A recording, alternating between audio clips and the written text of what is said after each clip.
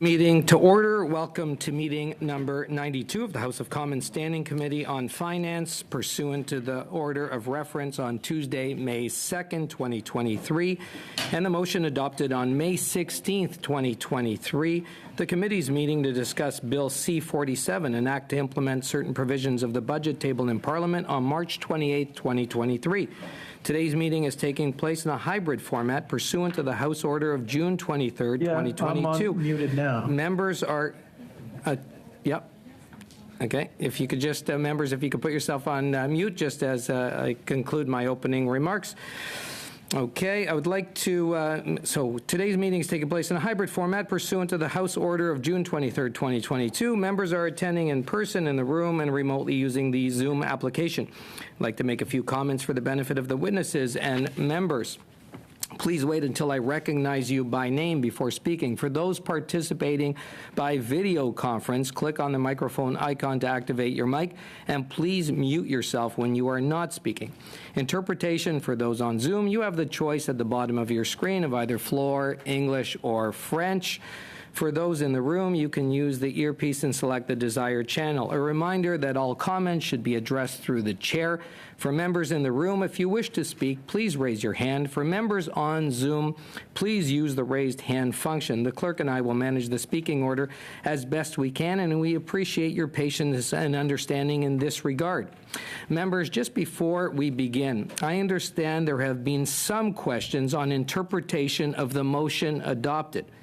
Knowing that we have spent a considerable number of hours on the subject matter and Bill C-47, I'd like to provide a recap for the benefit of our members as well as for anyone watching this committee. To be precise, as of last week, we've completed a total of 40.5 hours, equivalent to at least 20 meetings. Thanks to our wonderful clerks here on the left. Thank you, clerks. As chair, I must interpret the motion as written. Given there seems to be some confusion over Part D of the motion and how the phrase, and in quote, it says, goal of accomplishing at least 20 hours of study prior to the beginning of clause-by-clause consideration of the bill, end quote, interfaces with the rest of the motion. I want to specifically read out the start of the motion and Section A. And it reads, in quotes again, in Section A, that the committee continue its pre-study of Bill C-47, an act to implement certain provisions of the budget tabled in Parliament on March 28th by A, inviting witnesses to appear on the contents of Bill C-47 during meetings scheduled for the weeks of May 1st, May 8th, and May 15th, 2023. In keeping up with specific requirements, our clerks had diligently worked hard to schedule witnesses. Our members may already be aware that we had to cancel all those scheduled witnesses ahead of the meetings. In fact, thanks to the kind intervention of our bloc member, MP Sainte-Marie, thank you, MP Sainte-Marie, we were able to break a and he's here in the room, and thank you very much. We were able to break a marathon meeting, number 87, which ran for approximately 27 hours, or at least equivalent to 13 meetings. It started on Tuesday, May 2nd at 11 a.m., and ended on Tuesday, May 16th at 4:24 p.m. We adjourned that meeting through a unanimous consent from all members here in this committee, which represent all parties in this committee. Again, unanimous consent. For those watching may not know that all members voted unanimously and all parties represented by those members.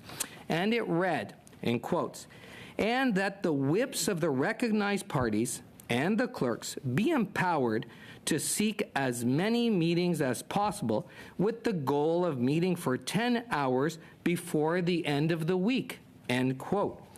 That week was the week of May 15th, which was last week.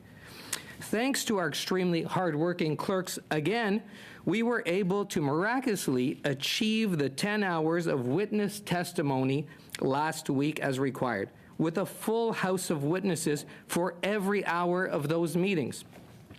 Unfortunately, due to the late passage of this motion, members are fully aware that we were under constraints, and our clerks did their best to work around the timelines required for last week. Everything was done in good faith and in collaboration, as evidenced by being carried with unanimous consent from all the members on committee, which represent all parties. All parties submitted amendments in the same good faith within the required deadline of 12 noon last Friday. This was a clear indication that everyone interpreted the adopted motion the same way that the clerk or I understood. Also, this timely submission helped our legislative clerks and his team, Philippe Melia, thank you, and his team work towards the next step to ensure they prepared the required documents and passage for clause by clause. I understand that the members that brought this up late afternoon yesterday had plenty of time to bring this up ahead of submitting their amendments. All members on this committee have my personal contact information, my cell phone, email, etc. You can call me, text me, email me. You've done it during weekdays, weekends, workday hours, after work hours. It doesn't matter. I'm open to hearing from the members. The members who have put this letter together have also reached out to me many times in the past. And I always try to get back to you within a reasonable time. Sometimes within minutes, I get back to you. So you had the opportunity to reach out to me last week or all of this week, but I did not hear from any of you. I hope what I mentioned has brought better clarity to the letter that was received and the motion that was adopted on, again, I'll repeat, unanimous consent by all the members. Again, I would like to thank MP Saint-Marie for quickly thinking of an efficient way to bring in the witnesses that were canceled a couple of weeks ago. I really believe our Finance Committee works well with this kind of collective team effort. I would, again, like to take this opportunity to thank our clerks, our legislative clerk, and their team of analysts, interpreters, technicians, who have really made these 40-plus hours possible and still working. Thank you very much. Thank you to all of you. Members, if good, we will go ahead with what's in front of us. You'd have received the package from our clerk. With us today are a multitude of senior officials from various departments per division, as discussed, if you have any questions for them. So as we go to that, I do see a hand up. MP Lawrence. Mr. Chair, thank you very much for your opening remarks. I disagree with nearly all of them. So I would like to put the following motion on the table for discussion and debate, that the committee reiterate its desire to hear a total of 20 hours of testimony in relation to Bill C-74, Budget Implementation Act number 1, as agreed to on May 16, 2023, and notwithstanding that motion, the committee not proceed with clause-by-clause consideration of the bill until the committee hears 20 hours of witness testimony. And I think you'll find that that's in good order, and I'd like to, at that point, start my discussion of the motion, if I could, Mr. Chair. Okay, MP Lawrence has moved a motion. I do see MP Beach's hand is up. Is it on this motion? Well, I guess first of all, is the motion in order, Mr. Chair? And then, yeah, I'd be happy to speak to it if it is. It is in order, PS Beach. Okay. Well, then I have a few things I'd like to say about it. 3 points specifically, I think. Although I think you covered it quite well in your introduction, Mr. Chair. It is a little hard for us to understand. Is somebody on the... MP Lawrence, if you could just PS Beach is speaking to your motion. And then I have MP Morantz after that. But if you could just mute yourself, I'd appreciate that. Members that... Hello? Yeah? Yeah. MP Lawrence, can you not hear us? Okay, we're going to suspend, just we're having some technical difficulties.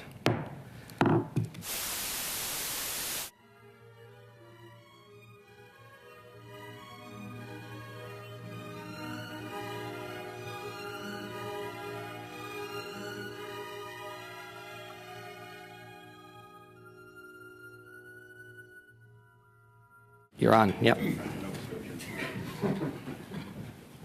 We're good? We're good. Go Okay, ahead, yes. all right. Well, starting out strong.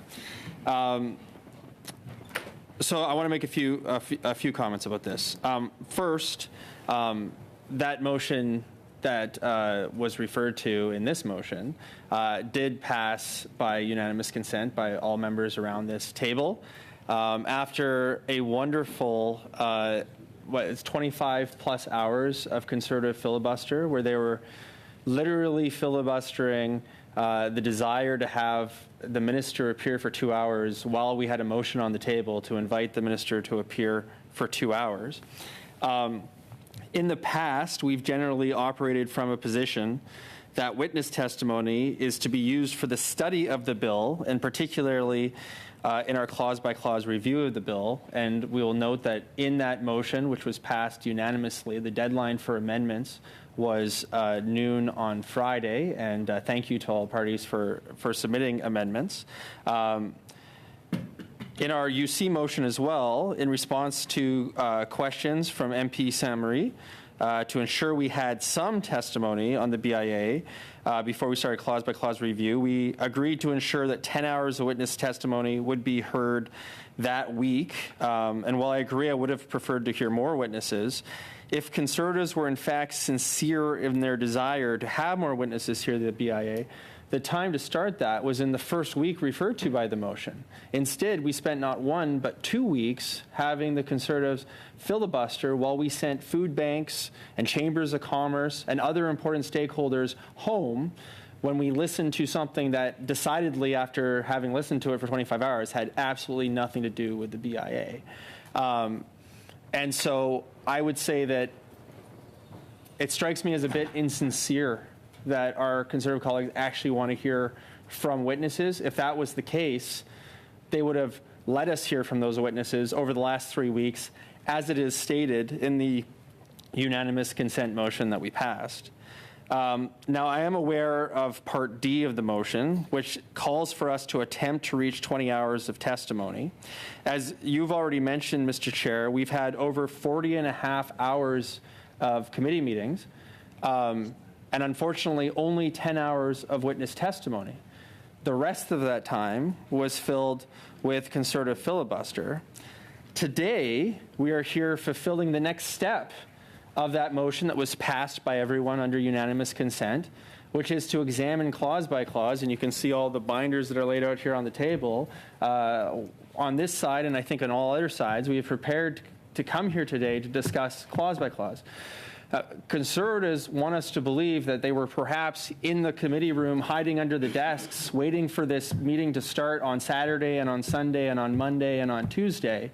But of course, I think the fact that we first heard about this particular complaint on Twitter on Wednesday, 4 or 5 days after the fact, and the fact that they didn't call you or text you or use any of the normal means to place this objection also speaks to the insincerity of this particular concern.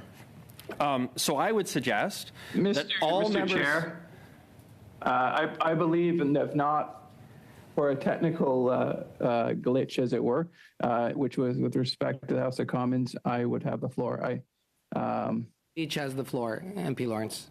Speaking to your motion, yes. But I believe I still have the floor. PS Beach has the floor, MP Lawrence. I don't believe that's correct. That's correct. There was a technical reason, and I should still have the floor. PS Beach, continue, please. Thank you. I'd also like to note that Part A of the motion clearly states, and this again is the motion that was passed by unanimous consent, that we are able to hear from witnesses the weeks of May 1st, May 8th, and May 15th. And I'm happy to read that quote. It states, A, inviting witnesses to appear on the contents of Bill C-47 during meetings scheduled the weeks of May 1st, May 8th, and May 15th, 2023. And in fact, we did have those meetings. The Conservatives chose to use that time not to hear from witnesses, but instead to talk to themselves about almost anything that didn't have to do with the BIA. So given the limited time that we have, the many officials that are present here to support us in this important work in studying this bill, and all the work that have been done by all members and staff and the clerk and everyone else. Point of order. Mr. Chair, I'd like to challenge your ruling that I didn't have the floor. Okay, there's a challenge. The question is, shall the decision of the chair be sustained? Mr. Baker? Sustained. Mr. Beach? Sustain the chair. Mr. Hanley?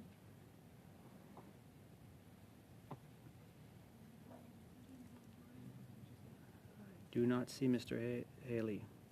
Replace it. Sustained. Mr. Hanley, okay. Ms. Derowitz?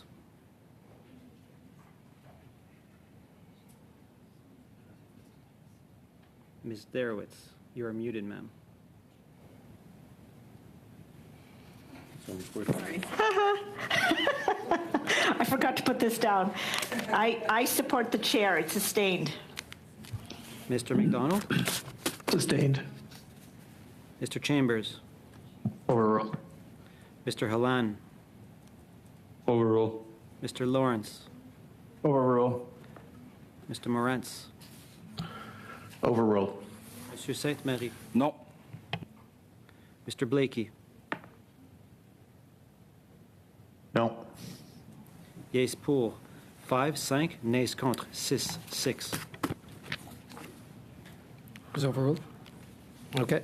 So, yeah, MP Lawrence, you have the floor. Thank you. And I'd like to read into the record the following letter with respect to our members of this committee. We are writing to express our profound disappointment regarding the insufficient witness testimony on Bill C-47, the Budget Implementation Act. The motion passed on May 16th, which was a result of collaborative efforts by Conservatives, clearly outlines the committee's objective of conducting a minimum of 20 hours of study before commencing clause-by-clause consideration of the bill. However, as the scheduled time for the clause-by-clause review approaches, May 25th at 11 a.m., we have only received 10 hours of witness testimony. Conservatives were fully prepared and available to work diligently over the weekend, as well on Tuesday and Wednesday of this week, to ensure ample witness meetings took place. Regrettably, no such meetings were scheduled, which undermines the goodwill in which it was passed. The motion was passed on May 16th. Furthermore, it is disheartening for all Canadians who are eager to testify on the budget. Canadians need to have their say as they are struggling with the cost of living crisis. Budget 2023 budget proposes $60 billion in new spending, and since it was introduced, inflation in Canada has increased. Groceries are inflated by 10% per month, and food bank usage are at record highs. I might add from the testimony of this very committee that food bank experts, CEOs, and leaders were saying that the situation on the ground was quote, terrifying. 1 in 5 Canadians are skipping meals, and it is getting harder and harder for many to get by. On housing, rent, mortgage payments have doubled over the past 8 years. 9 out of 10 young people believe that they will never own a home. These are issues that are concerning Canadians, and this is testimony this committee needs to hear. Considering that we are 10 hours short of the testimony required to fulfill the minimum goal specified within the motion, Conservatives will introduce a motion tomorrow, which we have introduced. And let me put some background behind this. I had numerous discussions in good faith with my counterparts across the way, and made it clear that Conservatives wanted 20 hours of testimony, and that we were willing to sit, whether it be Saturday, Sunday, Monday, Tuesday, Wednesday, Thursday, Friday, to get this done. We were absolutely clear on this, and there can be no doubt, and I would put my honor on it. And so any type of comments otherwise is the height of disingenuity. It's perhaps not surprising given this government's record of corruption, the SNC-Lavalin affair, the foreign interference that we have seen, that this is a government that we cannot trust. And you know what?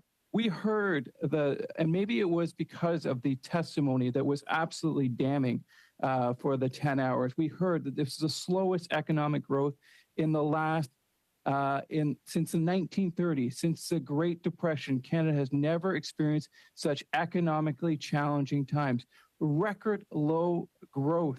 And yes, there was some time before the committee that absolutely Conservatives had engaged in a lengthy discussion or debate. And that was in order to get Minister Freeland here. This is a minister who has now presided over the worst economy since the Depression, and she wouldn't come to talk for 2 hours.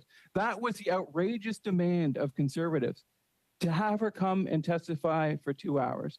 Then she comes to committee and she won't answer the most basic of simple questions. My colleague, Mr. Chambers, asked the most simple question, a question of which she is well equipped and would know off the top of her head, but she would not answer. She would not answer the simple question of how much interest was being paid on the debt. These were simple questions. All that we asked was for the Minister of Finance who's presiding over the biggest deficits, the biggest national debts, some of the highest inflation, the worst housing situation in a generation. All we asked was for her to come for 2 hours and answer simple questions. And that was the only precondition to going forward.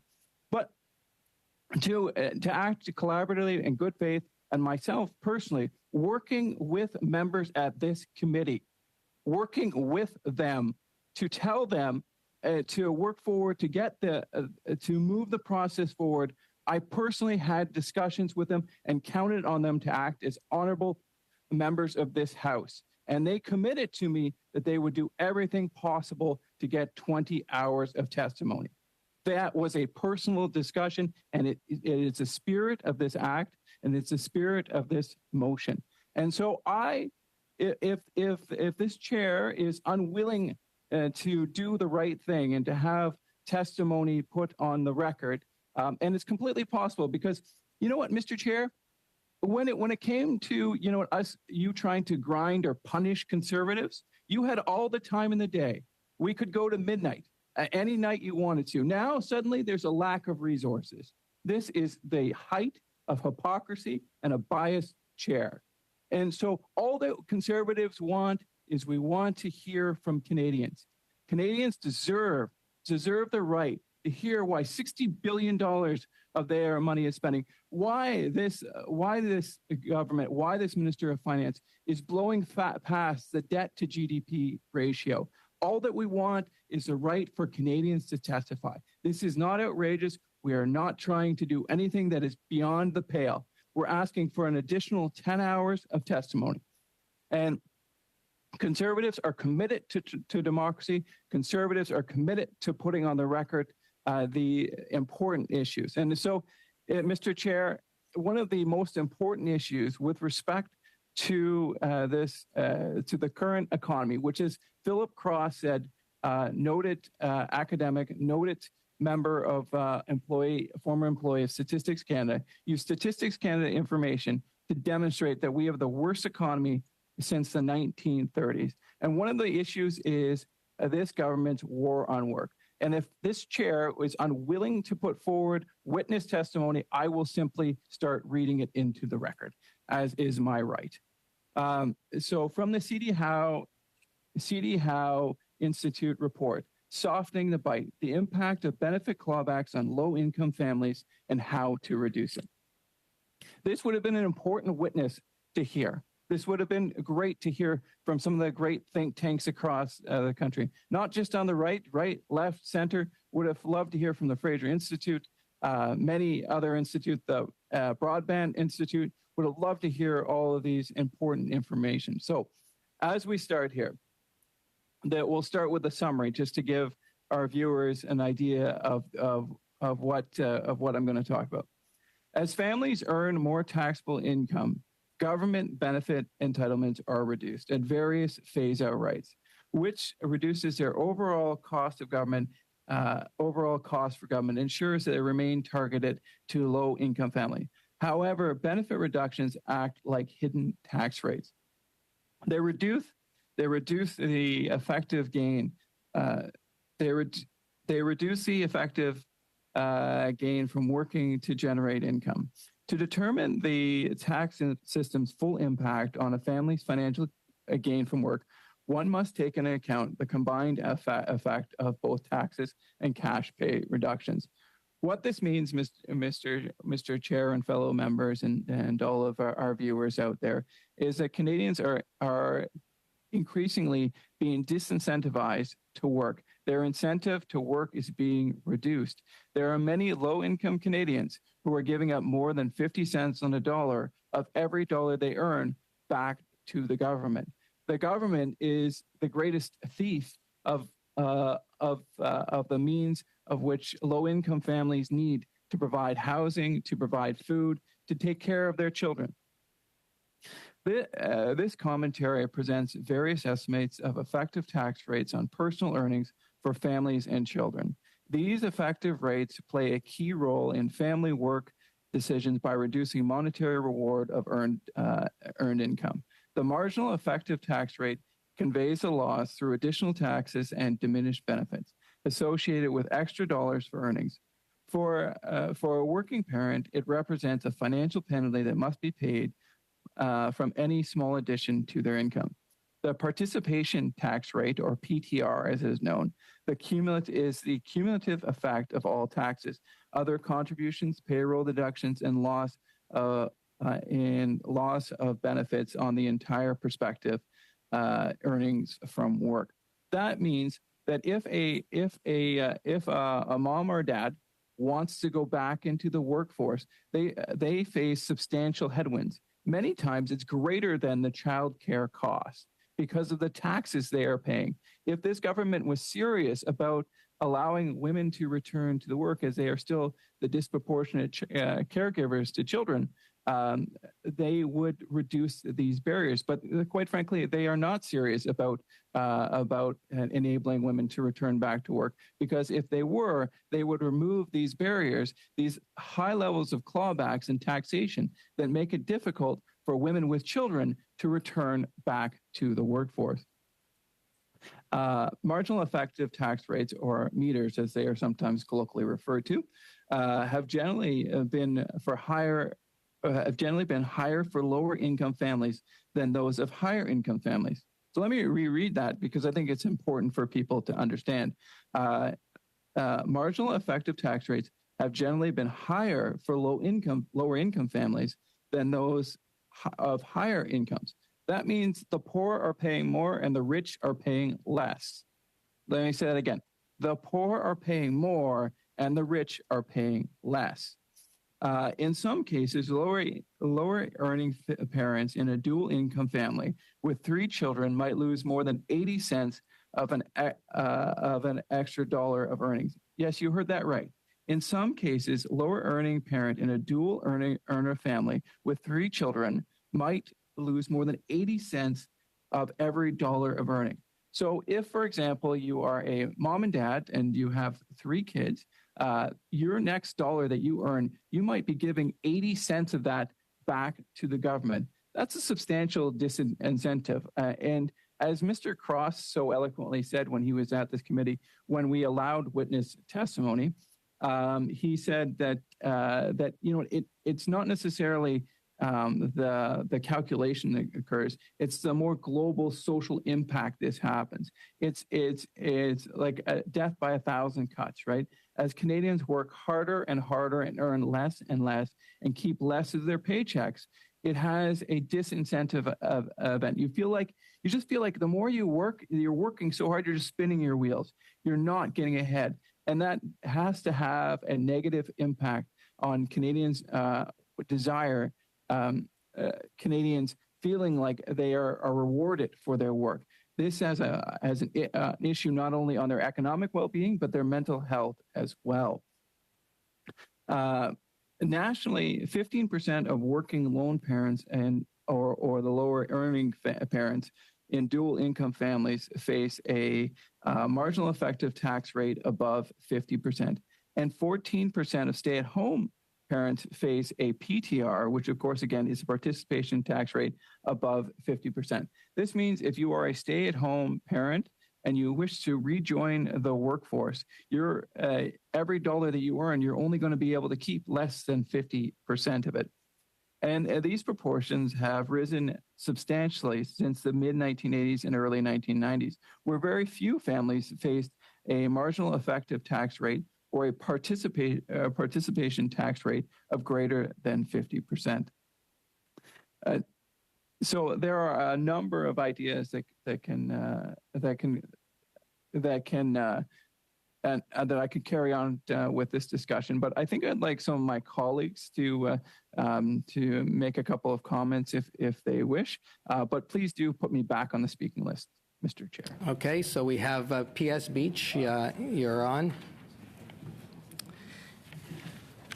Well, thank you, Mr. Chair. I wasn't sure if I'd be getting the floor back.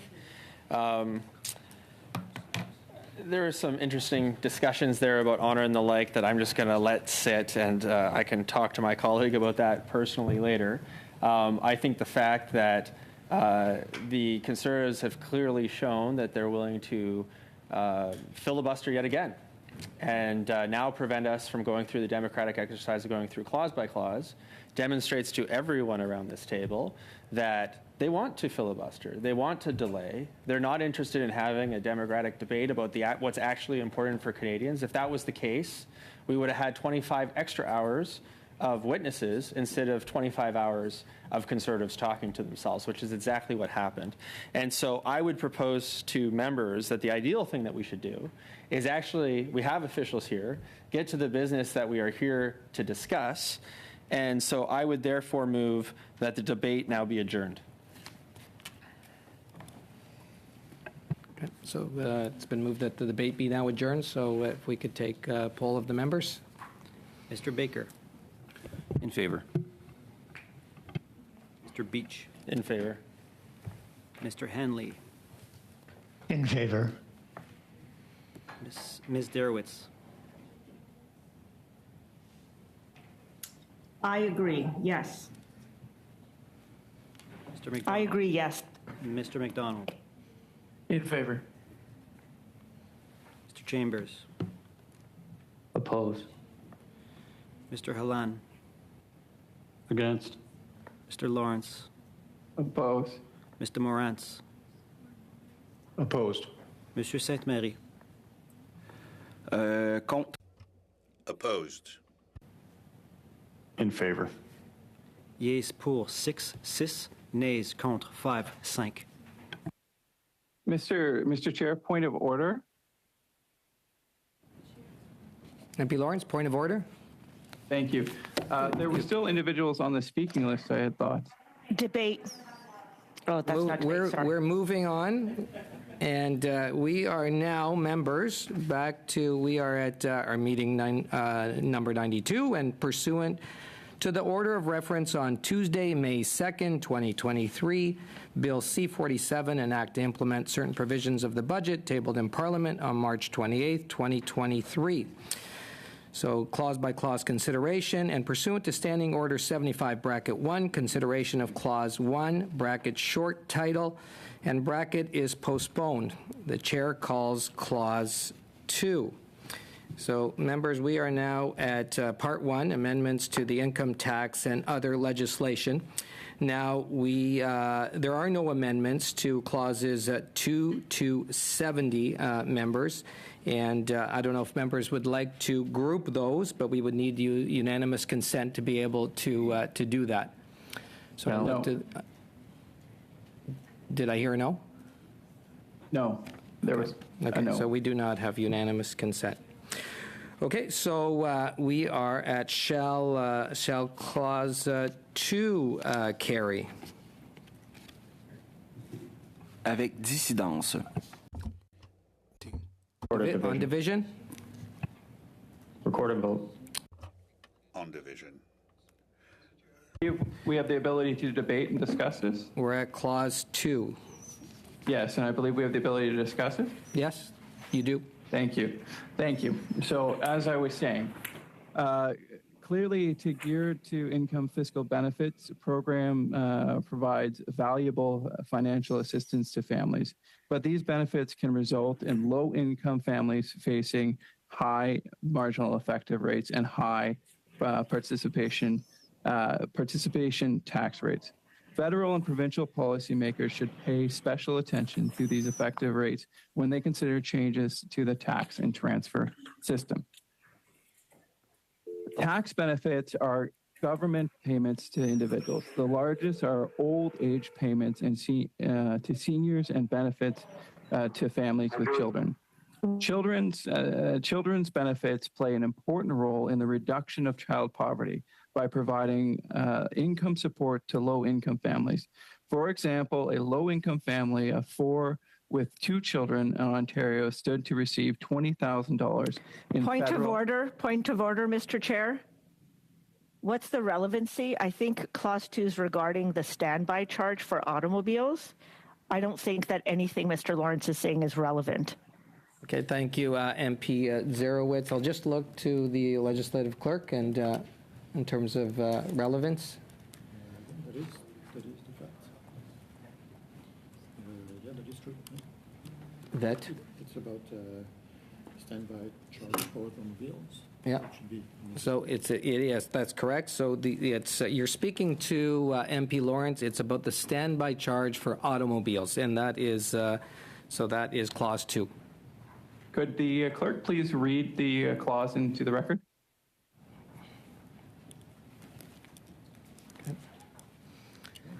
Thank you, Mr. Chair. So it starts Part 1, amendment to the Income Tax Act and other legislation. Income Tax Act. 2, paragraph 1, the portion of paragraph 6(1)(e) of the Income Tax Act before subparagraph I is replaced by the following. Standby charge for automobile. E, at any time in the year an automobile is made available to the taxpayer or to a particular person who does not deal at arm's length with the taxpayer by another person referred to in this paragraph as the employer, because of or as a consequence of a previous, the current or an intended office or employment of the taxpayer, the amount, if any, by which. Paragraph 2, subparagraph 6(1)(e) II of the Act is replaced by the following. II, the total... Mr. Chair, point of order. Does Mr. Lawrence not have a copy of the bill? If so, perhaps we can send it to him, since this is something that we're discussing. Point of order. Although what I will ask is MP Lawrence, when you do not have the floor, to mute yourself, please, because we are hearing background sound, please. So we'll go back to the legislative clerk. Thank you, Mr. Chair. So II, the total of all amounts, each of which is an amount other than the expense related to the operation of the automobile, paid in the year by the taxpayer or the particular person who does not deal at arm's length with the taxpayer, to the employer for the use of the automobile. 3, subparagraph 6(1)(k) II of the Act is replaced by the following. II, amounts related to the operation, otherwise than in connection with or in the course of the taxpayer's office or employment of the automobile for the period or periods in the year during which the automobile was made available to the taxpayer or a person who does not deal at arm's length with the taxpayer, are paid or payable by the employer within the meaning of paragraph E that made the automobile available, in this paragraph referred to as the payer, and 4, the portion of subsection 2 of the Act before the formula is replaced by the following. Reasonable standby charge. 2, for the purpose of paragraph 1(e), a reasonable standby charge for an automobile for the number of days, in this subsection referred to as the total of available days, in a taxation year during which the automobile is made available to a taxpayer or to a person who does not deal at arm's length with the taxpayer by a person referred to in this subsection as the employer shall be deemed to be the amount determined by the formula. 5. Subsection 1 to 4 apply to taxation years that begin after 2022. 3.1 subclause B(I) of the description of B. Oh, sorry. I was on clause 3. Sorry. Is clause 2. I do hope that MP Lawrence, you do have a copy of the bill in front of you, but we did have our legislative clerk, our hardworking legislative clerk, and his team read out that clause for you. So that is, if you want to speak to that clause, you're more than welcome. Thank you. I'd actually like the officials, if they could, to explain the state of the current law, and the impact of the amendment.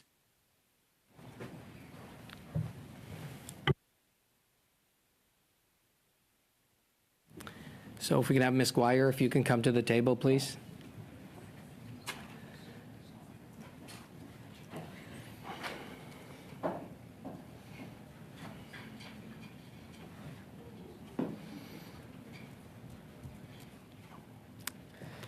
So Clause 2 makes technical amendments to the Income Tax Act related to the standby charge. So this is the rule that provides that an employee has to include in their income benefits related to when they are provided a car by their employer. So there's detailed rules that determine how they calculate the benefit. So under the current rules, there's a loophole where if the car is provided by someone who is not related to the employer or is provided to a person who doesn't deal at arm's length with the employee, then there has been a case law that has held that that benefit does not get included in income. So this is a technical amendment that addresses that loophole to make it clear that where automobile is provided to an employee in the course of their employment, or if it's provided to someone who does not deal at arm's length with the employee, then that benefit gets included in their income. Sorry, I didn't quite understand the loophole that this is trying to address. This is an employee who does not does not deal at arm's length with the employer, or I'm sorry, I don't completely understand. So it addresses some narrow situations where there's been employers who have engaged in an attempt to avoid the current rules. They have had a person who's not related to the employer provide the vehicle to the employee or provide the vehicle to someone who's not related to the employee. And that has made it so that this rule doesn't result in an inclusion in their income. So this amendment is clarifying that if the automobile is provided to the employee in the course of their employment, or it's provided to someone who doesn't deal at arm's length with the employee, then it causes the amount to be included in their income. So I'm still I'm a little confused as to who this is meant to capture. So you've got a business owner, and then they have another third party who's not at arm's length with the employer, I guess, and they give a car to the employer for them to use in the course of their work, and we want to capture that. Do you know the name of the case that this came about, or the facts of the case? I don't have that information in front of me. I mean, I think it was basically, it's situations that involve car dealerships in particular, where cars have been provided to employees, and the person providing the car is not the employer, and it's someone who's technically not related to the employer. And as a result of a technical deficiency in the rule, that means that the amount doesn't get picked up in the employee's income, even though they are clearly getting the car in the course of their employment. Okay, so we've got this car dealership, if I understand this right.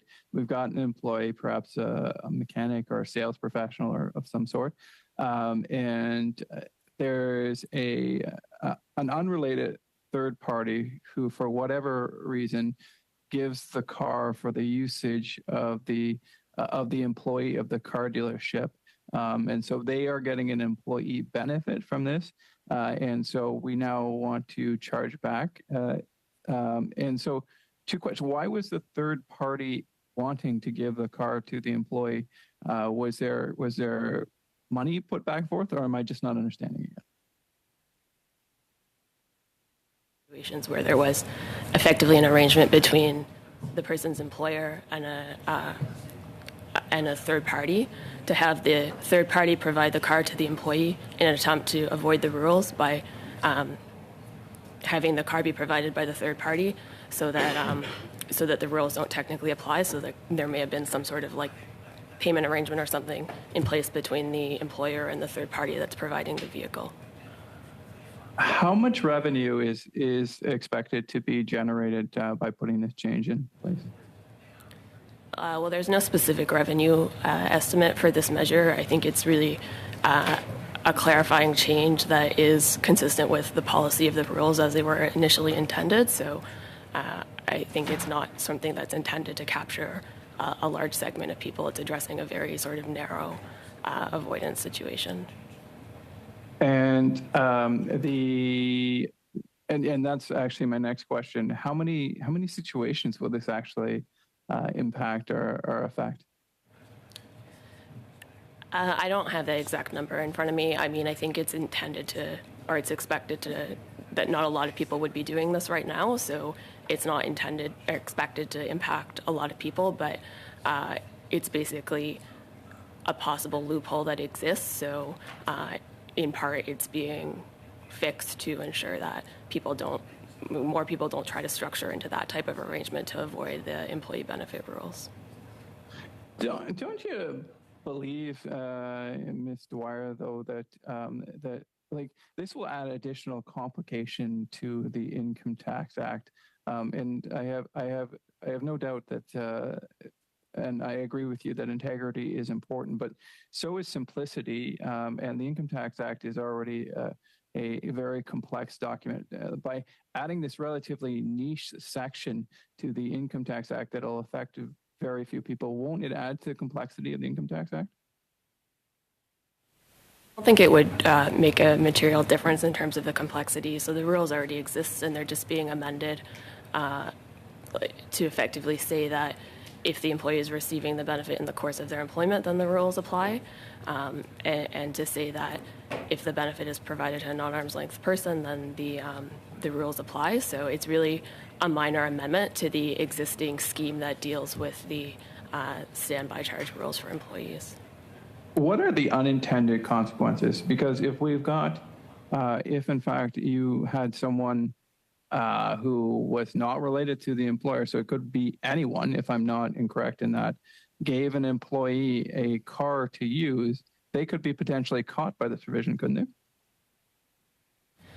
Well, the benefit would, like the car would have to be provided in the course of the employee's employment. So if there's no connection to their employment, then the rule wouldn't apply. How do you define in the course of employment?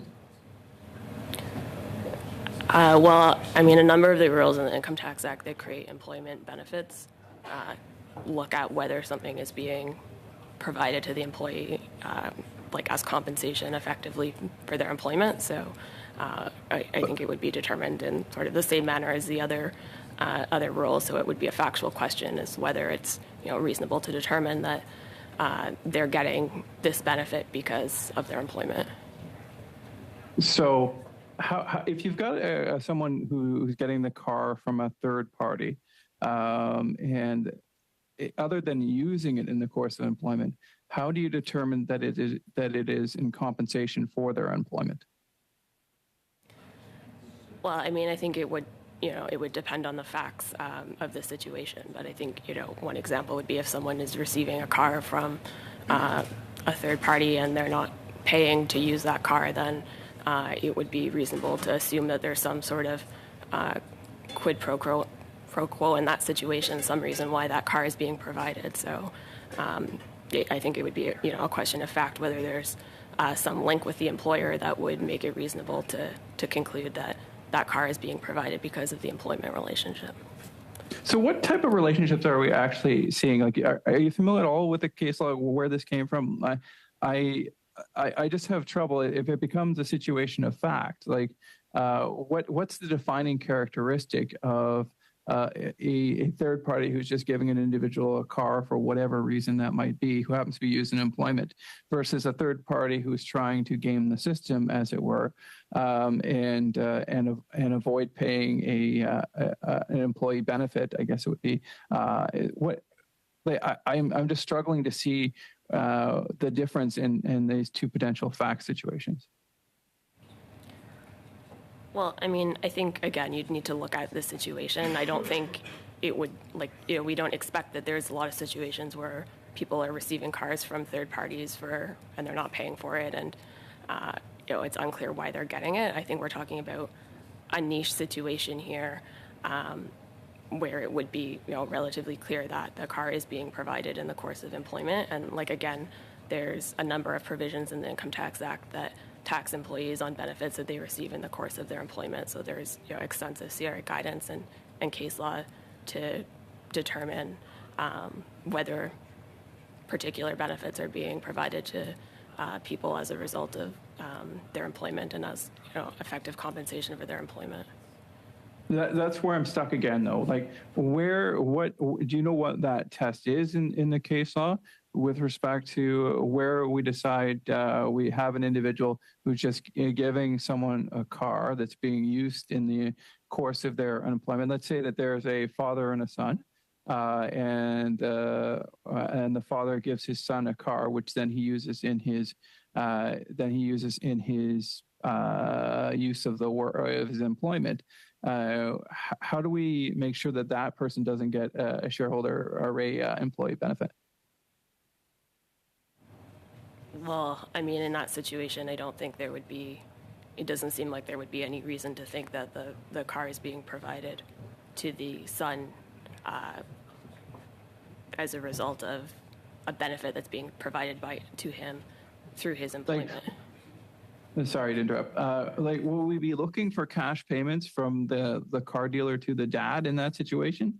Is that what we're looking for? I'm unfamiliar with the case law on this, and you keep saying facts, and okay, that's fine. But what are those facts that would lead the CRA to say, okay, you guys are gaming the system.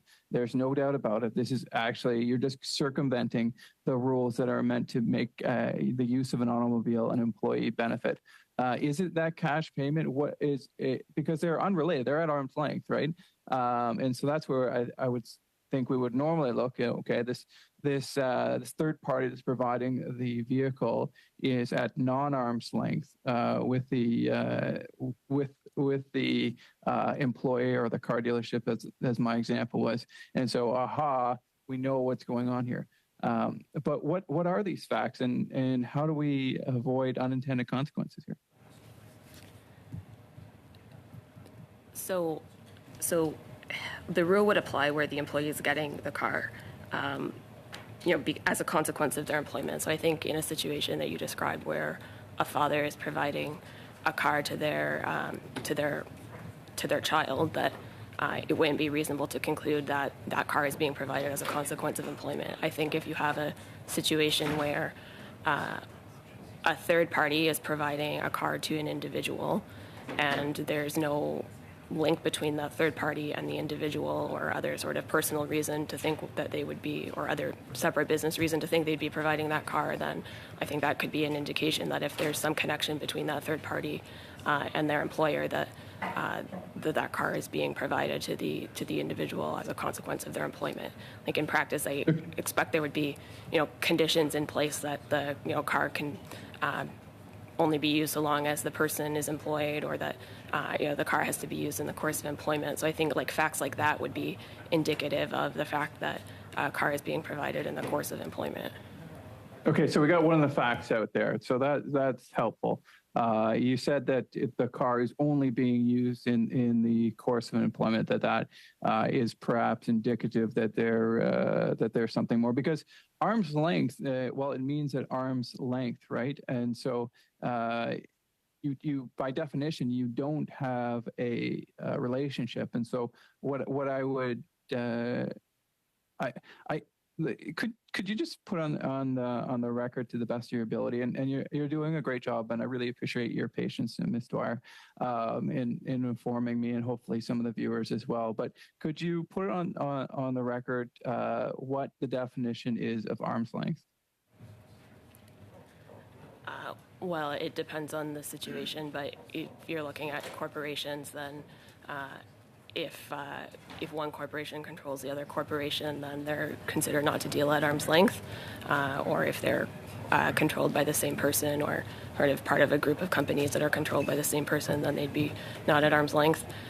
If they're not related, so if they're corporations that are owned by different people, then it's a factual question. So like the test in the Income Tax Act is it's just a factual test. It's a question of fact, whether they deal at arm's length. And depending on the situation, there would be all different facts that might be indicative of the fact that people are not dealing at arm's length. Okay, so I guess where the loophole would come in then is if we have the corporation that employs the employee, and then we have another corporation providing the vehicle. However, the court must have found that even though that there was some type of a relationship between these two corporations, that they were still dealing with arm's length, and then you put in the provision. But you're going back to facts again. So what's the difference between the test you say by the facts to determine whether this individual is receiving this car as part of their employment from a third party, and so there's a relationship there of some sort between the two corporations, and the arm's length test between the two corporations that the court obviously found, or at least I'm assuming, I'm not familiar with the case law, that they were dealing at arm's length there. That was a bit confusing. If you, I can clarify if I didn't make sense there. Yeah, if you don't mind repeating the question. Yeah, no worries. So here's, so to lay this out as clearly as I can, we've got Company A, they employ the employee. We've got Company B, they are providing the employee with the car. Okay. And I'm assuming that the case law, and like I said, if this is not true, please by all means interject. I'm assuming that what happened in the case is that Company B was providing the car, and CRA said, no, that's an employee benefit. Company A and Company B, you guys are not dealing at arm's length. Therefore, there is a employee benefit that is going to be deemed to the employee, or something like that. Now you're putting in this new patch to the Income Tax Act that says, okay, regardless whether Company B and Company A are dealing at arm's length, we still want to be able to tax the employee. But then you're coming back to me and saying, well, we will base that based on a review of the facts. Once again, are they related? So my question is, what's the difference between the test of the facts, between seeing whether A and B are related, in other words, are they dealing at arm's length, and then with the respect to the patch, how do we know that as a question of fact that A and B are related? Like I don't understand how you don't get into a Monty Python skit here. Well, I mean, in your example, so the issue is that if that car was provided by Company B that's not related to Company A, then it wouldn't have been picked up under the current rule. So now the rule would look at whether that car is being provided by Company B to the employee of Company A as a result of a consequence of the employee's employment by Company A. So instead of looking at the relationship between Company A and Company B, you'd be looking at the sort of reasons why that car was provided by Company B to come to the employee of Company A to determine whether that was done as a consequence of that person's employment. So I'm going to just interrupt Ms. Dwyer. It's not about you, it's about MP Lawrence. when you are not speaking, if Ms. Guire is answering one of your questions, I'd ask that you always mute. It does affect the interpreters here in the room. I'd ask that you stay on mute when you are not speaking. Thank you. Thank you, Mr. Chair. Sorry, it's just this is a discussion, and so I was hoping to jump in, and I thought we were actually having a good exchange, and thank you again, Ms. Dwyer, for that. So the relationship will come down to, or the finding of facts will come down to, is it a connection between the employee and company B, or is it a relationship between company A and company B? And I'll mute. Well, I think it would be a question of looking at the entire picture to see whether company B is providing that car as a consequence of employee, as a result of the individual's employment. So in a situation where that's happening, there's probably some connection between company A and company B. Otherwise, it wouldn't make sense that company B would be providing that car. So you'd really be looking at the entire situation to see whether all the facts support a finding that that car is being provided as a consequence of the individual's employment. And that's what I get to exactly there. So I cannot envision a situation where there was not a connection between company A and company B, yet company B was providing the car to the employee for use in the employment of company A. So I would suspect that the test would once again go back to, are company A and company B at arm's length?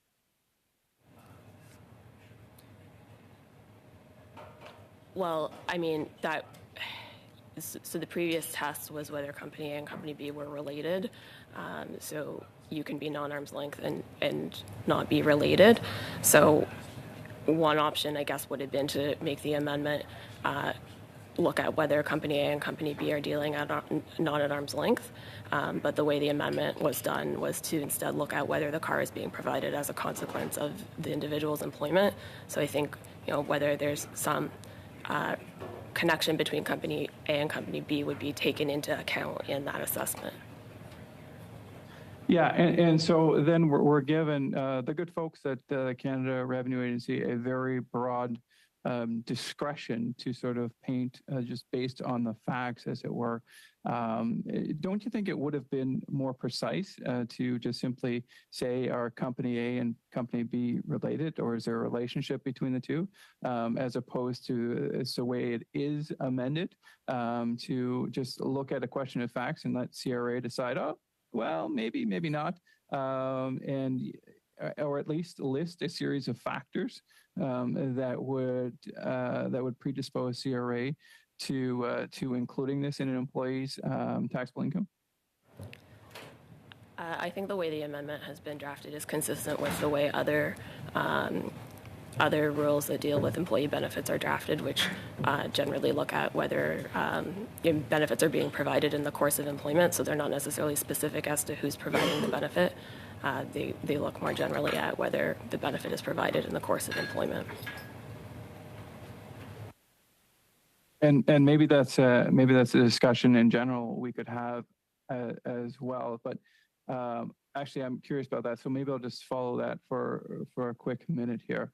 So when an employee receives a benefit in what you call the course of employment, and I'm not sure if that's a defined term in CRA, whether it comes from case law, but in the course of employment, regardless of who provides it, it is a taxable benefit to the employee.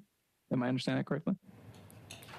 Yeah, I mean, there's specific rules that deal with specific kinds of benefits, but yeah, in general, if something is provided to someone in the course of their employment, then that would be a benefit to them, regardless of who's providing the amount or the thing.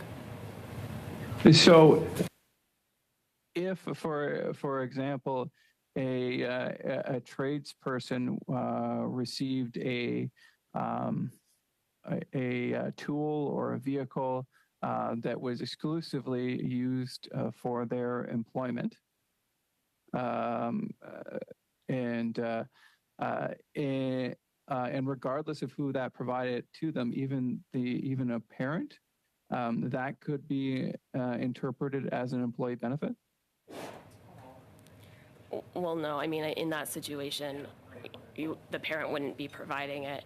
There has to be some sort of link to the employment relationship, right? So it's a benefit that's being provided to the person because they're an employee. So if a parent is providing something to their child to use related to their employment, that's not something that would be treated as a taxable benefit. Okay, well, that provides a little bit of relief. I appreciate that. Getting back to the standby charge on automobiles and the having a situation, back to the example of company A and company B, I just really struggle at finding a situation where they are not related or at arm's length, and company B would provide a employee benefit or provide a vehicle to company A. I mean, cars aren't inexpensive, so there had to have been, I would think, a cash transfer or some monetary value being transferred. What was the motivation of company B to providing that? Are they all part of the same corporate sort of structure? Is that why, or what's the motivation of company B? I mean, I'm not sure I think that there was some sort of arrangement between the companies. Like, this is, like, the expectation would be that this is going to be a really narrow situation, like I said, because obviously, like you said, you're not going to just have companies providing cars to random people for no reason. There's got to be some sort of arrangement there that is motivating that company to provide the car to the employee of the other company. So there could be some sort of cash payment or other sort of arrangement in place between the companies that is, creating the motivation for that car to be provided. And the status of the current law is if they're not at arm's length, this would be caught. But if they are at arm's length, then it would not be caught. Is that correct? If they're related, it would be caught. If they're not related, it would not be caught. It's based on related, not on arm's length. My apologies there. And what's the difference between arm's length and related? So if companies are related, then they're deemed to deal not at arm's length. Arm's length is broader than related because if you're not related, you can also be considered not to deal at arm's length as a result of other factors. So if you're related, you're not at arm's length, but you could also be not at arm's length even if you're not related. I'm sorry, Mr. Clerk, and I do have a copy of that, Mr. Chair, before you scold me again. But would you be kind enough just to read the section again, and just specifically with respect to the arm's length amendment there?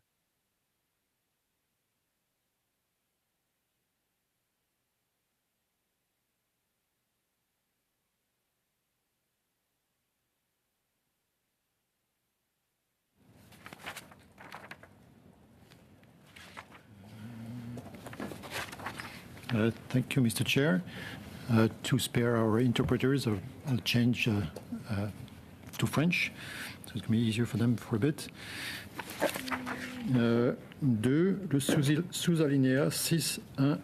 261E of the same legislation is replaced by what follows. The total of amounts other than expenses related to the operating of the automobile paid by the taxpayer or the identified person with a relationship of dependency for the use of the automobile. 3, paragraph 614 of the same law replaced by what follows. For the operation of an automobile. 4, when a sum is determined under subparagraph E related to an automobile, the taxpayer's calculation for the year for the operation of the automobile for the periods of the year during which the automobile was made at their available with whom he has a link of dependency paid by the employer under subparagraph A, placing the automobile at his availability, payer, present paragraph A, and that the total of the amounts paid or payable is not paid to the payer over the year or the 40 days at the end of the year by the taxpayer or the dependent, the amount allocated for the operation of the automobile under the following calculation. 4. Paragraph 6.2 of the MEM legislation is replaced by what follows. Standby charge for the reasonable use of an automobile. 2. For the application of paragraph 2, sums for the reasonable use of an automobile for a total number of days in a tax year during which an individual employer under the current paragraph has made the automobile available to the taxpayer or an individual with whom they have a relationship of dependency under the current formula. Merci, Monsieur Melia, for reading that again into the record. For MP Lawrence, now in both official languages. MP Lawrence. Okay. Sorry, and I might have misunderstood something, Ms. Dwyer, hearing that again. In order for the amended provision to apply, Company A and Company B are not at arm's length? Well, they could be at arm's length or they could not be at MP Lawrence, arm's length. please mute yourself. So the relationship between the two companies really isn't directly relevant to the test. It's whether the car is being provided as a consequence of the employee's employment. So practically, the relationship would be likely relevant factually to that determination, but technically, that relationship is not directly relevant.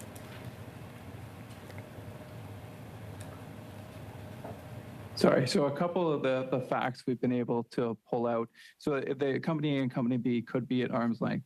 So a couple of the facts I think we've been able to pull out is that perhaps there is a cash payment between Company A and Company B, that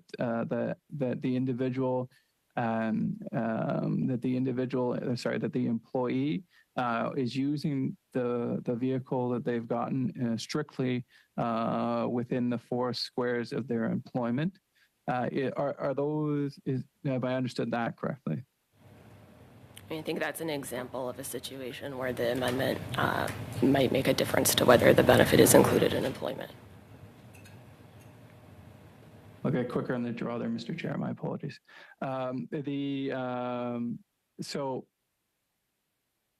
So why would we not have just?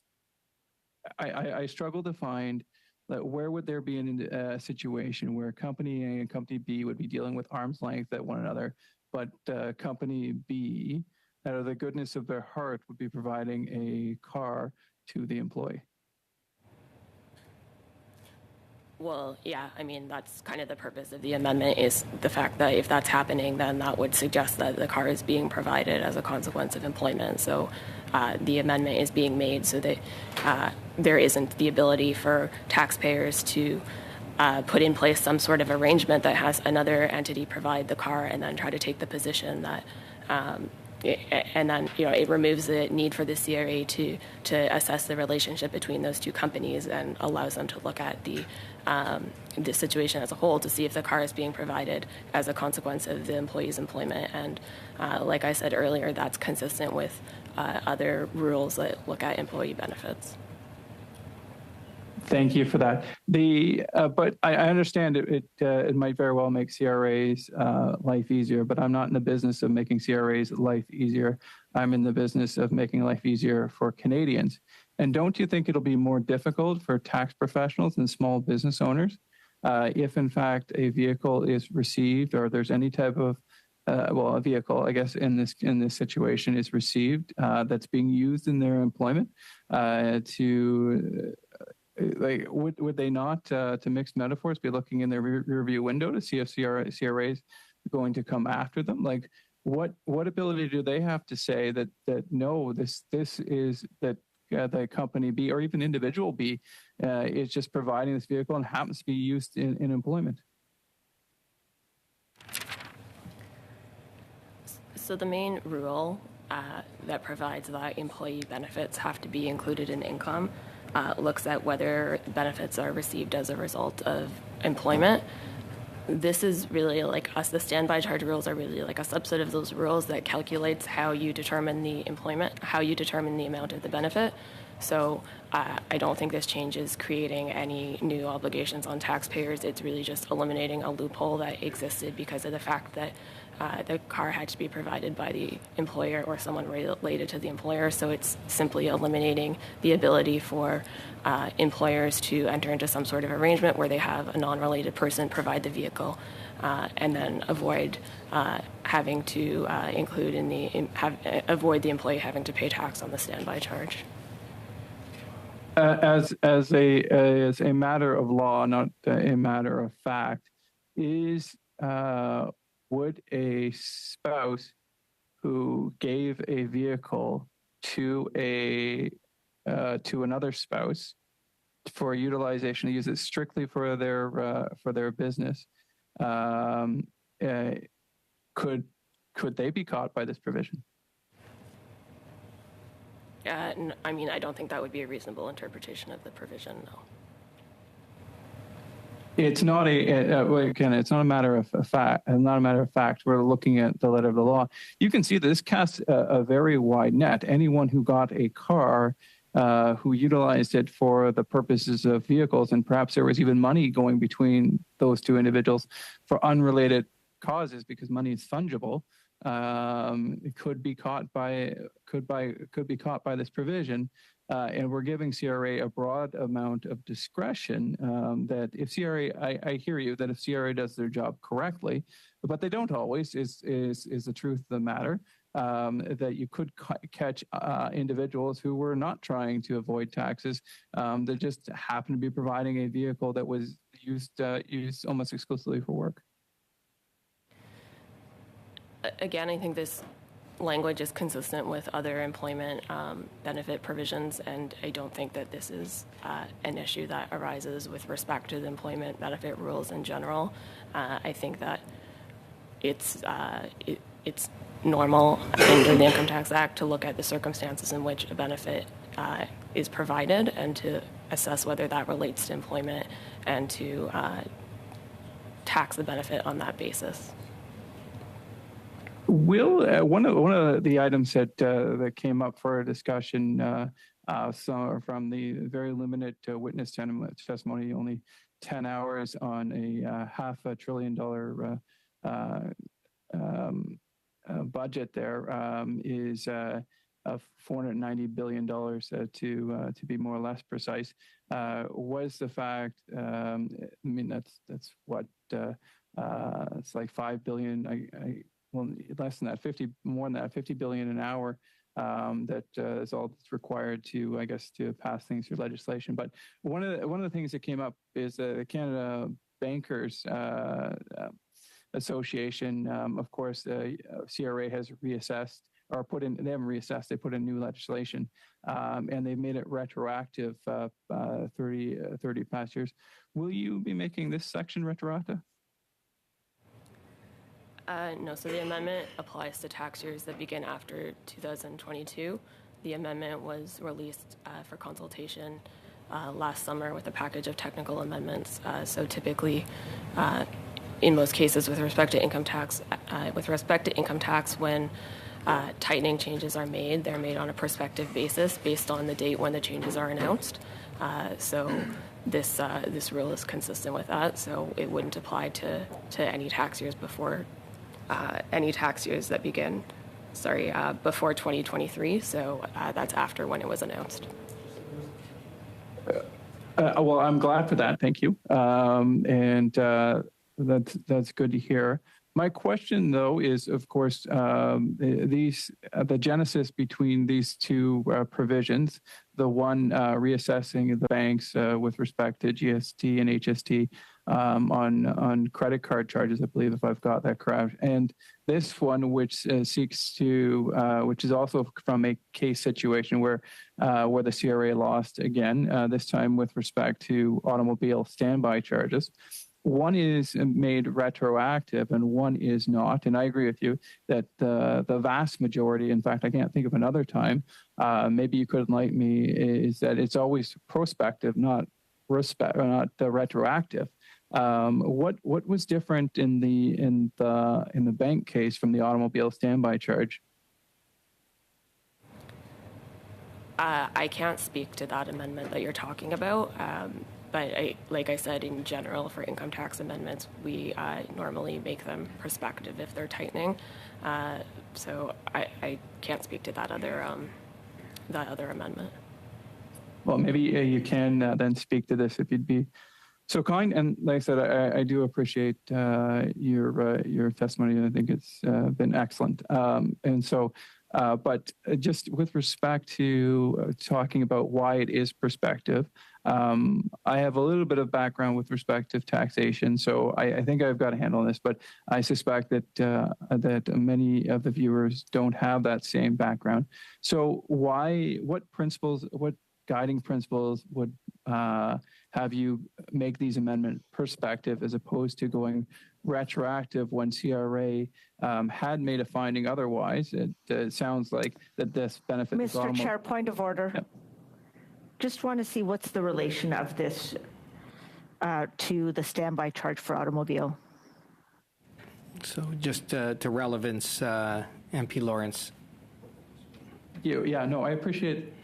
If I wasn't clear, Mr. Chair, I will seek to be this time. So we're talking about the automobile standby charge, and whether it is retroactive or whether it is prospective in nature. And so Ms. Dwyer has told us it's prospective in nature. And so one of the alternatives, perhaps an amendment to this to make it consistent with the banking, then maybe that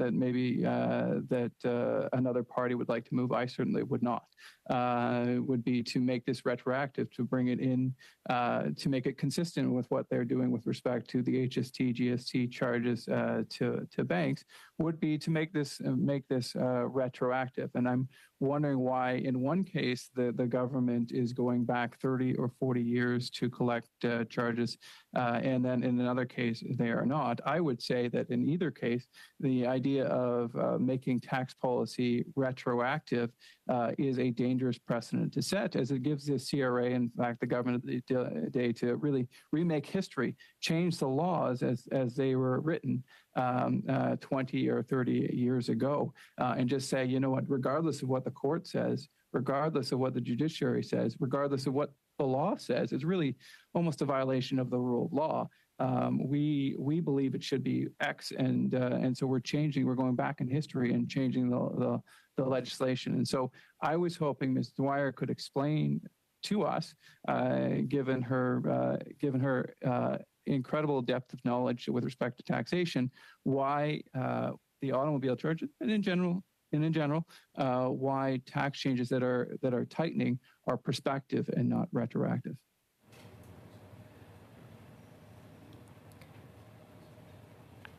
So as I said, in general, for income tax changes, they are prospective when they are tightening.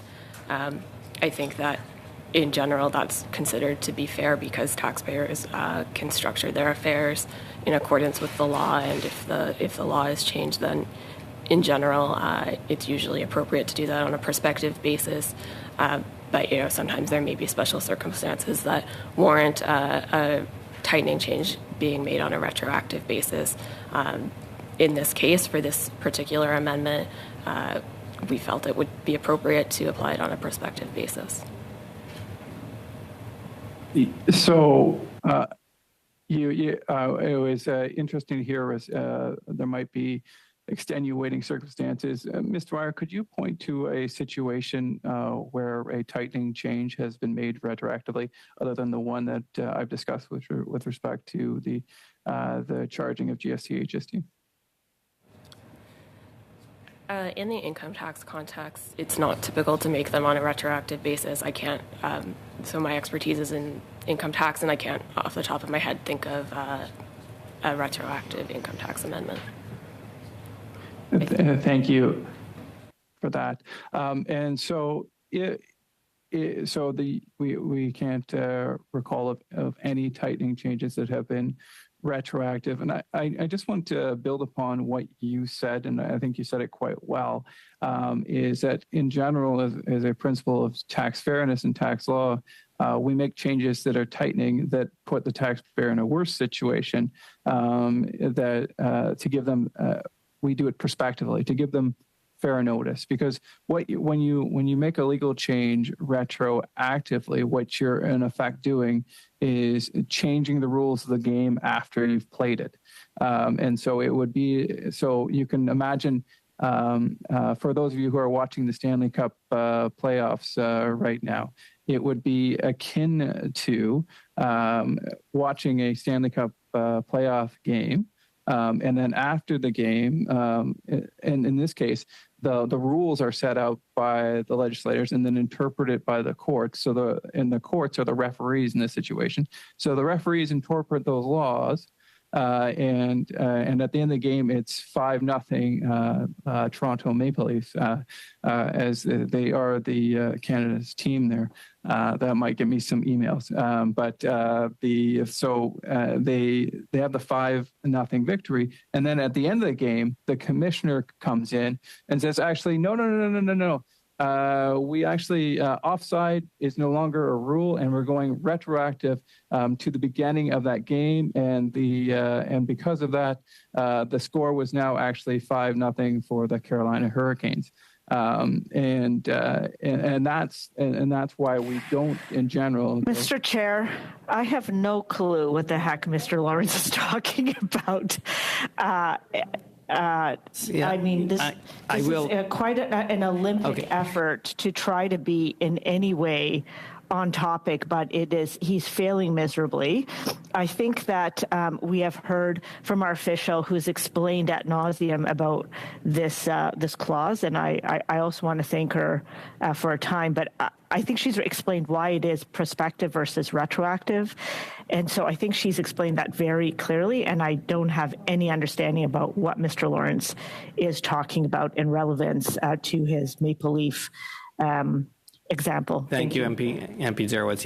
Yes. And we'll go back to MP Lawrence, and we'll thank Ms. Squire for patience and for answering the many questions. We would ask that you keep to Clause 2, MP Lawrence, and relevance again. You're on mute. Thank you. Thank you very much. And if my discussion of retroactive taxation is not as illustrative or as clear as it could be, I would make the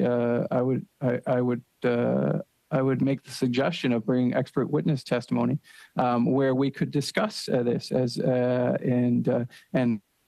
so maybe Ms. Zerowitz could understand some of the finer points of this if I'm not being clear enough. And I would once again thanks Ms. Squire for her testimony. I would note.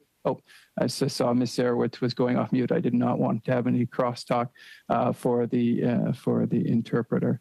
But getting back to the automobile standby charge, you said you didn't know when the case law that triggered this amendment, or the name of the case that triggered this. Was there multiple cases or just the one case? I believe there was one case, but I'm not certain. And every time that there is a change made to the Income Tax Act, that change then has to be made in both private sector and public sector software that costs every year to the industry and to the government hundreds of millions of dollars. Is that not correct, Ms. Squire? I can't really speak to the costs involved in making those kind of changes. I'm not sure that this is a change that would require, I don't know if it would require changes to the software that's currently used. Like I've said before, it's really addressing a really narrow situation. So I suspect it may be consistent that there may not be changes required to the software, but I can't really speak to that. I'm not sure. Thank you. Thank you very much for that. And I do thank you for your patience, Ms. Guire. My questions are finished for now. Thank you. Okay. Thank you, MP Lawrence. Thank you, Ms. Guire. And now, so we were at Clause 2. Members, shall Clause 2 carry? Avec dissidence. On division. On division? Okay. Carried on division. Now we are going to, now, members, I'll ask again, just to see if the mood has changed, that so we have no amendments between Clause 3 and 70. Do we have unanimous consent to group those? I heard a no. So we are going to Clause 3. Shall Clause 3 carry? Mr. Chair, if the clerk would be kind enough to read Clause 3 into the record. Okay, so we will have Clause 3 read into the record. I do ask that members have the bill. Point of order. Point of order. He has a copy of the bill. Why is it that the clerk has to read every single clause, Mr. Chair? Okay, thank you, MP Zarowitz. I was just about to say, members do have a copy of the bill. They have the opportunity to read through that bill that is in front of them. I will ask, our patient legislative clerk, Mr. Melia, to read, but go MP Morantz. I think, Mr. Chair, you have to be cognizant that there are many people watching this meeting that don't have the bill in front of them. So if the public is going to understand what it is we're debating here, it's very important that we have the clause read out so that they're aware of what we're discussing, so it's not just an esoteric discussion from their perspective. On the same Thank you for order, that, MP Morantz. Just for those viewers that are watching us at this time, or maybe at a later time, the bill is public. It is on record. It is on our website, and they are able to find that piece of legislation on our website. So the next point of order came from. That was from you, MP Mr. Blakey. Chair. Just actually on the same point of order, I just wanted to say that I hear you saying that you will continue to ask the clerk to read. I just wanted to express appreciation for that as a ruling. While I may not endorse some of the tactics that I think are going on in this meeting, I do think that it's an important right of members to be able to ask for what we're considering to be read into the record for a number of reasons. And I would hate to think that because we may have some legitimate grievances about the tactics of the meeting, that we would set a poor precedent for meetings that are being conducted in a professional way. So thank you for your ruling, and please know that there's support for that around the table. Okay, MP Blakey, thank you. And Mr. Melia, please. Thank you, Mr. Chair. So we're in Clause 3. 3.1, subclause B.I. of the description of B in subparagraph 8.1 R.I.I. of the Act is replaced by the following. I, the amount that is the total of the first dollar amount referred to in paragraph S, and the amount determined for the taxation year for B in subsection 118.10, and 2, the portion of the paragraph 8.1 of the Act before the formula is replaced by the following. Deduction, tradesperson's tool. S, if the taxpayer is employed as a tradesperson at any time in the taxation year, the lesser of $1,000 and the amount determined by the formula. 3, subsection 8.10 of the Act is replaced by the following. Certificate of employer. 10, an amount otherwise deductible for taxation year under paragraph 1C F, H, or H1, or subparagraph 1I, II, or III by a taxpayer shall not be deducted unless the taxpayer's employer confirms in prescribed form that the conditions set out in the application provision were met in the year in respect of the taxpayer, and the form is filled with the taxpayer's return of income for the year. 4, subsection 1 and 2 apply to the 2023 and subsection taxation years. Merci, Monsieur Melia. Thank you very much. That helped, MP Lawrence? Thank you. It did, and it would be great if we could have the official just come and explain to us the current state of the law, how the law is changed, and also how this interacts with the private members bill put forward by my friend and colleague Chris Lewis, the member from Essex. That is our hardworking Miss Guire, and she's at the desk at the table. Miss Guire. Sure. So on the first point, so I think the private members bill that you're referring to creates a labor mobility deduction. So there's no connection between that and this amendment. This amendment would double the amount of the benefit that the deduction that's available to employed tradespersons for the cost of tools. So currently they're able to deduct eligible expenses related to the cost of tools up to a maximum of $500. So that would be doubled to $1,000. And then there's also an amendment in Clause 3, so subclause 3 of Clause 3 that relates to the measure on electronic filing and tax compliance. So that amendment in subclause 3 relates to an obligation where employees are generally not allowed to deduct amounts in the course of their employment that they expend, subject to certain specific amounts that are allowed to be deducted under the Income Tax Act.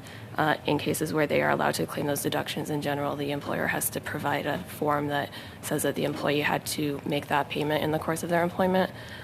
This is an amendment to that form to eliminate the need for signatures on paper, so it's to facilitate the ability for that form to be filed without needing a physical signature.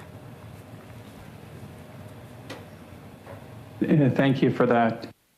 And so, sorry, without the amendment, the current state is a $500 deduction, and now it's a $1,000 deduction. Is that correct? That's right. And there was a form that required the employer's or employee signature, but now that has been removed. Is that correct? Amendments, but they both amend the same section in the Income Tax Act, so they're both in Clause 3.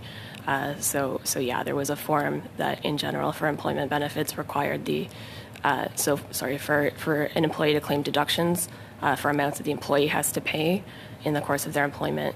That's only possible in limited circumstances, and in those circumstances where it's possible, the employer generally has to provide a form to the CRA that states that the employee had to make that payment in the course of their employment. So that form, the requirement for a paper signature on that form is being eliminated. Perfect. Just a quick comment before I get to my next suggestion.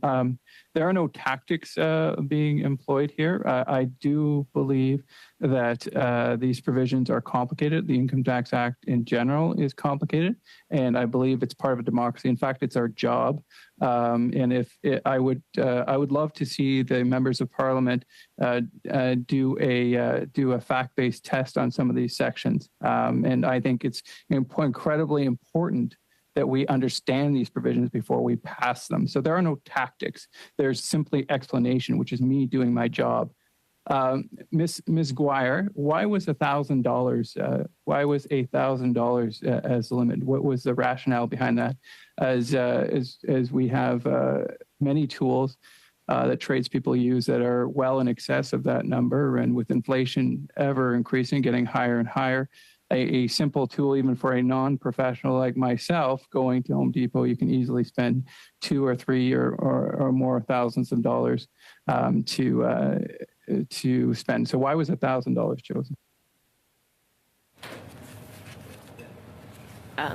So, I mean, the current deduction is $500, so I think it was recognized that, the cost of tools has increased along with other things, and it would be appropriate at this time to increase the amount of the deduction, and, it was a policy decision to double the amount of the deduction. But why 1,000 or why double? I think that was just identified as being sort of an appropriate amount to allow as a deduction in this case, looking at the expenses that are incurred. What is the average cost of a tool that is written into for a deduction? I don't have that information in front of me. So the $1,000 was more or less chosen out of thin air, is what I'm hearing. I don't want to be disrespectful, Ms. Squire, but you haven't provided us with any evidence, and I'd love for you to rebut that if you could, as to why $1,000. Mr. Blakey, I know, is a Red Seal, and proudly so, and I'm sure that he would tell you he's much more educated with respect to the trades than I am, but I suspect he would concur, and many of the folks that I know in the trades industry would say that there are many, many tools that are well in excess of $1,000, and why the cutoff at $1,000 seems arbitrary at best. Yeah, I think with any deduction, it's a question of looking at the amounts that are expended and what's appropriate to allow in the circumstances. My colleagues on the policy side would have done more analysis on that to determine what would be an appropriate amount to allow for the deduction. So, I don't think it was picked out of thin air, but I don't really have more specific information in front of me that I could provide at this point. How does that compare, Ms. Squire, to other, if you're, example, for example, a business owner, and you are buying supplies that are needed for your business, and you are maybe let's pick an industry of you're manufacturing, and you own a manufacturing business. Are there similar limitations with respect to what if you needed to buy equipment, with respect to how much they can write off? So for someone who is carrying on a business, there aren't similar limitations. So the Income Tax Act generally allows people who are carrying on a business, or requires them to compute their profits. So in doing that, they would be able to deduct expenses that they incur, reasonable expenses that they incur in the course of carrying on business. So there's no limits. With respect to employees, the Income Tax Act generally doesn't allow employees to deduct amounts that they earn for the purpose of employment, subject to certain specific exceptions.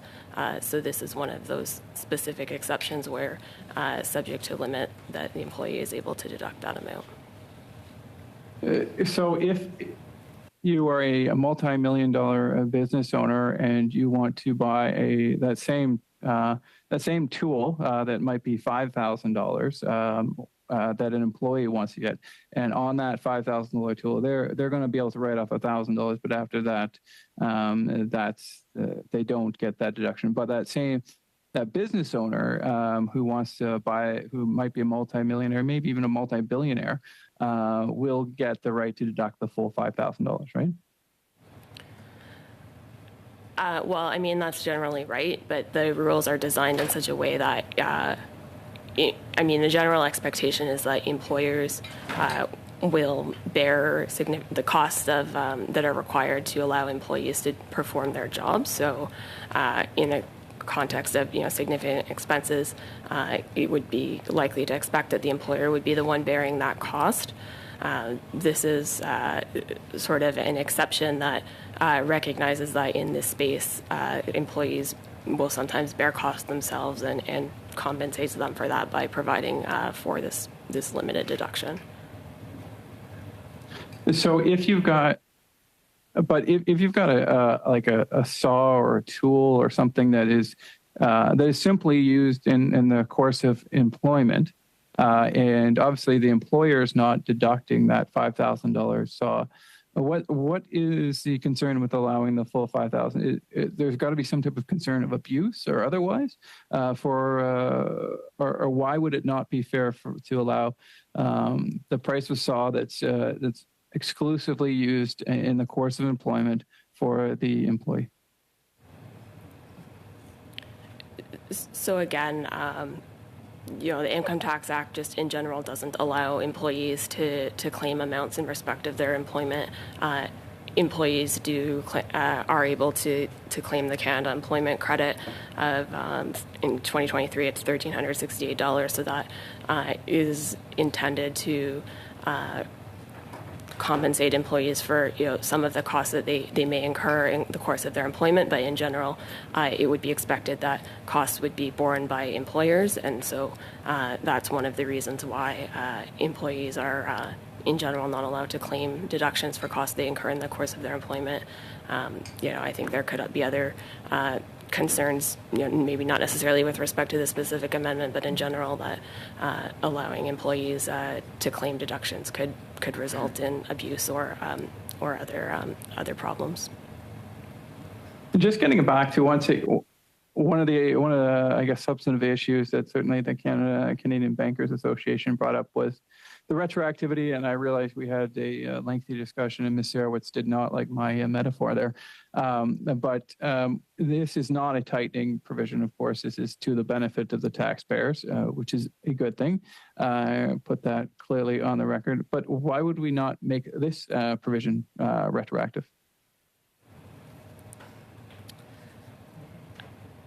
In general, where there's a policy change and to allow a credit or a deduction that wasn't previously available, it wouldn't be typical to go back and make that retroactive.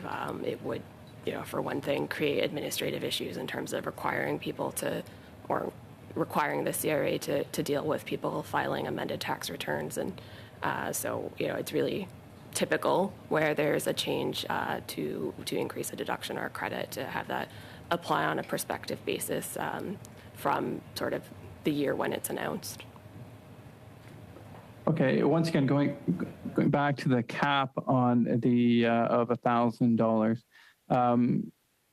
would it have been a policy option to instead of just a hard cap at $1,000? What about allowing an allowance to carry that forward for multiple years, or carry it back for multiple years? I think that's could be an option. That's not what is being done here. Right. What will be the cost to the Treasury of having this provision in place? The cost is $11 million over 6 years. And what would be the cost of an unlimited or uncapped benefit? I don't have that information in front of me. Would you mind providing that to the committee in writing at a later date? Yeah, we can do that. I don't know if the information is available, but can see. I appreciate that, Ms. Squire. And just getting back to the $1,000 cap or limit, I just want to once again confirm that you're unable to provide the committee at this point with any sort of substantive or policy reason why $1,000 was chosen. Like I said, I think it was a policy decision looking at the costs that are expended and the amount of the credit. Historically, it was determined that it would be appropriate to increase the credit by to double the amount of the credit. Okay. Thank you, Ms. Squire. Once again, thank you for your patience.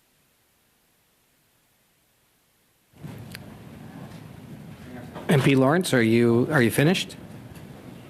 Okay. So shall Clause 3 carry Avec dissidence. On division. On division, Division. Recorded vote. a recorded vote. Clerk? Mr. Baker? Favor. Mr. Beach? I vote in favor. Mr. Hanley? In favor. Ms. Jarowitz? In favor. Mr. McDonald? In favor. Mr. Chambers? In favor. Ms. Roberts?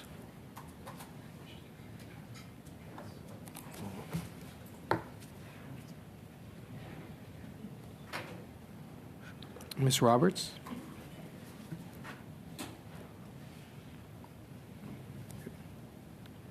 MP Roberts? Hold on, Drew. I'm just voting. MP Roberts? Okay. Clerk, you can keep going.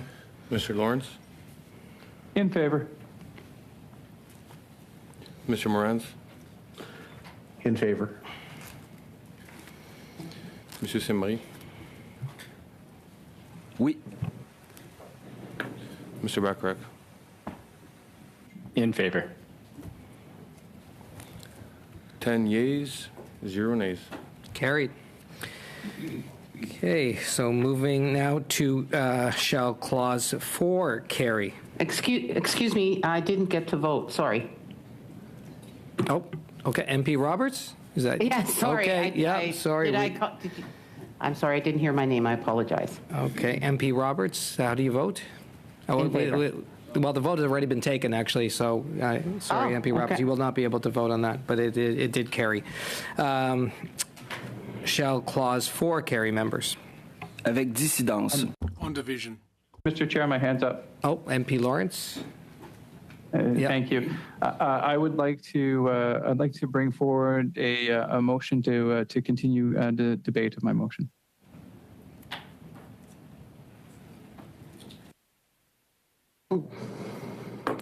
For a second?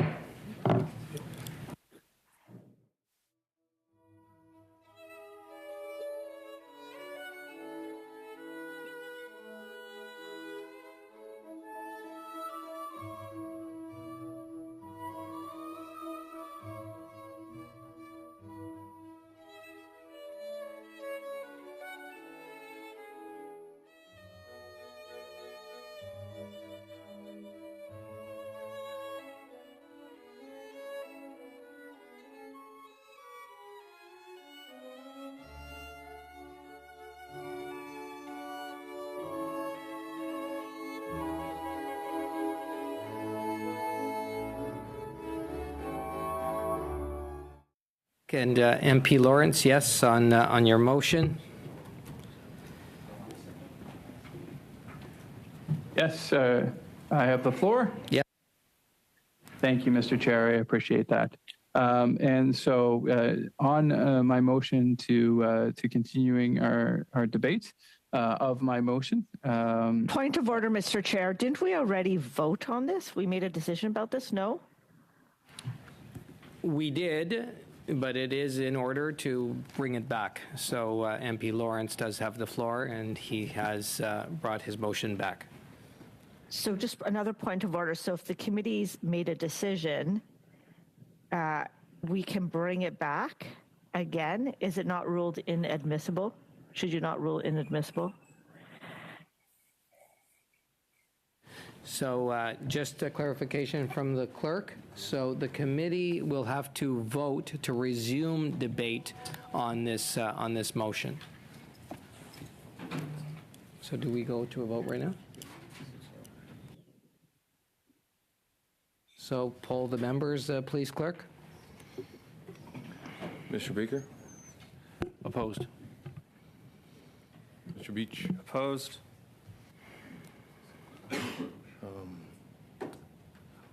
Mr. Hanley? Opposed. Madam Zarowitz? You say that so well. Opposed. Mr. McDonald? Opposed. Mr. Chambers? In favor. Ms. Roberts. In favor. Mr. Lawrence. In favor. Mr. Morans. In favor. Monsieur Saint-Marie. Oui. In favor. Mr. Bachrach. Opposed. 5 yeas, 6 nays. Okay, it's defeated. So now we're moving back where we were. So we're back to shall clause 4 carry. Mr. Chair, my hand's up. Oh, MP Lawrence, yeah. Thank you, Mr. Chair. Would the clerk be kind enough to read that section into the record for our viewers, sir? Thank you. Okay, if you will indulge, please, Legislative Clerk Melia. Thank you, Mr. Chair. Finish here. So clause 4, 4.1, I'll be doing in French this time around. 4.1. 4.1, subsection 12.3 of the Act is replaced by the following. Interest income, subject to subsection 4.1, is computing the income for a taxation year of a corporation, partnership, unit, trust, or any trust of which a corporation or a partnership is a beneficiary. There shall be included any interest on a debt obligation other than interest in respect of an income bond, an income debenture, a net income stabilization account, or an index debt obligation that accrues to the end of the year or becomes receivable or is received by it before the end of the year to the extent that the interest was not included in computing its income for a preceding taxation year. Paragraph 2. GH of the definition, investment contract in subsection 12.11 of the Act are replaced. Paragraph 3, subsection 12.13 of the Act is replaced by the following. Definition of flipped property. 13. For the purposes of subsection 12 and 14, a flipped property of a taxpayer means a property other than a property or a right to acquire property that would be inventory of the taxpayer if the definition inventory in subsection 2481 were read without reference to subsection 12, that is, A,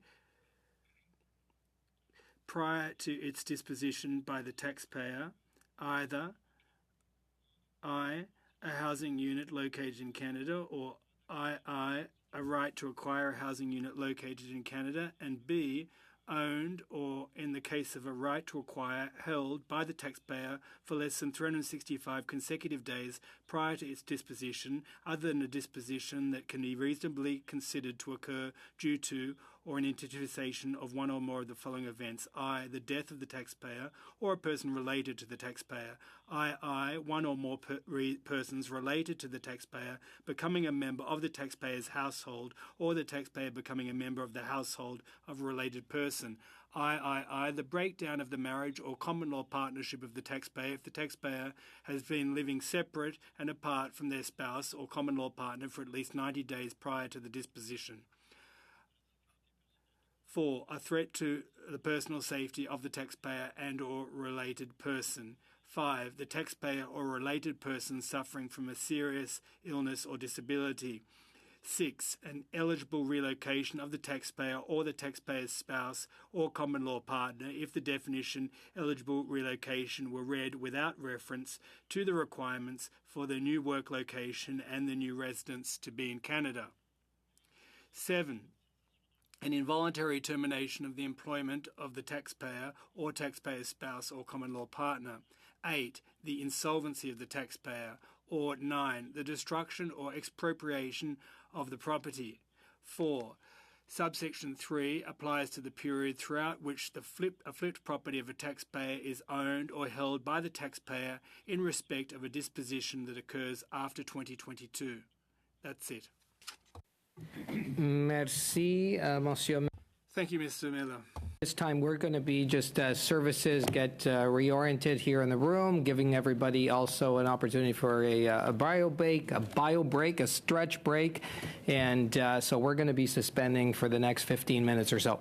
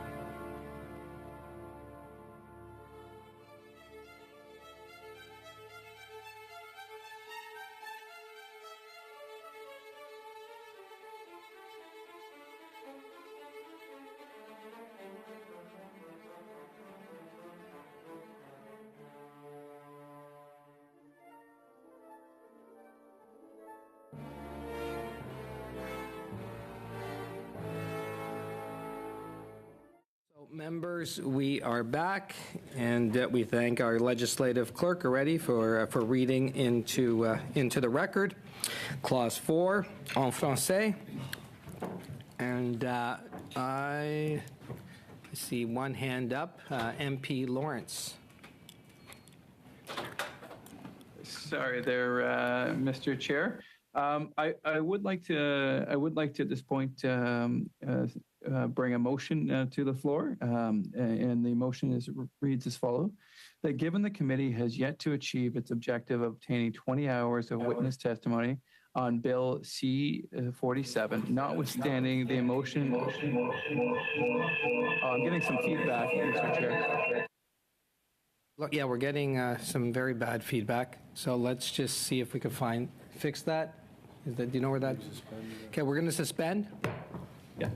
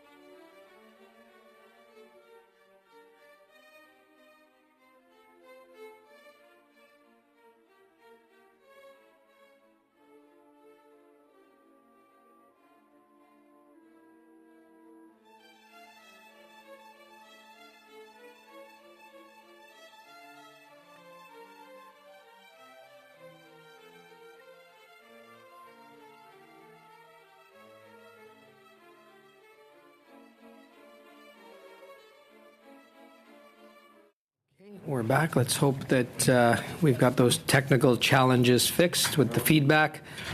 MP Lawrence, if you could just test your mic just to see how we're doing. Hello, Mr. Chair. Yep. Okay. Are we good? Okay. I don't know if others hear a bit of an echo type of. I had a little bit of an echo, Mr. Chair, but I think it's gone now. Just keep speaking, MP Lawrence. Okay, well, I'll attempt to read the motion if just informally, unofficially there. So, okay, MP Lawrence, you're fine in terms of the sound now. That's good. And if you would just read your motion, please. Thank you, Mr. Chair. I'll just start from the top because of the interference there.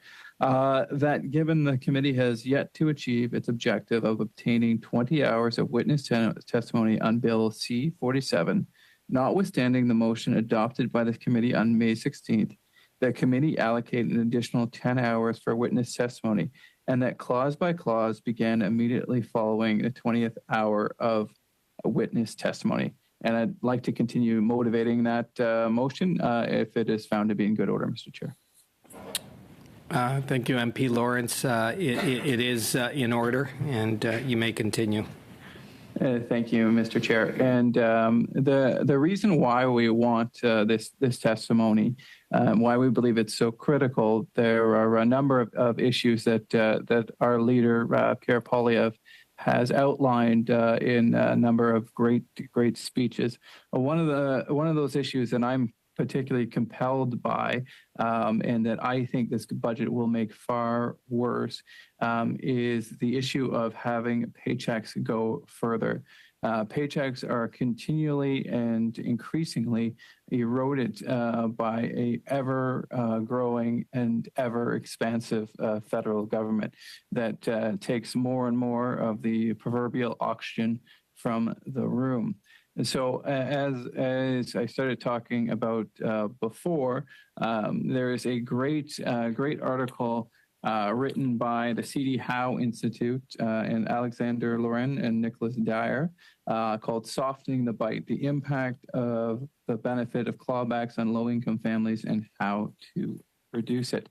And so I'll continue where I left off. For those who didn't catch the summary, the Hansard is available. So tax benefits are government payments to tax benefits are government payments to individuals. The largest are the old age payments to seniors and the benefits to families with children. Children's benefits play an important role in the reduction of child poverty by providing income support to low-income families. It goes on and says governments must balance redistributive objectives with effects of tax benefits on the public purse. As families earn more taxable income, benefit entitlements are reduced or clawed back at various phase-out rates, which reduces their overall cost for government and ensures that they remain targeted to the intended lower-income families. Benefit reductions, however, act like a hidden tax rate. They reduce the effective gain from working to generate additional income. To determine the tax system's full impact on a family's financial gain from work, the combined effect of both taxes paid and cash benefits reduced must be taken into account. This commentary presents various estimates of effective tax rates on personal earnings for families with children. These effective rates play a key role in family decisions by reducing the monetary reward of earned income. I did. Okay, sorry, PS Beach, yeah, is that a point of order? Yeah, just a point of order. Just in terms of relevance, Mr. Chair, I'm reading the motion that was circulated by the clerk, and this has to do with whether or not we are going to go back to hearing witness testimony on C-47, not actually hearing the testimony itself from Mr. Lawrence. So I would ask that he stay relevant to the actual motion that's on the floor so that we can have a vote on it and decide how this committee is going to proceed. Okay, thank you, PS Beach. MP Lawrence, relevance to your motion. Perfect, and I will make that clear to the parliamentary secretary. Of course, tax policy is a huge issue which numerous witnesses would talk about, and in fact, several of the witnesses that we would have in front of us today, if not for the inculcations of the chair, we would be hearing from right now. So this is directly on point, and I do thank the member for his assistance, but I think the relevance is clear. So, Mr. Chair, point of order. I don't think the relevance is clear, and I'd like you to rule on whether or not it is relevant, because him reading a prepared speech of witness testimony, I don't believe is actually relevant to the motion that is currently being debated. I think this is more filibuster, and I think that it's just more comfortable for the individual to go back to his prepared speech instead of actually talking about the clauses. We've been debating clauses for a couple of hours. We've made it to clause 4. I'm really excited about getting to clause 5. So could we actually get a ruling on relevance and actually debate the motion that's on the floor and get back to work? Okay, so we'll go back. You know what? We'll allow MP Lawrence one more turn to make it relevant to your motion, MP Lawrence. I did want to say, MP Lawrence, you did mention me. You know, one thing that I wasn't sure if I was clear on at the beginning of my opening remarks here. When we started this meeting, but I did. Maybe I didn't say here that I know you, MP Lawrence, Philip, I'll say, and MP Chambers, MP Howland, etc., have texted and emailed me many a time, and I've gotten back to you. You know that full well, MP Lawrence, within minutes of whatever you've asked for. But over the last week and a half, I didn't hear at all from you. So I just wanted to make that clear for those watching. That MP Lawrence, because I think you mentioned something about kind of how this all got started, but I do get emails, I do get texts, etc. from you. I have not received anything over this past week, and we just wanted to make that clear. If you think different, please let me know. MP Lawrence, please. Thank you, Mr. Chair. It was my assumption and my belief that all of the parties were committed to 20 hours, and as you did say, Mr. Chair, we have had, I think, a good relationship in the past.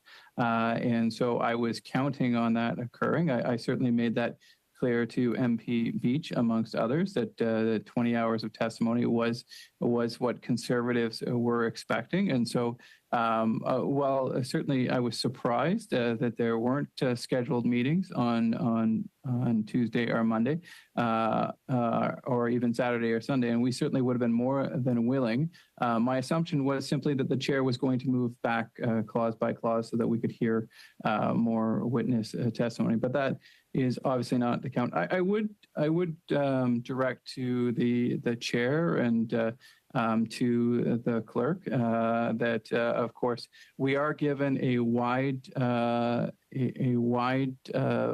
path with respect to what we are able to talk about with respect to a motion that's meant for, I believe, a very important and very good purpose of promoting a democracy.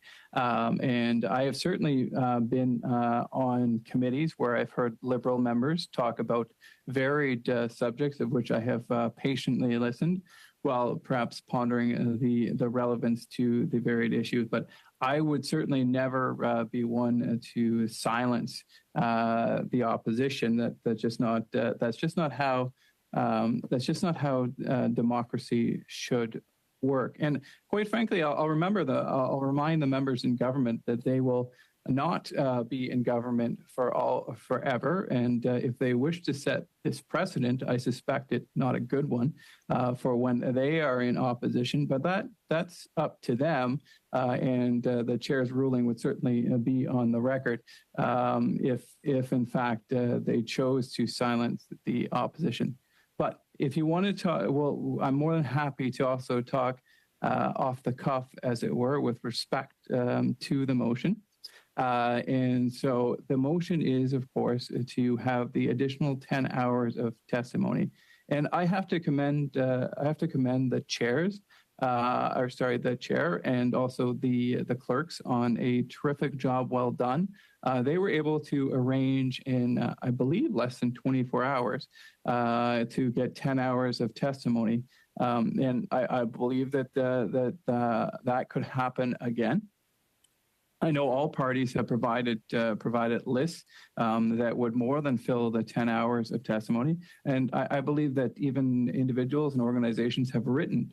I certainly know that my inbox was full of individuals, of organizations, of groups that wanted to testify before the Finance Committee to talk about their various issues and concerns.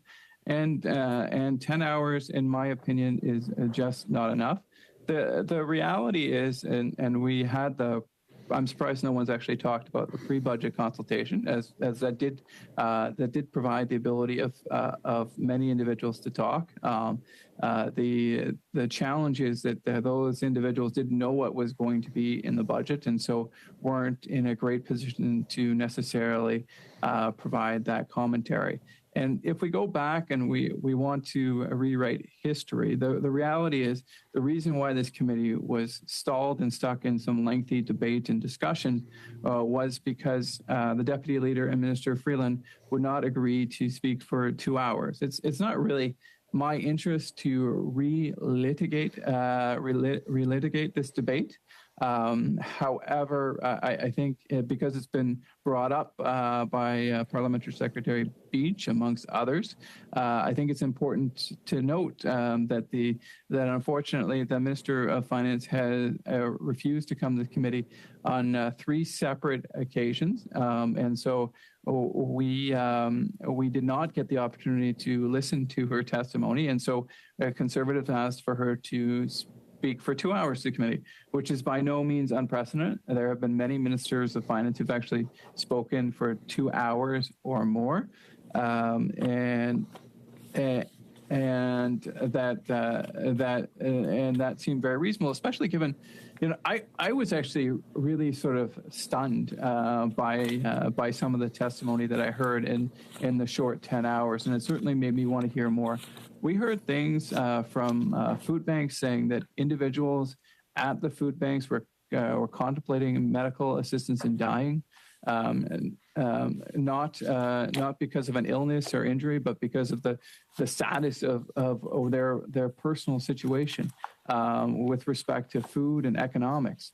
I was absolutely shocked and disturbed when I heard the gentleman from food banks saying that his message to us was quite clear and crisp in that he said we should be terrified. Like that's a big word to use, terrified of the situation on the ground. And I have to commend both the individuals from the food banks. They gave some excellent testimony. And like I said, it made me want to hear more. And then that testimony was validated, I would say, by the testimony of Philip Cross. Mr. Cross's testimony was extremely well-spoken, articulate, intelligent, all based in fact. And when he said that our GDP growth is the worst since the 1930s, I speak to constituents, so I know times are tough, and that many Canadians are experiencing the worst days of their lives right now. But to go back to the Great Depression, that is absolutely that's staggering. It's staggering. And quite frankly, maybe that's why the Liberals don't want any more witness testimony. Maybe they've heard enough. And maybe that's why they're refusing to hear just another 10 hours. For 10 hours on $490 billion, that's $50 billion an hour. Surely our time is worth $50 billion an hour. And more important than that, the cause of democracy is worth more than 10 hours of testimony. And so when we go back to the beginning of this discussion, when we go back to the beginning, Conservatives were clear. We wanted 2 hours with the Minister of Finance and 20 hours of witness testimony. And that is by all means reasonable. In fact, in the original motion, it had us hearing witness testimony from Monday, Tuesday, Wednesday, and getting those full 20 hours in. However, that seemed to just evaporate. And like you said, Conservatives agreed to work collaboratively and congenially. We were appreciative of the Minister of Finance staying for the extra half an hour. And we appreciated her giving that additional time. It's unfortunate that she didn't provide any answers in that time, especially when I go back to the testimony elicited by my colleague, Mr. Chambers, who asked very reasonable questions of the Minister of Finance and the Deputy there. Excuse me, Mr. Chair, I just hear paper rattling. I don't know whether there's a microphone not on mute that should be on mute or otherwise, but it's a little bit distracting to me. For that, no, not in this room. No, MP Lawrence. Okay. Okay. Well, my apologies. I'm pretty sure I heard something, but anyways, what we were talking about at the very beginning of this budget process is that Conservatives were clear. We wanted two things. Was 20 hours of testimony and 2 hours of Minister Freeland's time. And we were hopeful that she would engage in a meaningful way and answer simple questions like what the total transfer payments for health were, what the interest payments were, and she refused to answer those questions. But at least she gave us an hour and 20 minutes, an hour and a half, hour and 20 minutes. I'm sure the clerk could tell us exactly how long she was here for, but we did appreciate her staying for the extra time. But we were still short of what we asked for, which was 2 hours, which I still believe is an incredibly reasonable request. But we decided, you know what, we'll move ahead. One act of good faith deserves. We need to repay that with another act of good faith. So let's carry forward. But we were certainly under under the belief that we would have at least 20 hours of testimony before we would go clause by clause. And like I said, I know it's short notice, but the clerks were able to move mountains and get 10 hours in a couple of days. Yet in the intervening 4 or 5 days, they weren't able to get any. Which to me just it seems strange.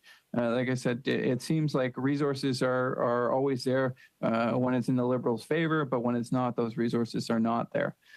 And so what Conservatives want was just to hear more people speak, to hear 10 more hours. This is not a wild request. We're not asking for months and months of debate or years or even days. We're asking for hours here. We're asking for 10 hours more of discussion. And I have to say, I think the testimony was really excellent, and there were high quality discussions. And I can't for the life of me think why anybody wouldn't want to hear more of those discussions. They said, I go back to Mr. Cross when he was talking about the economic record of this government, that they have presided over the lowest GDP growth numbers per capita since the Great Depression. Like, if that's not disturbing and that doesn't wake up, and if that doesn't merit more discussion, I don't know what does. Because, GDP, you say, okay, it's numbers, it's data, but it is what's driving the underlying issues of that our country, many of them are facing. When we heard it's driving those food banks numbers that have risen, the amount of people who are employed using food banks has doubled. One of the other stats that was just shocking to me was that 1 in 20 people in Mississauga have to use food banks,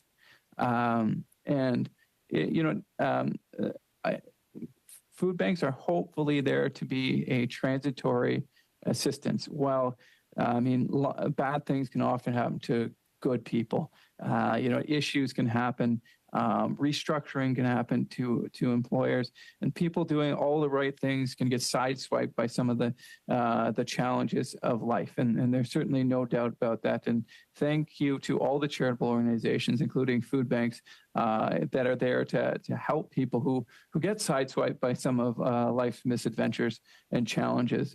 But what is just as troubling, or even more troubling than that transitory use of food banks, is people who are locked into use of food banks because they're employed right now. And so usually the solution to having to rely on food banks or charity is to obtain employment. But 30% of the people using food banks already have that employment. So what is the solution for those people? Like, normally the door out, the escape hatch out of poverty is employment. And inflation is such that the cost of living is such that no longer guarantees a ticket out of unemployment. And then those issues are worsened by, as I was talking about in the report, the marginal effective tax rate, where we see those folks who are going to work will experience clawbacks and taxations equivalent to as much as 80 cents on the dollar. So if you're a person who's been sideswiped by one of the challenges of life, been pushed down by one of the terrible things that can happen in life, good people, bad events, bad things happen, like I said, every day to great people. Your ladder back up is economically is often employment, and now it's as if this government has cut that ladder because 30%, not nearly half, but even close to half, at least a third, thereabouts of folks using food banks have that employment.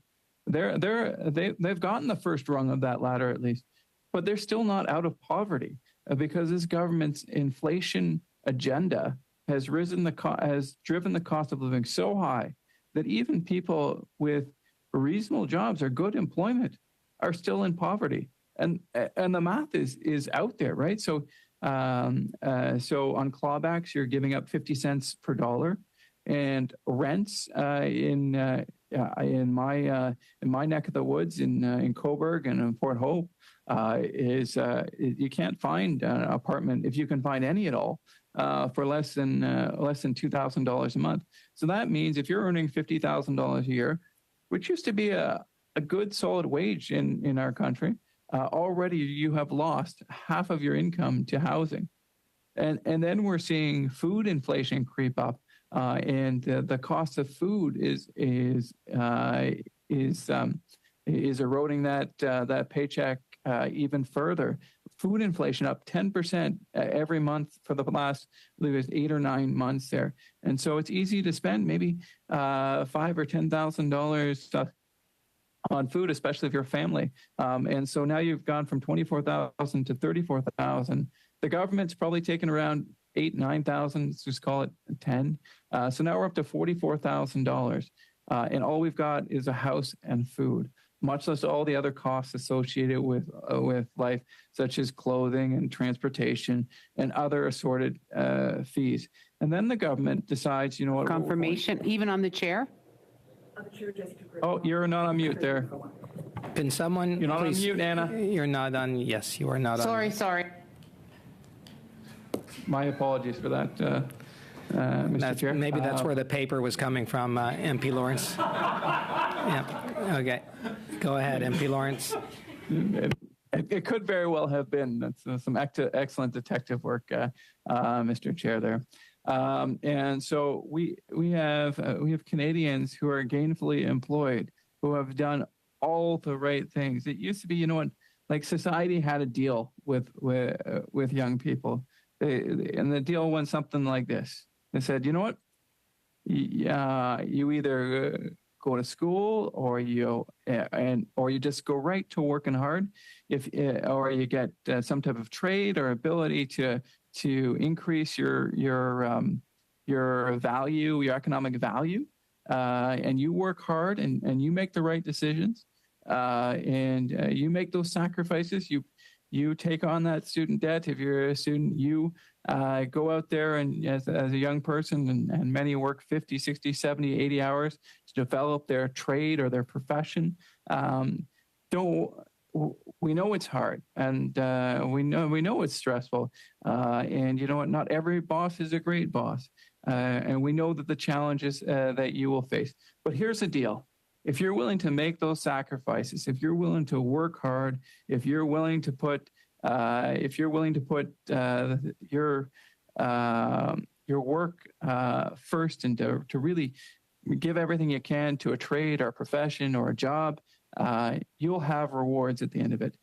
You'll be able to afford a house. You'll be able to raise a family.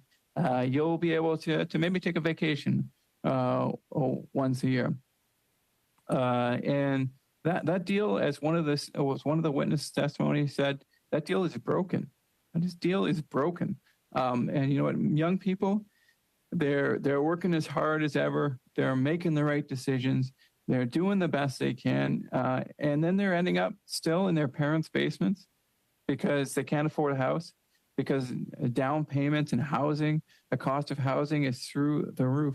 We have a huge gap in the amount of houses that are being built, and between what we need, and the amount of housing starts is actually it's nowhere near the amount of housing starts we need to support the great people of Canada. We need to get rid of the gatekeepers, and we need to get housing built here in Canada. We are leaving many young people with the inability to get to their housing prices after a momentary dip when interest rates were skyrocketing have started to climb again. It's to get a reasonable house in anywhere near an urban center, or even in the rural areas where I live, it's up near $1 million, if not more than $1 million, right? It used to be $1 million would buy you a mansion. And unfortunately now $1 million just buys a normal house. And so a down payment, if you want to put 10% down on $1 million house, that's $100,000, right? And we go back to that individual who's earning $50,000, $60,000, $70,000. It's hard to stretch the paycheck just to make ends meet with that income these days, much less coming up with an extra $100,000. And so, I mean, some studies have shown it'll take young people 5, 10, 20, 50 years to come up just with the down payment. And then they have to make the payment. And so we already had inflation, which was high and actually just ticked up again in the latest inflation report. And then we had interest rates. And so we've got the cost of food increasing. We've got the cost of heating increasing. And then we've got the cost of housing. The interesting part is the government actually has a solution. They could right now, if they wanted to, bring down inflation by 10%. And that's not me saying that. That's Tiff Macklin, the governor of Bank of Canada, who said that fully 0.4% of the inflation was a carbon tax. And so at 4% inflation or thereabouts, what we're at, if we would be able to reduce inflation by 10%. I think that would be a pretty huge accomplishment. And all they have to do is walk in and say, you know what, we're eliminating or even just pausing the carbon tax until inflation is under control. Until we've got it within the desired range, we will eliminate the carbon tax. It would be an immediate solution overnight. Like I said, that's not me saying that it would reduce inflation. That's Tiff Macklin, the governor of Bank of Canada, who once again has been generous with his time. We don't always agree with his responses, but he's at least always willing to come to our committee and talk about the situation. And unfortunately, Minister Freeland has not. She's declined 3 invitations. She did come on the BIA. I have to be fair about that. But we had asked her for 2 hours. She did stay a little bit extra. We appreciate that. But there are just so many witnesses, and I'm sure that all these members share, as I do, the individuals who would want to come and testify before our committee.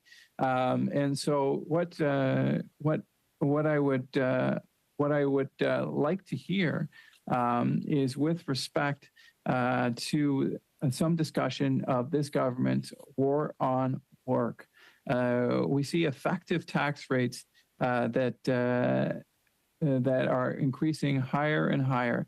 Effective tax rates are over 50% for many low-income Canadians. And as the C.D. Howe report said, it's actually marginal effective tax rates are often higher for low-income people and lower for high-income people. Sorry, I'm not sure I said that. Higher for low-income and lower for high-income people, which would seem to, out of fairness sake, not be the right direction for our country. As I've said, I know in the past in the House of Commons, I can't imagine how difficult it would be for an individual who has decided to return to work, whether they have children or whether they're a senior coming back to work and getting that first paycheck and seeing that through the marginal effective tax rate, they're keeping less than 50%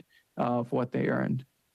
Imagine how dejecting that would be to someone who had worked a hard job and done the hard work, made all the right decisions, and then the government says, "Oh yeah, thanks. We're keeping more than half." And so we need to hear the testimony of these individuals. We need to hear about the marginal effective tax rate and explain what that means. And because, you know, I've raised this issue in the House of Commons actually at a question period, and I brought the idea that many Canadians, low-income Canadians, are actually paying a marginal effective tax rate of over 50%. and it was responded with jeers of disbelief. I might put it politely on the other side, and so clearly there needs to be some education, because this is not me saying this. This is eminent think tanks like the C.D. Howe Institute, the Fraser Institute, who have discussed this at a number of times, and so. I stand here and I sit here in disbelief and wait for the hypocrisy when we get from the other side when they are in opposition and they start raising the issues of democracy. I remember all the cries of the NDP about time allocation and closure and the need for democracy, but that seems to all have faded away, and I mean it's pretty much inexplicable that anyone would think that 10 hours of witness testimony would be sufficient, and that the deputy leader and minister of finance would only have to testify for an hour, and so what democracy, I believe, demands that people have their voice, have their tale, especially when it's like this is not a small matter. This is a critical time. Like I said, from Philip Cross, we heard that we have the lowest rate of growth per GDP since the Great Depression, and the cause of that is no doubt that this government's inflation fueling deficit spending. And what does this government decide to do? Well, more inflation fueling deficit spending. And even just since the introduction of the budget, we've seen an increase in inflation. And sure, people say, well, the budget isn't in effect yet. But of course, markets and individuals act as much on expectations as they do on reality. And so perhaps we already see the market baking into it the inflation that this government will create here, and so when we look at the importance of this budget, $490 billion is going to go out the door. We're going to see an additional $60 billion in new spending, $40 billion in net new spending. We have some at best, I guess, call them forecasts of. That the government claims that they will be reducing expenditures at some point in the future. But by the way, those don't come into place until 2027 or 2028. And also, there are no plans. There are no plans on how those reductions will be achieved. This would be, I think, fertile ground to hear expert witness testimony about how these savings could be generated and whether they're even viable or feasible at all. When we look at this process of getting it is literally 10 more hours of witness testimony. We want to hear. We got, in my opinion, some of the best and brightest minds from around the world who come and testify before us in Finance Committee. And oftentimes our panels are around 5 individuals representing a number of organizations. That represents to me would be about 50 individuals or so. And that's 50 new perspectives that could be provided to this debate and to this discussion.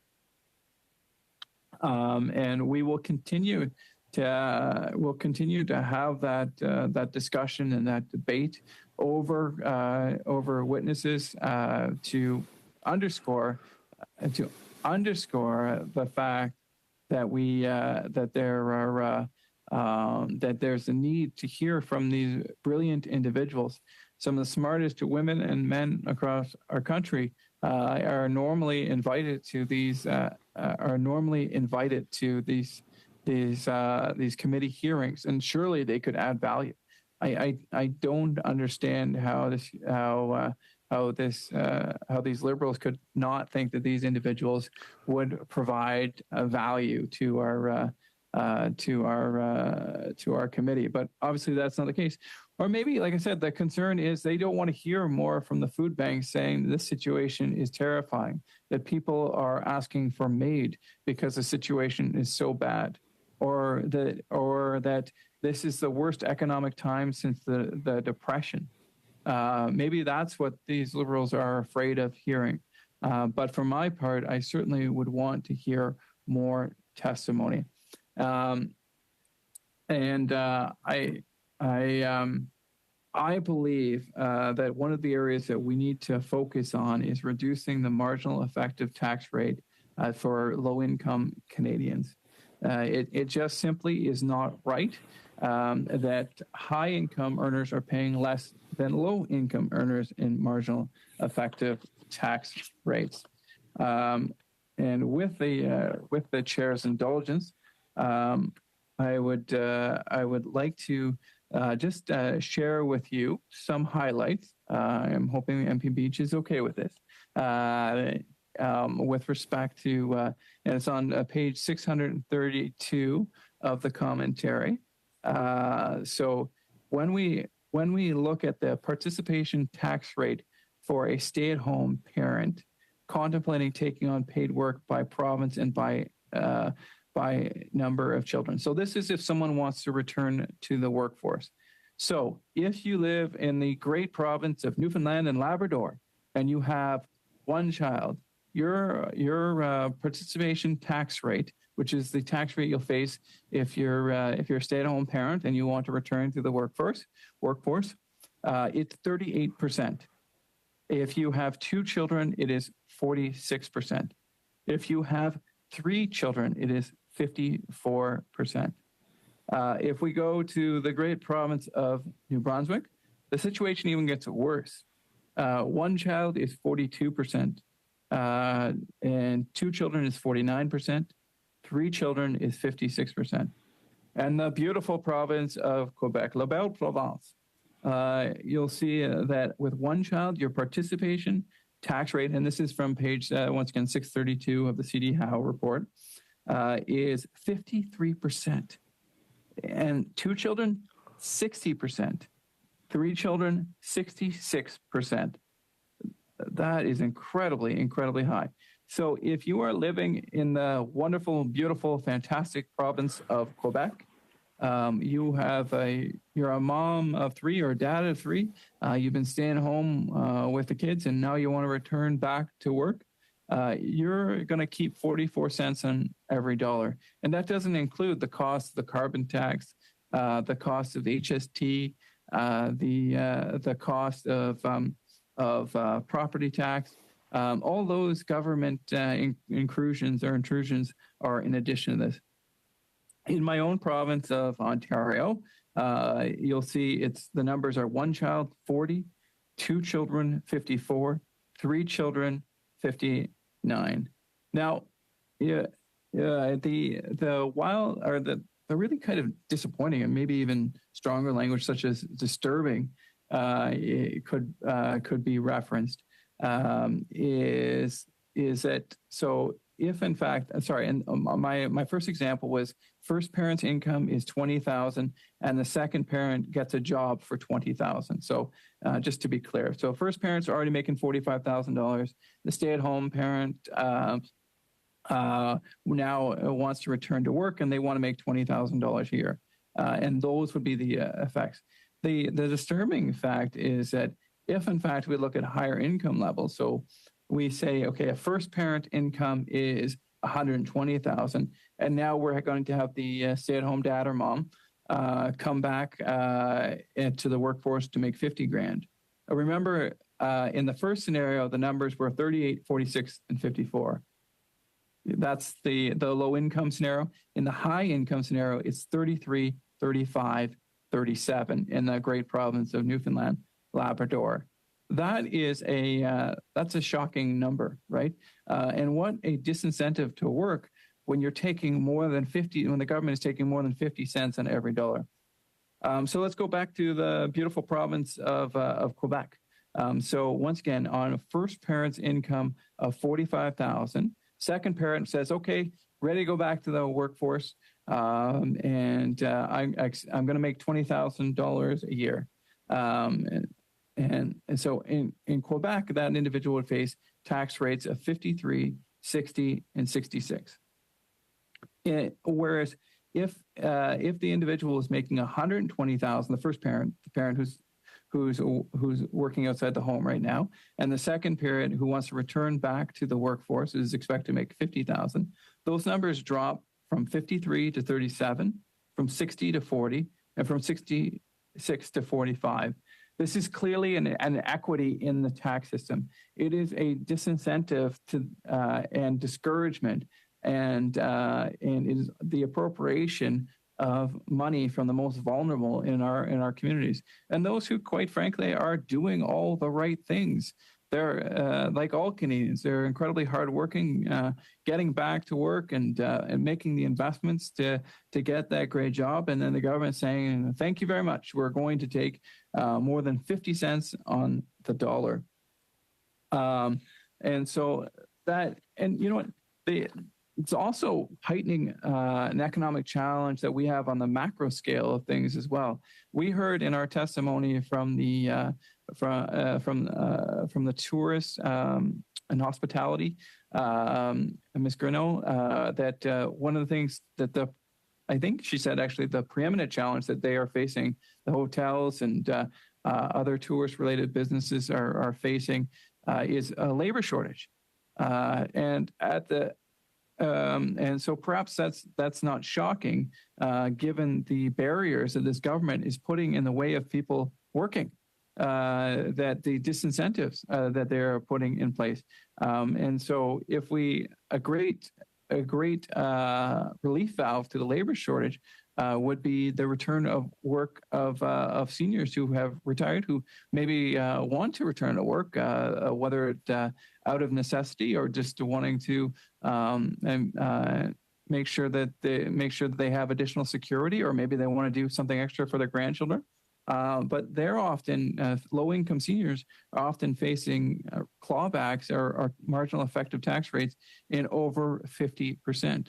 So not only is it incredibly unfair to our lowest income workers, and many of them seniors, many of them parents, it's also hurting our economy, because in my own riding in the town of Cobourg, one of the hoteliers told me that we have overwhelming demand. Our challenge is we simply don't have the labor, and so we cannot sell out all of our rooms because we don't have the people, we don't have the support people necessary to run the hotel. Mr. Chair, could you tell me who's next on the speaking list, sir? Next is PS Beach. Okay, thank you very much.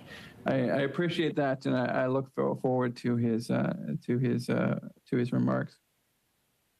And we an interesting statistic too is just the impact of the participation tax rate, inclusive. When we look at the expenses overall in a household, and the cost that generates for families. And so, if we actually look at the share of families with children by marginal effective tax rates from 1985 to 2022, according to this report, we see that a larger and larger portion of this tax Point burden. of order, Mr. Chair. MP Lawrence? No, point of order. Oh, point of order. MP Chambers, yes. Thank you very much, Mr. Chair. I just wanted to confirm, could you reconcile your speaking list with the clerk? I just want to make sure there's no misinterpretation of who is next. I believe myself and Mr. Morantz had our hands up, but just want to give you a moment to confirm with the clerk. Thank you, MP Chambers. Just before that point of order, I did, and so it is PS Beach, then MP Lawrence, MP Morantz, MP Chambers. Thank you very much, Mr. Chair. You're welcome. Thank you, Mr. Chair, and just as clarity, I'm normally in the committee room. I rarely, since post-COVID, are doing it virtually. But as this is a constituency week, I am back in the great city of Cobourg. How does the recognition happen? Is it the first person with their hand up, or is there preference given to in the room, or is it just the eye of the chair? What are the rules on that there, if you'd be kind enough to share?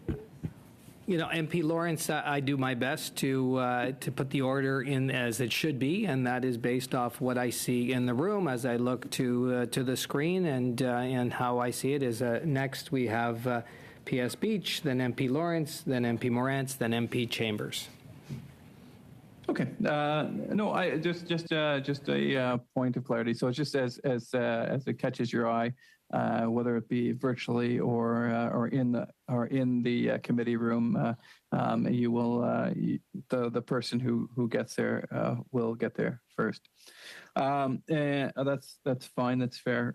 So just wanted to talk a little bit, like I said, the share of the stay-at-home parents' participation tax rate, and so before 1985, there was nearly zero individuals who paid more than 50%. In fact, in 2010, it was still very small. It was actually less than 10% by my read of this graph. However, as we get to 2022, that number dramatically increases. And so we've seen an increase, creep up of the marginal effective tax rate in lower income workers. And as I said, this can often be in more than 90%, or it can often be, more than 50%.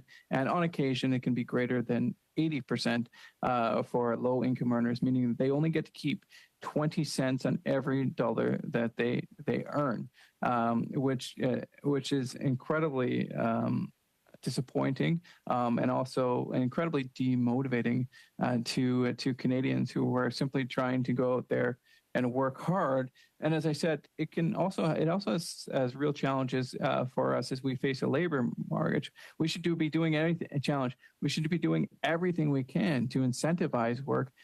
Instead, we are disincentivizing it. And as a country, as a government, this Liberal government should be out there saying, you know what, we support you. You who are going to work and trying to improve your lot. I believe the Prime Minister used to say the middle class and those aspiring to join them. Those folks who are trying to join the middle class, we should be giving every hand up. We shouldn't be slapping their hand as they try and climb up the economic ladder, which is what metaphorically is happening right now. The marginal effective tax rate is driving people back into poverty, and that's seen by the food bank usage. As we heard, the situation was quote unquote disturbing. Many food banks have seen a double or even triple usage of their food banks to pre-COVID levels. And as we continue the government takes a larger and larger share of Canadians' earnings, we throttle down. We take out the productivity and innovation of our economy. Of course, we are forecasted to have one of the lowest economic growth in the OECD going to 2060. We are also forecasted to be dead last in capital investment. We need private capital to drive innovation to grow our economy. And unfortunately, we are not looking good on that front, according to the OECD. It's extremely challenging. And why is this important, Mr. Chair? Well, this is important because it will drive productivity drives our economy, which drives our standard of living. And when productivity decreases, growth rates decrease. And when productivity and growth both decline, it's the most vulnerable who often pay the highest price, as is the case with inflation. When inflation goes up, the wealthy may be inconvenienced, but it's the most vulnerable who have to go to food banks. And so it's the cost of this inflation deficit. It's in deficit fueled inflation fueling spending that is driving Canada deeper and deeper into debt. And quite frankly, Mr. Chair, we need to hear expert testimony on this.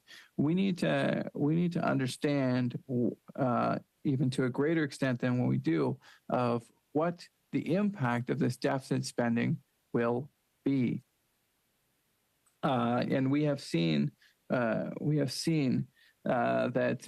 the marginal effective tax rate is a substantial weight or anchor on our economy. Just to give you an example of the impact of the marginal effective tax rate. So the marginal effect, I'll give you an example. Mom and dad each earning $30,000 for a total family income of $60,000. On the one hand, they pay $7,668 in combined federal income tax and contributions, employment insurance and CPP contributions of $1,729. In Alberta, taxes and contributions for a total payment of $9,397. And so with their income and minus the contributions, the total benefits received minus taxes and contributions paid yields an initial family disposable income of $62,900. Mom decides to work overtime 1 month, they're an extra $500. As a result, the family benefits would decrease by $99 with federal and provincial taxes, and contributions would increase by $152. The family's disposable income would increase by $249 rather than the full $500 that she rightfully earned. The family's marginal effective tax rate would round up to 50%. That's income earners earning $30,000 each, giving over 50 cents on the dollar back to the government. And you know what? To earn that $500, reality is that there were probably other expenses that had to be incurred along the way. In addition, probably additional transportation expenses. If this individual needs to take public transportation, there's a cost of that. If they own a car, there's gasoline, wear and tear on the vehicle, and then additional expenses with respect to childcare, perhaps. Maybe she's working in the evening. So there are additional costs where that $249 could easily be eroded. And that's why many Canadians are feeling like everything in Canada is broken. It feels to many Canadians, and I've heard this from Canadian after Canadian, that work doesn't pay anymore here in Canada. And we need to dispel that motion, and we need to celebrate work. We need to incentivize work, and we need to we need to get that deal back, that broken deal that says, if you work hard, if you make the right decisions here, you're going to be rewarded. You're going to be able to afford a house. You're going to have a little extra money to save for retirement. You're going to have a little bit of extra money even to go and have a vacation. You're going to be able to afford the basic necessities and not worry about making your bill payments at the end of the month. This needs to be Canada more than ever needs its entrepreneurs, its workers to power our economy through. And unfortunately, this Liberal government is putting in barrier after barrier after barrier. And so I'll give you another example of how this government is putting in barriers that are preventing Canadians from achieving their full potential. So in this scenario, a mom earns $30,000 and dad stays at home for a total family income of $30,000. Mom pays $1,985 in federal income tax and contributions to EI and CPP, and no Alberta income tax for a total payment of $1,985. The family also receives government benefits, and the total of benefits received minus taxes and contributions paid are $49,555. So Dad says is considering returning to the workforce. So he has an offer. He's excited to return back to the workforce. He's going to be earning $30,000 a year.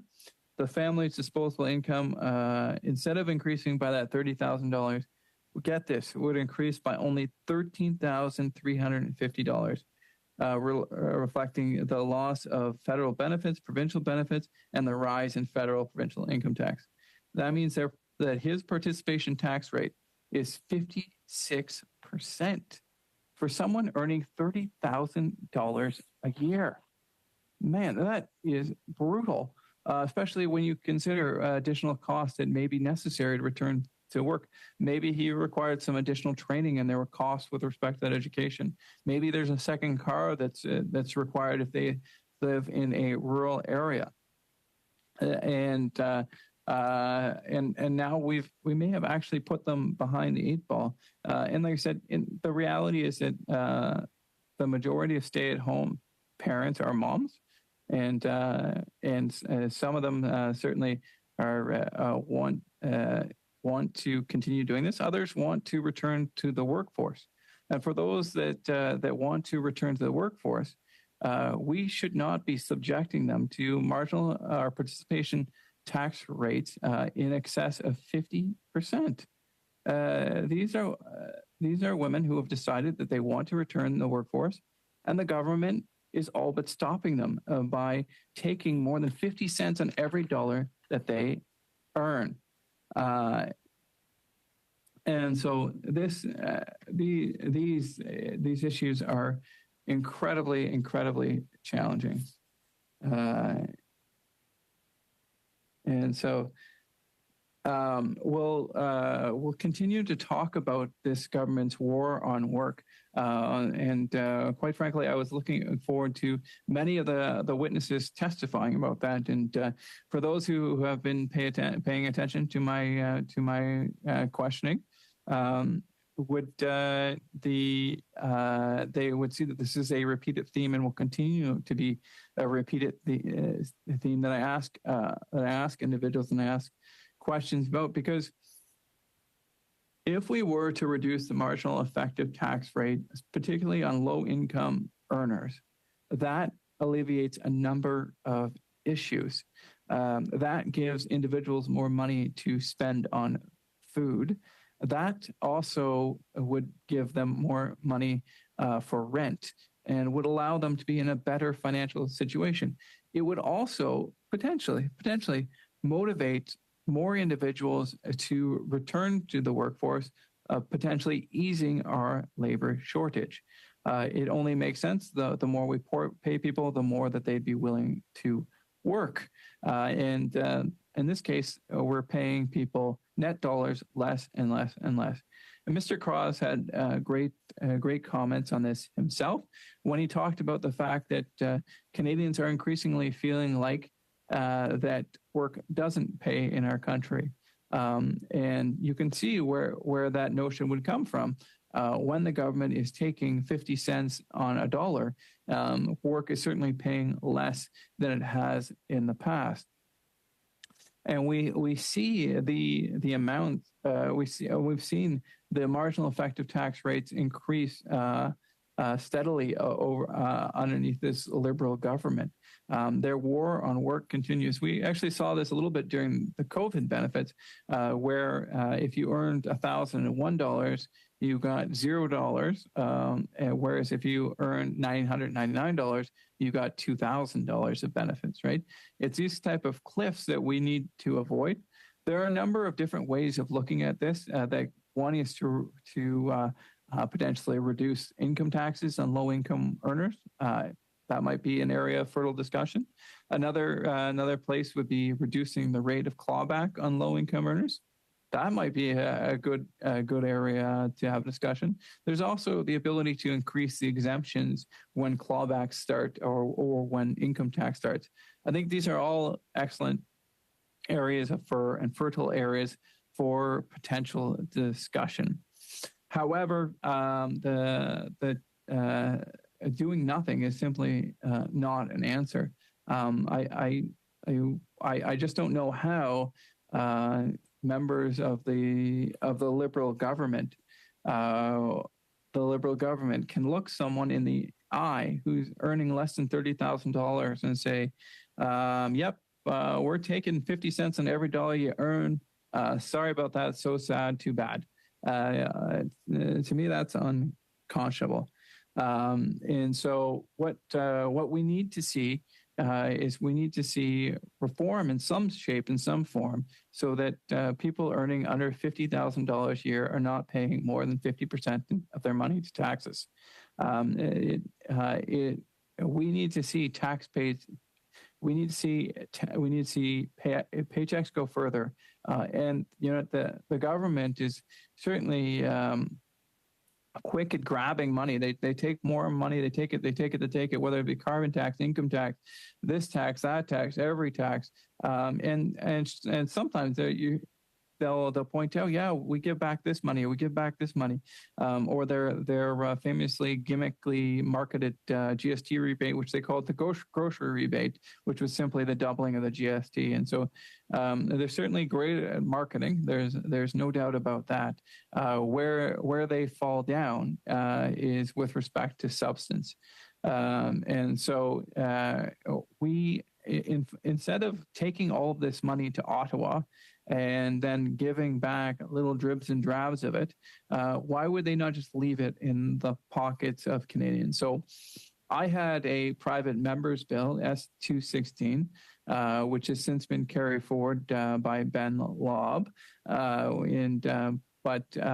which sought to give an exemption for farmers for propane and natural gas from the carbon tax.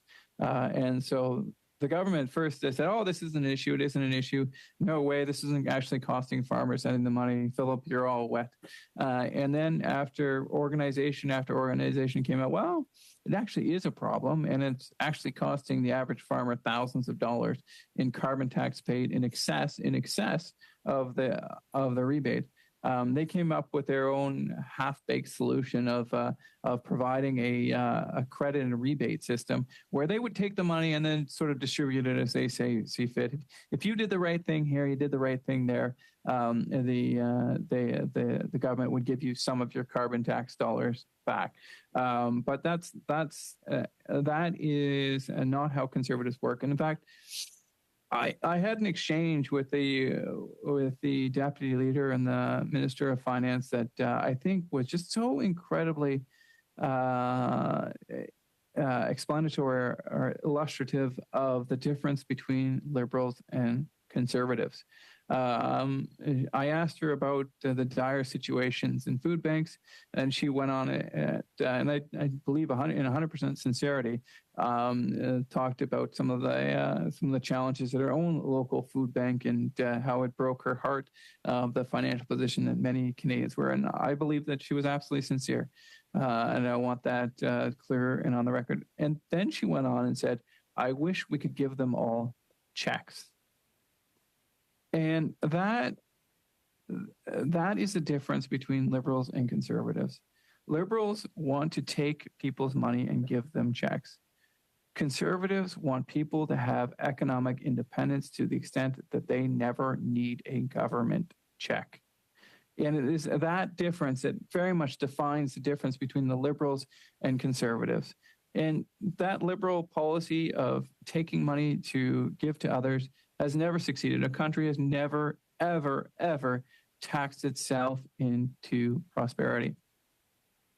And Winston Churchill described this strategy as a man standing in a bucket and pulling the handle as a way to bring himself up. Clearly, the visual of that is exactly what it means, because you can't grow an economy by taking money out of the economy. It just does not make sense. And so, when we take more and more and more money out of the economy, we inhibit the ability of Canada and Canadians to compete on the world stage. In the U.S., they don't have a carbon tax. Businesses don't have to worry about the carbon tax. And we heard actually in witness testimony here, and it would be great to hear another 10 hours of this from the CFIB about the impact of the carbon tax on Canadian small business. Small business owners and farmers and rural Canadians are paying a disproportionate amount of the carbon tax. And in many cases, they're paying thousands, if not tens of thousands of dollars over and above any rebate they would have received. This is incredibly inequitable, unfair, and it's another weight on Canadian business. Canadian businesses need to be lifted right this time. Right now, our productivity numbers forecasted by the OECD, our capital investment numbers forecasted by the OECD, and our economic growth numbers per capita forecasted by the OECD, it's not a pretty picture. And this Liberal government, if they were serious about increasing prosperity for all Canadians, and perhaps I might say most importantly, those who are most vulnerable, would have been serious about growing the productivity of our country and eliminating barriers for success. And unfortunately, this budget was more of the same, which will just increase the barriers to success, make it incredibly challenging. Now, the great news is Canadian entrepreneurs, Canadian business owners, Canadian workers are so tough that I think nearly whatever this government throws at them, they will keep going. And to them, I say thank you. And I mean that sincerely. Thank you to all the workers, to the business owners out there who are working 50, 60, 70, 80 hours a week, only to see 50, 60% of that, those efforts get appropriated by the government. By this federal government, which has an insatiable appetite for revenue. Revenue grew incredibly post-COVID because of inflation. Millions of billions of additional revenue were flooding into the coffers of the Treasury. And the economic situation, because of the recovery from COVID, was good. And so the Keynesian economics would tell you, okay, now's the time to save for the next challenge. But what does this government do? They continue to spend, tax and spend. Those are the only two economic solutions this government knows. If they see an issue, they have two solutions. One, tax it or spend money on it.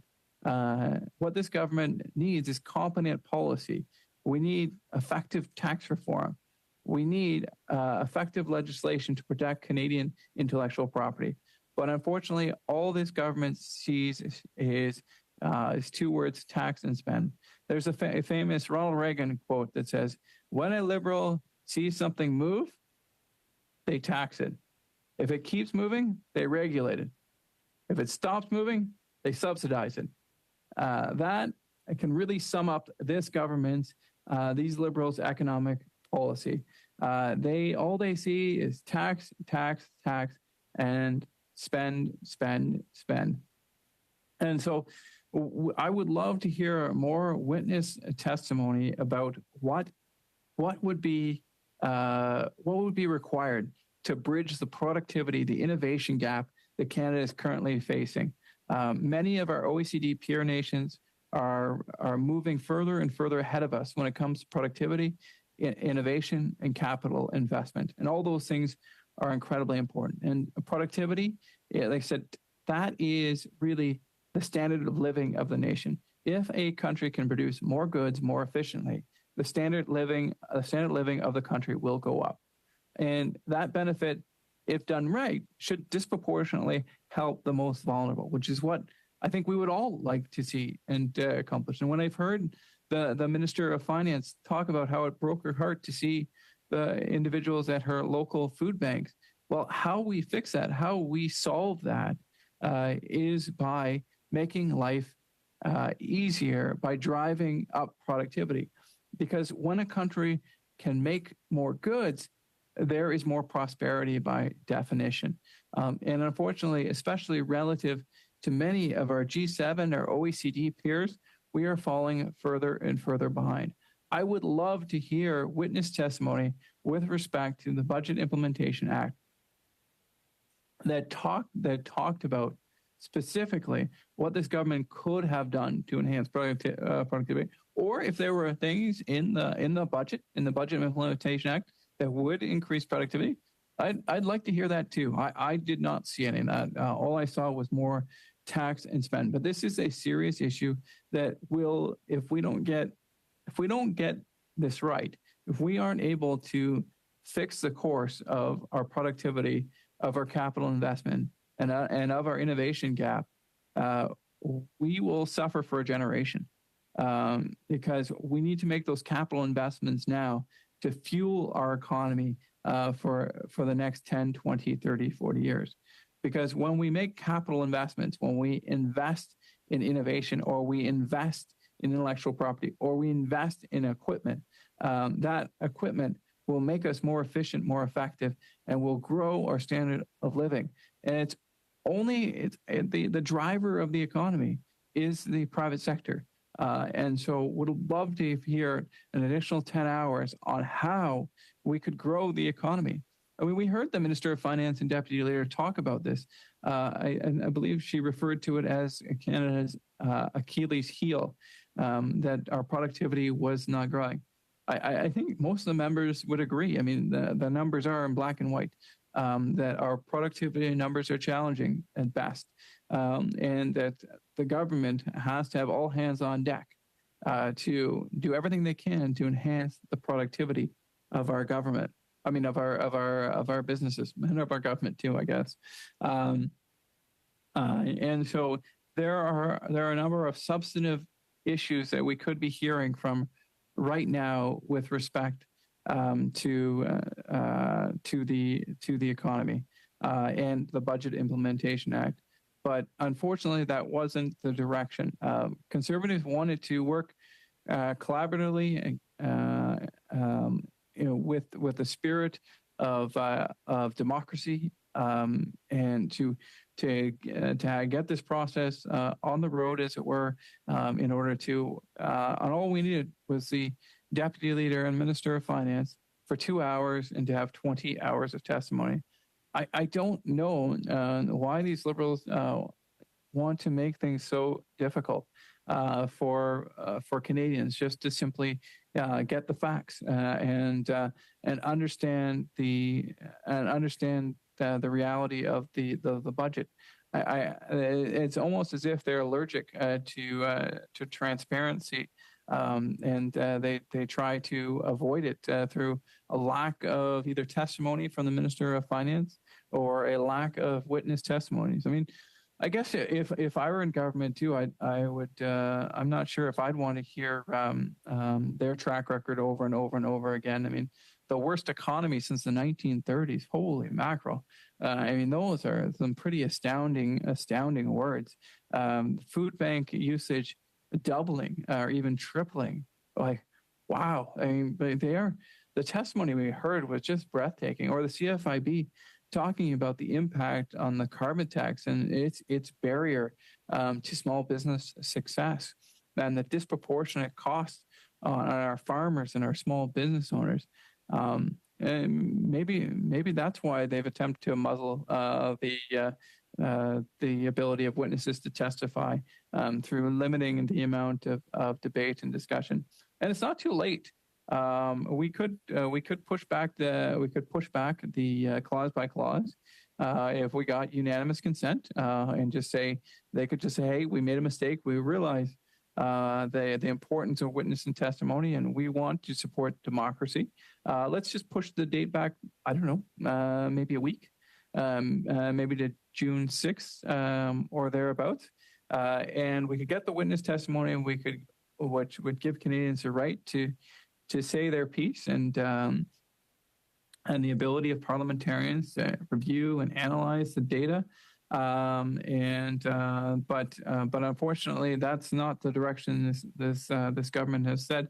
I was, for my part, more than willing to work on Saturday, Sunday, and Monday, and of course was more than willing and able to be there for Tuesday and Wednesday as well. And like I said, I great appreciation for the work that the clerks do in arranging speakers. And the great news too is, it wouldn't necessarily necessitate travel to Ottawa in these extraordinary circumstances. Certainly more than happy to hear witnesses virtually. And we could have, in 10 hours more is just a couple 5-hour meetings, and we could have been all done. Candidly, I think the reality is that when governments spend $490 billion, it should be much more than even 20 hours of testimony on these very important issues. These issues affect millions and millions of people, and will have a profound impact on our economy, putting greater and greater debt on our children, our grandchildren, even our great-grandchildren. And so I just don't think it unreasonable to have 20 hours of witness testimony, especially when you hear some of the testimony that the Finance Committee has been had the privilege of listening to. And so the testimony of a couple come to mind. One was the CFIB, and it was a pleasure to hear some of the testimony with respect to the impact of the carbon tax on small business owners, how it disproportionately affects small business owners, that some taxpayers are paying, some are paying tens of thousands of dollars in carbon tax. And now we actually have the carbon tax 2 coming into place, and known as the Clean Fuel Standards, right? And so the impact that will have. And so, so far carbon tax 1 has led to meeting of absolutely zero emission targets. And that's not from me, that's from the Environmental Commissioner of the Environment. I heard that while I was at Public Accounts. And at the same time, it has made the Canadian economy less competitive. I think that is an objective fact. And it also has driven up inflation, according to Tiff Macklin of the Bank of Canada. Roughly 10% as of today's inflation is because of the carbon tax. And so these Liberals' solution to this is to bring another carbon tax in place, because if one wasn't hurting Canadians enough by driving up the cost of eating and heating, if it wasn't enough that it was hurting Canadian competitiveness, if its ineffectiveness towards hitting any emission standards were not clear enough, well, let's put in a second carbon tax, one that will no doubt be equally as effective as achieving emission targets, which is not at all, a zero batting average, as it were, and also of driving up the cost of living, and in addition to driving up the cost of living, making Canadian businesses less competitive, both at home and abroad.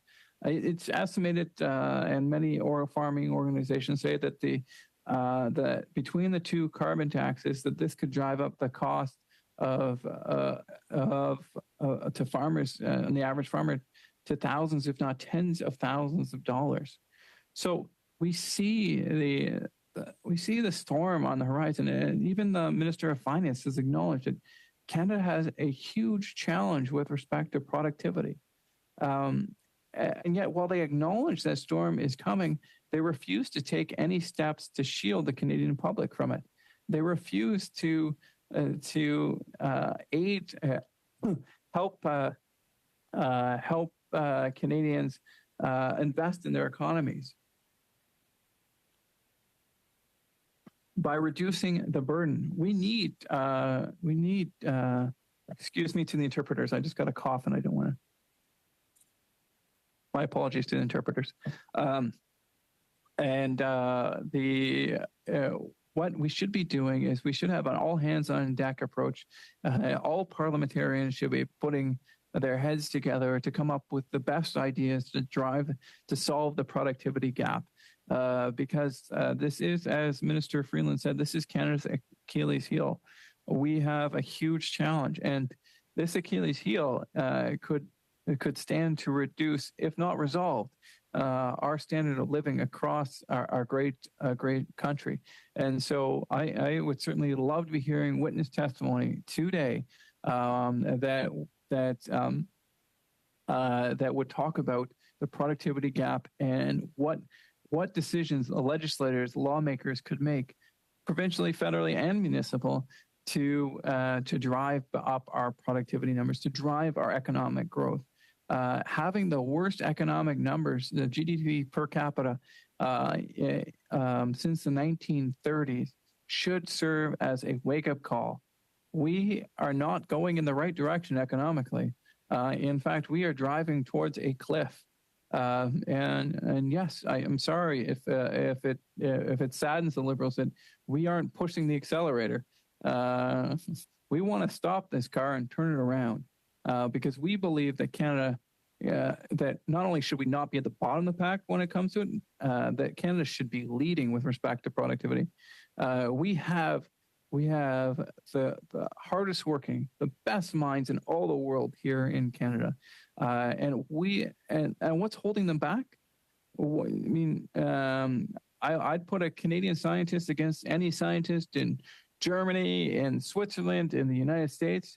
I'd put any Canadian engineer. I'd put a Canadian engineer against any engineer in the world, whether they're in Ireland or Singapore or Japan. I believe we have the best and brightest individual. I'd put any tradesperson. I put our tradespeople up against tradespeople from around the world.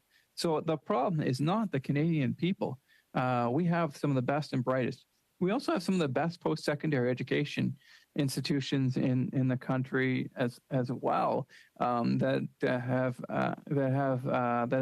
have helped drive innovation across our country. And so we've got all these wonderful seeds. And what else do we have? We're blessed. We're blessed by having some of the most bountiful natural resources in the world. Many of the natural resources or minerals or other resources that will be required to fuel the economy of tomorrow are located right here in Canada. Whether it be the nuclear industry, the electric battery industry, or other industries, many of those critical minerals are located right here in Canada. So we have all the ingredients. We have all the ingredients for success. The challenge is this federal government's inability to create a framework, whether it be for the creation and protection of intellectual property or the exploration of our natural resources that is necessarily protective of environmental and workers' rights, but at the same time also balances the need for our growth and productivity. This government seems to fail at both. Life is increasingly hard for the workers of Canadians. As I said, the number of employed individuals going to food banks has doubled. Our productivity numbers are near the bottom of the OECD. Innovation, we're near the bottom of the OECD. We're forecasted by the OECD to have the worst economic growth going into 2060. And today we're not even like today's discussion or the motion is not even about necessarily the substance of that. It's just about hearing more testimony. It's about getting more expert opinion, getting more thought, getting more comments, more discussion on the record from some of the best and brightest minds in Canada. Because for goodness sakes, this government needs it. Like, look where we are. Food bank double usage. One of the lowest productivities, one of the lowest innovation numbers, one of the lowest GDP per capita, worst GDP per capita in our country since the 1930s. Like, if that doesn't cry out, then all we're asking for at this point is just to hear some more experts. I mean, often you'll hear the Liberals say, "We'll take no lessons from the Conservatives," and if not from us, please, and I mean this sincerely, listen to the experts out there, listen to the scientists, listen to the engineers, listen to the economists, Like it's wake up time, guys. The economy is struggling. We are in an incredibly difficult economic position. Our inflation numbers are still high. Economic growth is decreasing, and in fact, the finance minister will talk about the last quarter having positive economic growth. That's true. The problem is most of that growth was left over from the following year and just spilled into January. And in fact, the numbers in March show a very different story. And that was indicative of an economy in decline. So both in near term and near term, we are facing a cost of living crisis, a housing crisis, a rising in inflation rates, highest interest rates in 40 years. And then mid or long term, we're facing a productivity issue numbers that put us near the bottom of the pack. Innovation numbers such as patents registered, et cetera, that put us near the bottom of the pack. And economic growth and capital investment numbers that are once again near the bottom for the OECD. And per capita GDP growth that is the worst since the 1930s. To me, if I'm a government member, I want to hear every opinion I can, because clearly they don't have it right. They have not figured it out. They've been in power for 8 years, and this is a record we have to show for it. The worst economic growth rate since the 1930s, a falling productivity number, a falling capital investment number, housing costs that are incredibly high, food inflation that is over 10% for the last 8 or 9 months. I think this government has some lessons they need to learn, quite frankly. And I think this Minister of Finance has some lessons that she needs to learn. And so not only would I encourage this government to take another 10 hours of testimony, but I would encourage the Minister of Finance to listen to that and maybe take some advice from some of the great people that would be testifying. And I have to tell you, Mr. Chair, that there are many blessings of being a member of Parliament, and it is an absolute honor and privilege. But one of the greatest privileges I believe I have is actually sitting on committees. You will not just see me on Finance Committee. I will often sub in for various committees, because it's an incredible privilege to listen to some of the witness testimony. I learned something new, and I think I improve my own journey every time nearly every time I sit at a committee listening to witnesses. And I've sat on committees as varied as from justice to foreign affairs to finance to public accounts.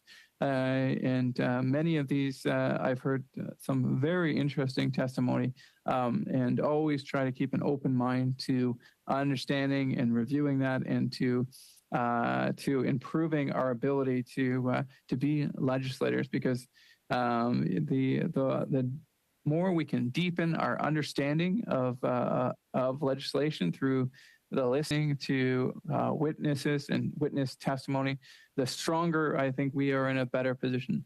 I mean, we make decisions. This Budget Implementation Act will not just affect the Canadians right now, the 37 million plus Canadians out there right now. It will affect Canadians who have not even been born yet. If for no other reason, then they will be paying back the debts and deficit that this government has incurred. We now have a national debt cresting towards $1.3 trillion, a deficit that's forecast as far as the eye can see.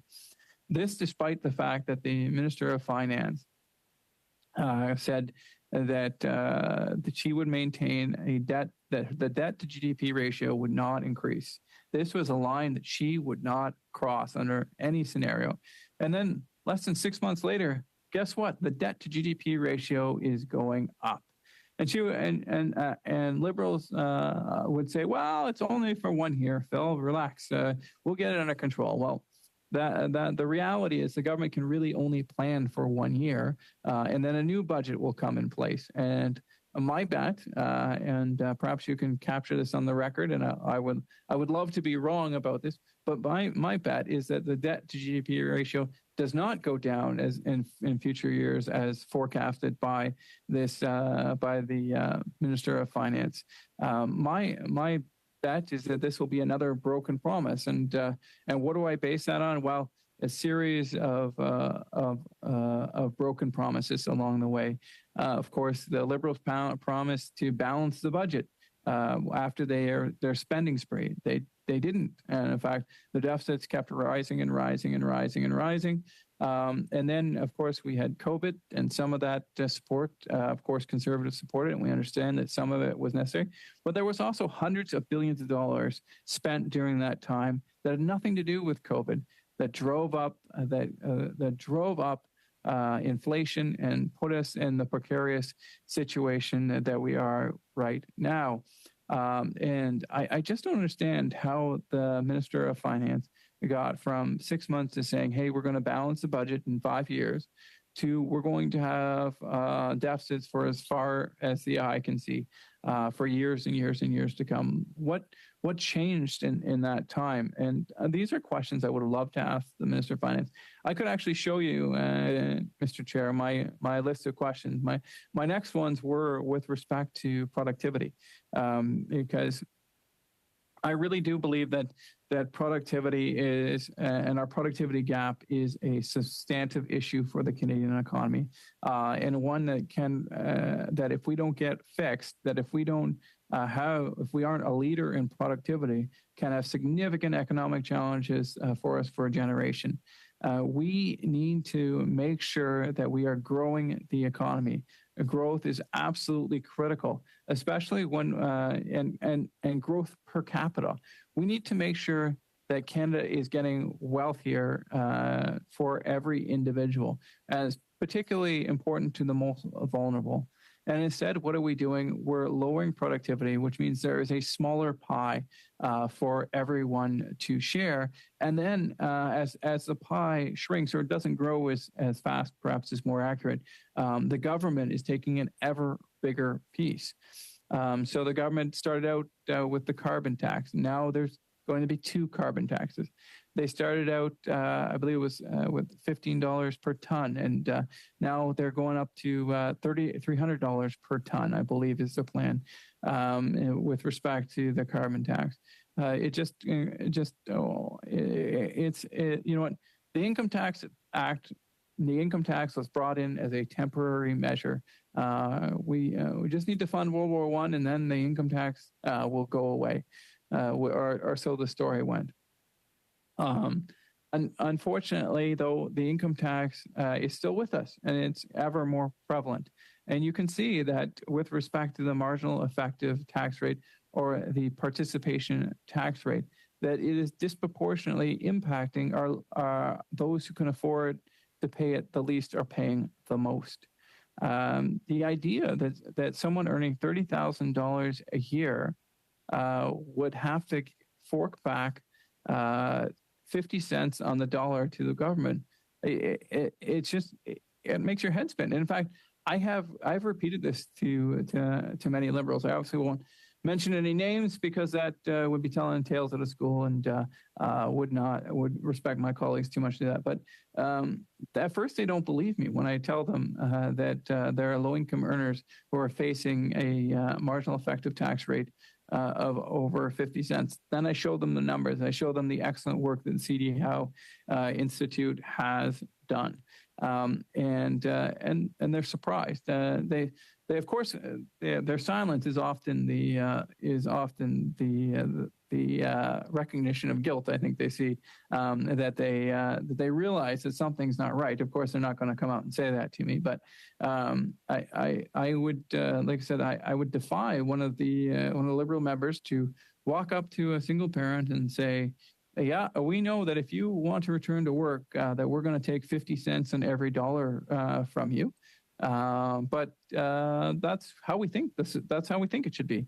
Or walk up to a low-income senior and say, Yes, ma'am. I know that you want to return to work because the cost of living has been driven so high they can no longer afford rent or food. And we thank you for returning to the labor force. However, we are going to take 50, 60, 70 cents on every dollar that you earn, because we believe that that's how it should be. To me, I don't understand it. You know, I have not actually. I've raised this in the House of Commons. Every committee meeting, I bring up the marginal effective tax rate because I think it is such a substantive issue. And I've yet to actually hear any attempt to rebut this, other than the occasional jeer across the hall in the House of Commons saying, "No, this can't be true. That's ridiculous. That's laughable." And that's the only thing that I do hear. But when we actually go through it, including, I have to say, hats off to one of the Liberal members who came in after jeering me and said, I want to understand this issue. And so we sat down and we talked about it, and he said, okay, you're right. And so I hope that there are more Liberal members who are aware of the marginal effective tax rate. And I'm certainly open to a bipartisan, nonpartisan discussion about this. I do believe that no one wants to purposely discourage work, and that all members of the House of Commons want to see Canadians succeed and prosper. So, but we need to resolve this issue and maybe just fix some knowledge gaps that exist. I realize that not everyone enjoys tax policy as much as I do, and so maybe this isn't an area of interest or study for them. But it's incredibly important and incredibly powerful, because when you have high marginal effective tax rates, not only do you take the dollars and cents, but those dollars and cents are also associated with a sense of self-worth.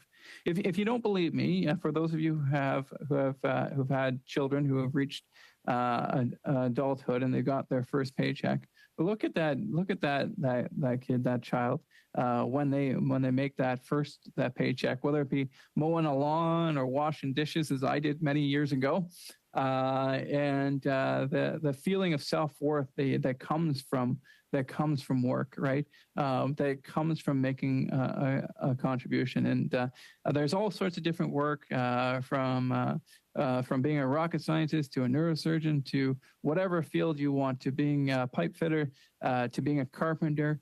But the value it gives to people cannot be discounted. And so when the government says to someone, actually, that work that you earned, that you did, we're taking 50% of the value of that. Imagine that. So someone works for 40 hours and they're only left with 20 hours worth of their work. 1 in 2 of their hours is taken back by the government. What an impact that must have, right? What an impact it must have, especially those who are just struggling to get by. Imagine that individual who can barely afford to pay their rent, and instead of their paycheck reading $1,000, it reads $500. And now they can't afford their rent. If they just had that extra $500 back, they might have been able to make that rent. They might have been able to pay they might have been able to pay for the groceries at the end of the month instead of going to a food bank. This government is, and I don't think it's too strong words to say, this government is literally driving Canadians into poverty with their high rate of marginal effective tax rates. And the government has 3 ways of raising revenue, Mr. Chair. And this government has employed all 3 to its fullest extent, nearly possible. So one is direct taxation. And so with that, we've seen dramatic increases in the marginal effective tax rate. We've seen the introduction of small business taxes, new small business taxes. We've seen the carbon tax, and now the carbon tax too. So those are all direct ways of getting revenue. The other way is through inflation, and we saw the government revenues went through the roof when inflation occurred, and this is quite frankly the oldest trick in the book. And in fact, there is a phrase that you may have heard called coin clipping, and that actually dates back to the Roman Empire. And so when the Roman governments ran out of money, they had overspent on whatever. They came up with a brilliant idea. Instead, we're just going to reduce the amount of silver or precious metals in our coins, and so we'll reduce it, and that way we'll have twice as much money to spend. And of course, what happened was that the government initially was able to collect a lot more of goods because they hadn't yet flooded the system with cash. It takes a little while for inflation to kick in the system. And so those who get the money first benefit the most. And so who had the money first? The federal government and the Canadian banks.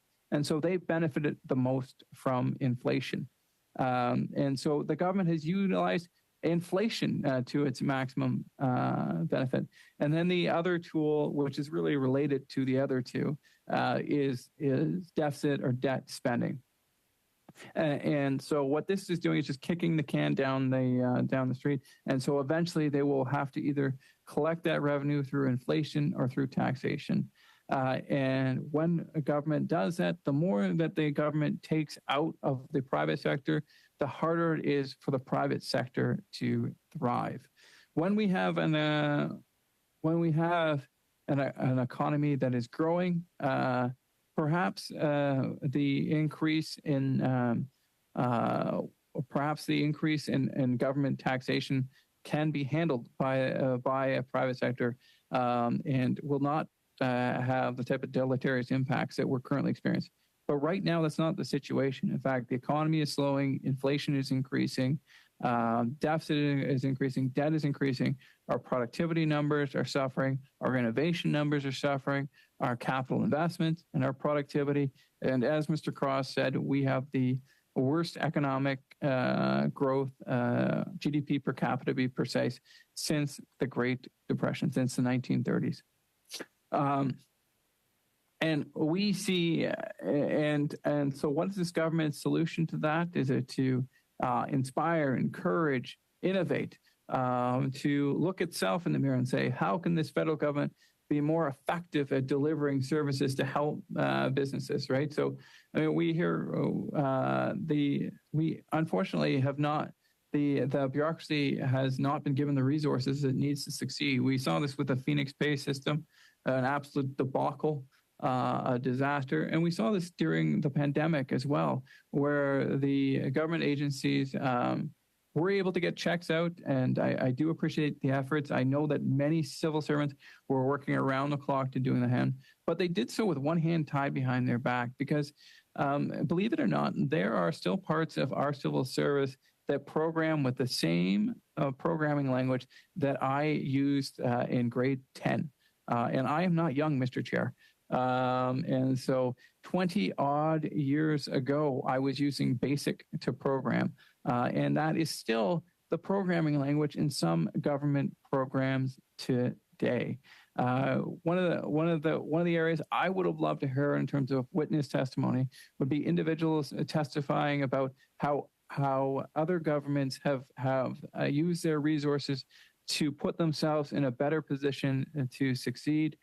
There are numerous examples dotted across the globe of countries that have made the right decisions that have allowed their economies to grow and to do extremely well, that have lifted up their productivity numbers, that have lifted up their capital investment numbers, that have lifted up their per capita GDP numbers. And it would have been fantastic to hear some witness testimonies about maybe what Ireland has done and other countries like Ireland that have been able to increase their productivity, which is the GDP per hour work, much above Canada's. The United States is, of course, above Canada as well. Switzerland has quite a substantial advantage, despite the fact they have far less natural resources than we have. We are right now, we are squandering the opportunity to win the future. We have all the necessary ingredients. We have an incredibly well-educated, intelligent, hardworking populace that are engaged and that are, and by and large, committed to making Canada the greatest country in the world. We have many great post-secondary educations, many great universities and colleges that generate some fantastic ideas.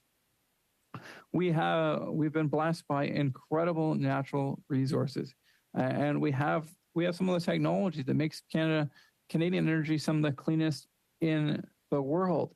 We have all of the ingredients for success to win the future, to have the most successful economy in the developed world.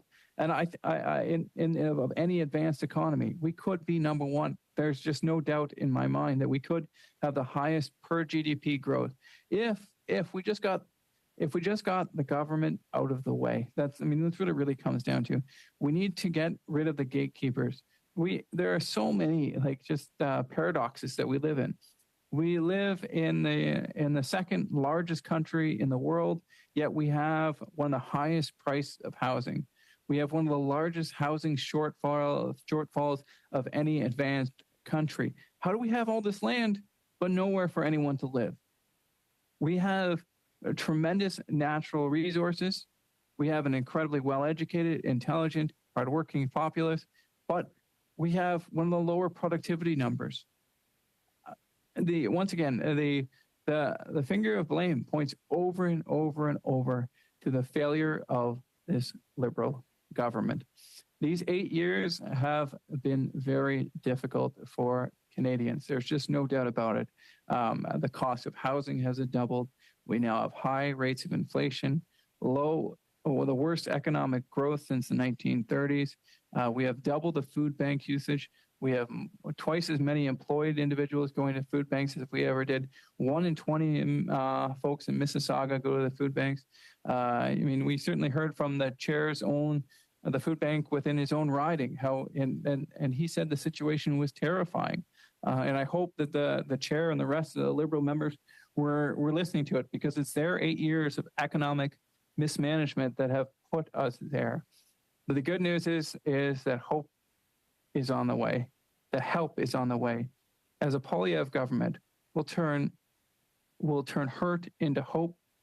We'll make the common sense of the common people once again common in our great country, which is what we need to drive economic growth, to make Canada the most prosperous country in the world by growing economic growth, by not having a GDP that is the lowest since the 1930s, but instead having one of the highest GDP growth rates in Canada's history. And how do we do that? How do we do that? We get government out of the way. We remove the gatekeepers. We let Canadians do what Canadians do best. We let Canadians innovate, and we protect those innovations through a logical framework that makes sense, that drives innovation in our great country, that allows Canadians to reap the rewards of the innovation investments. If you listen to many IT experts across Canada and really across the world, they say Canada generates some of the very best ideas in the world. The challenge is those ideas just flutter away, not because the entrepreneur or the innovator is doing anything wrong or incorrect. They're not. What is doing something wrong is the federal government. The federal government has not put the frameworks in necessary to help individuals maximize their investments here in Canada.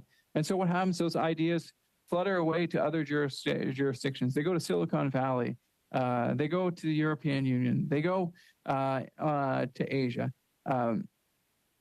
And instead of those ideas raising the standard of living for Canadians, those profits are realized in other jurisdictions.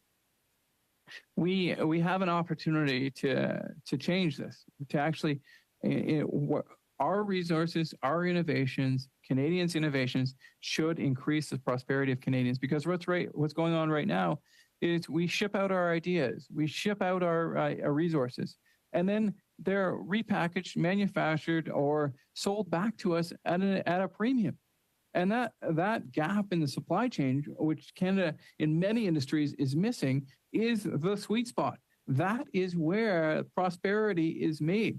That is where productivity is grown.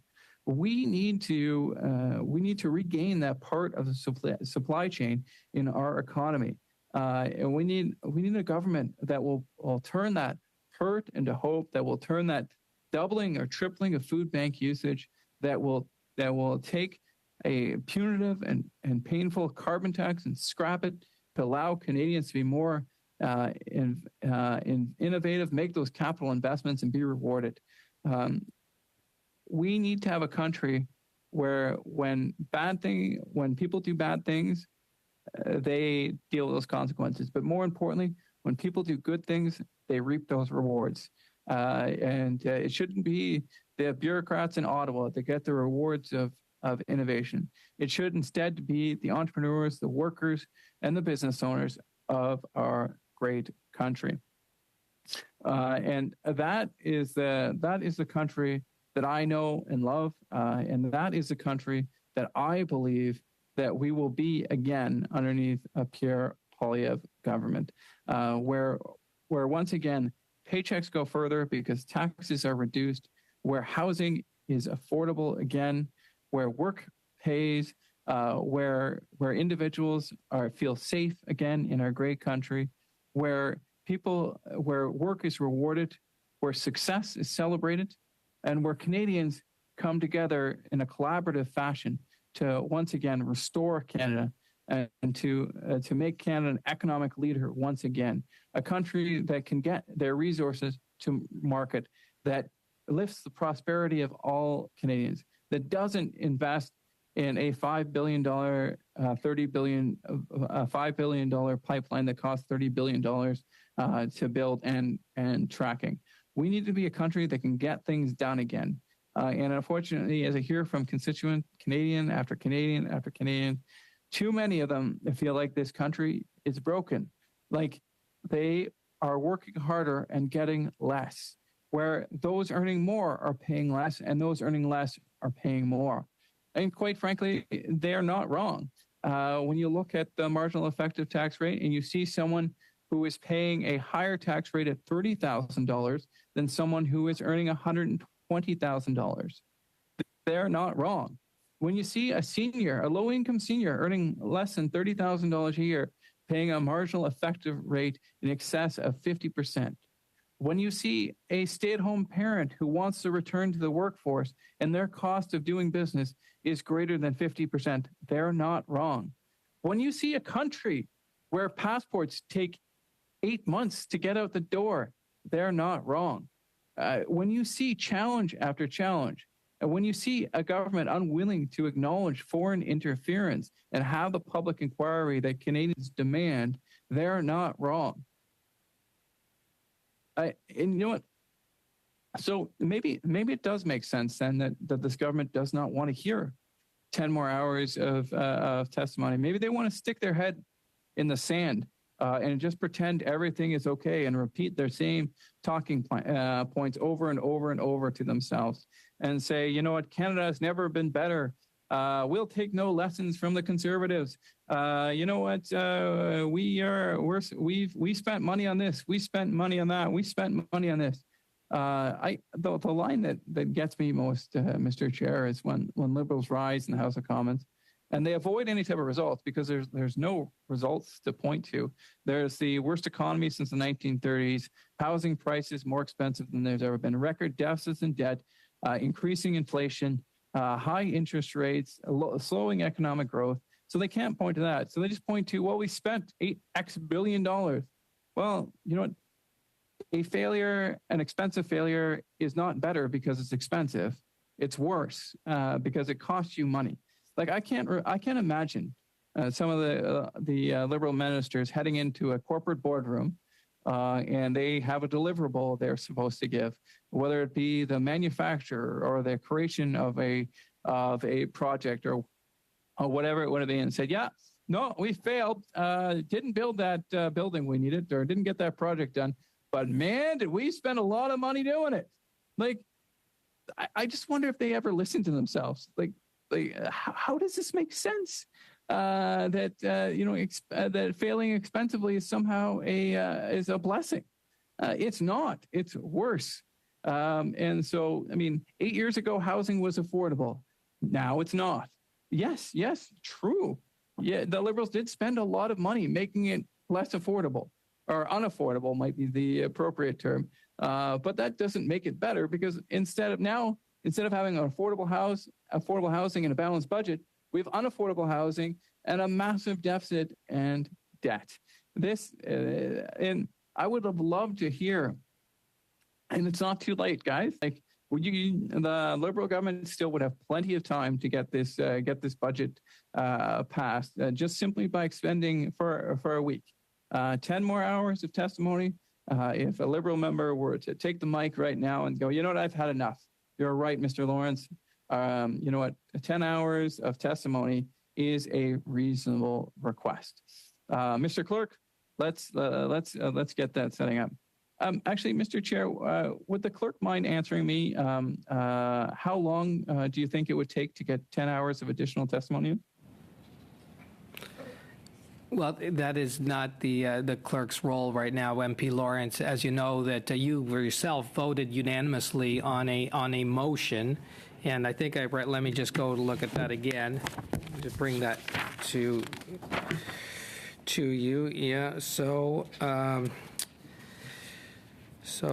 when we did that motion through unanimous consent, including yourself and from all parties, to add, and I quote, and that the whips of the recognized parties and the clerks be empowered to seek as many meetings as possible with the goal of meeting for 10 hours before the end of this week. And that was the week of May 15th, which was last week. So that's where we're at right now, MP Lawrence. Thank you. And I apologize for speaking over you. I'll wait for you to put mute on there, Mr. Chair. Go ahead. Are you muted? You're not muted, though, so I don't want to. Go ahead, Mr. MP Lawrence. Yeah, thank you. Was there anything in that motion that would limit it to only 10 hours of testimony? Yes, there was, MP Lawrence. I just read it to you. I just read it to you, but I could repeat it just one more time for you. Yep. So, as it said, MP Lawrence here, that so it was up to what was agreed upon, with yourself included, because you voted, and it was a unanimous consent here at the committee, that in A, this was in bracket A, inviting witnesses to appear on the contents of Bill C-47 during meetings scheduled for the weeks of May 1st, May 8th, and May 15th. That was last week, MP Lawrence. So May 15th, that was last week. Yep, so that's what you voted for. So that is where it is limited. Yes. Thank you. I'll just wait for you to go on mute. Yep.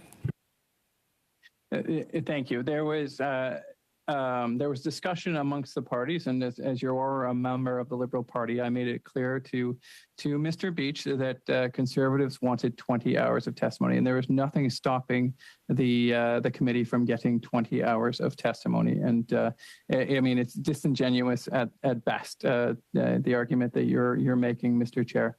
But I will respond to that, MP Lawrence. What's disingenuous is what you've just said, and I'll read into the record, because I'd like to do that. And for what I said earlier today at the start of this meeting, as we were going to get into clause by clause, but this will give me an opportunity for all those that may be watching, and that may be limited to the members of this committee.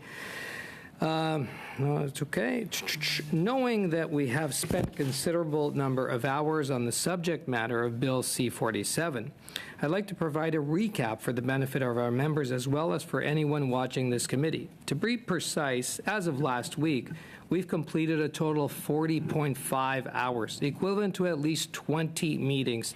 Thanks to our wonderful clerks right here to my left. As chair, I must interpret the motion as written. Given there seems to be some confusion, and that may be your confusion, over Part D of the motion and how the phrase, in quotes, goal of accomplishing at least 20 hours of study prior to the beginning of clause-by-clause consideration of the bill, end quote, interfaces with the rest of the motion, I want to specifically read out the start of the motion and Section A. Quotes, that the committee continue its pre-study of Bill C-47 and act to implement certain provisions of the budget tabled in Parliament on March 28th by A, inviting witnesses to appear on the contents of Bill C-47 during meetings scheduled for the weeks of May 1st, May 8th, and May 15th, 2023. I hope you have a calendar in front of you, MP Lawrence, if you could look at when those weeks were. In keeping up with specific requirements, our clerks had diligently worked hard to schedule witnesses. Our members may already be aware that we had to cancel all those scheduled witnesses ahead of the meetings. We had to cancel those, MP Lawrence. In fact, thanks to the kind intervention of our block member, MP Saint-Marie, we were able to break a marathon meeting number 87, which ran for approximately 27 hours, or at least equivalent to 13 meetings, starting on Tuesday, May 2nd at 11 a.m., ending on Tuesday, May 16th at 4:24 p.m. I just want to make sure that you get that correctly. We adjourned that meeting through unanimous consent. For all those watching and for members, I'm sure you're aware, unanimous consent means all members agreed, including yourself, MP Lawrence, from all parties, to add, and that the whips of the recognized parties and the clerks be empowered to seek as many meetings as possible, with the goal of meeting for 10 hours before the end of the week. That's what you agreed to, for 10 hours before the end of the week of May 15th, which was, again, last week, MP Lawrence, if you pull out your calendar. Thanks to our extremely hardworking clerks again, we were able to miraculously achieve the 10 hours of witness testimony last week as required, with a full House of Witnesses for every hour of those meetings. Unfortunately, due to the late passage of this motion, members are fully aware that we were under constraints and our clerks did their best to work around the timelines required for last week. We had a number of committees that had to be canceled, et cetera, to be able to pull those hours together and have the resources to have those witnesses come before us. Everything was done in good faith and collaboration. And I know that because, MP Lawrence, you never reached out to me. You had my number, you had my text, MP Chambers the same, MP Holland the same. Actually, you spoke to me about a number of things, but never was this ever brought up. I just want to let you know. Unfortunately, and everything was done okay, and evidenced by being carried again with unanimous consent from yourself and all the members and all the parties here. All parties submitted amendments in the same good faith within the required deadline of 12 noon last Friday, including the Conservatives.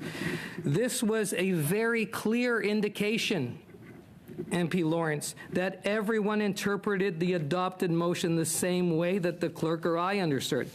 Also, this timely submission helped our legislative clerk and his team, who are with us here right now, which we have heard, read some of the clauses into the record, and his team work towards the next step to ensure they prepare the required documents and package for clause by clause. I understand that the members that brought that letter that came to us late in the afternoon yesterday is when you sent. First time I heard from you since from our last meeting when we were here hearing from witnesses.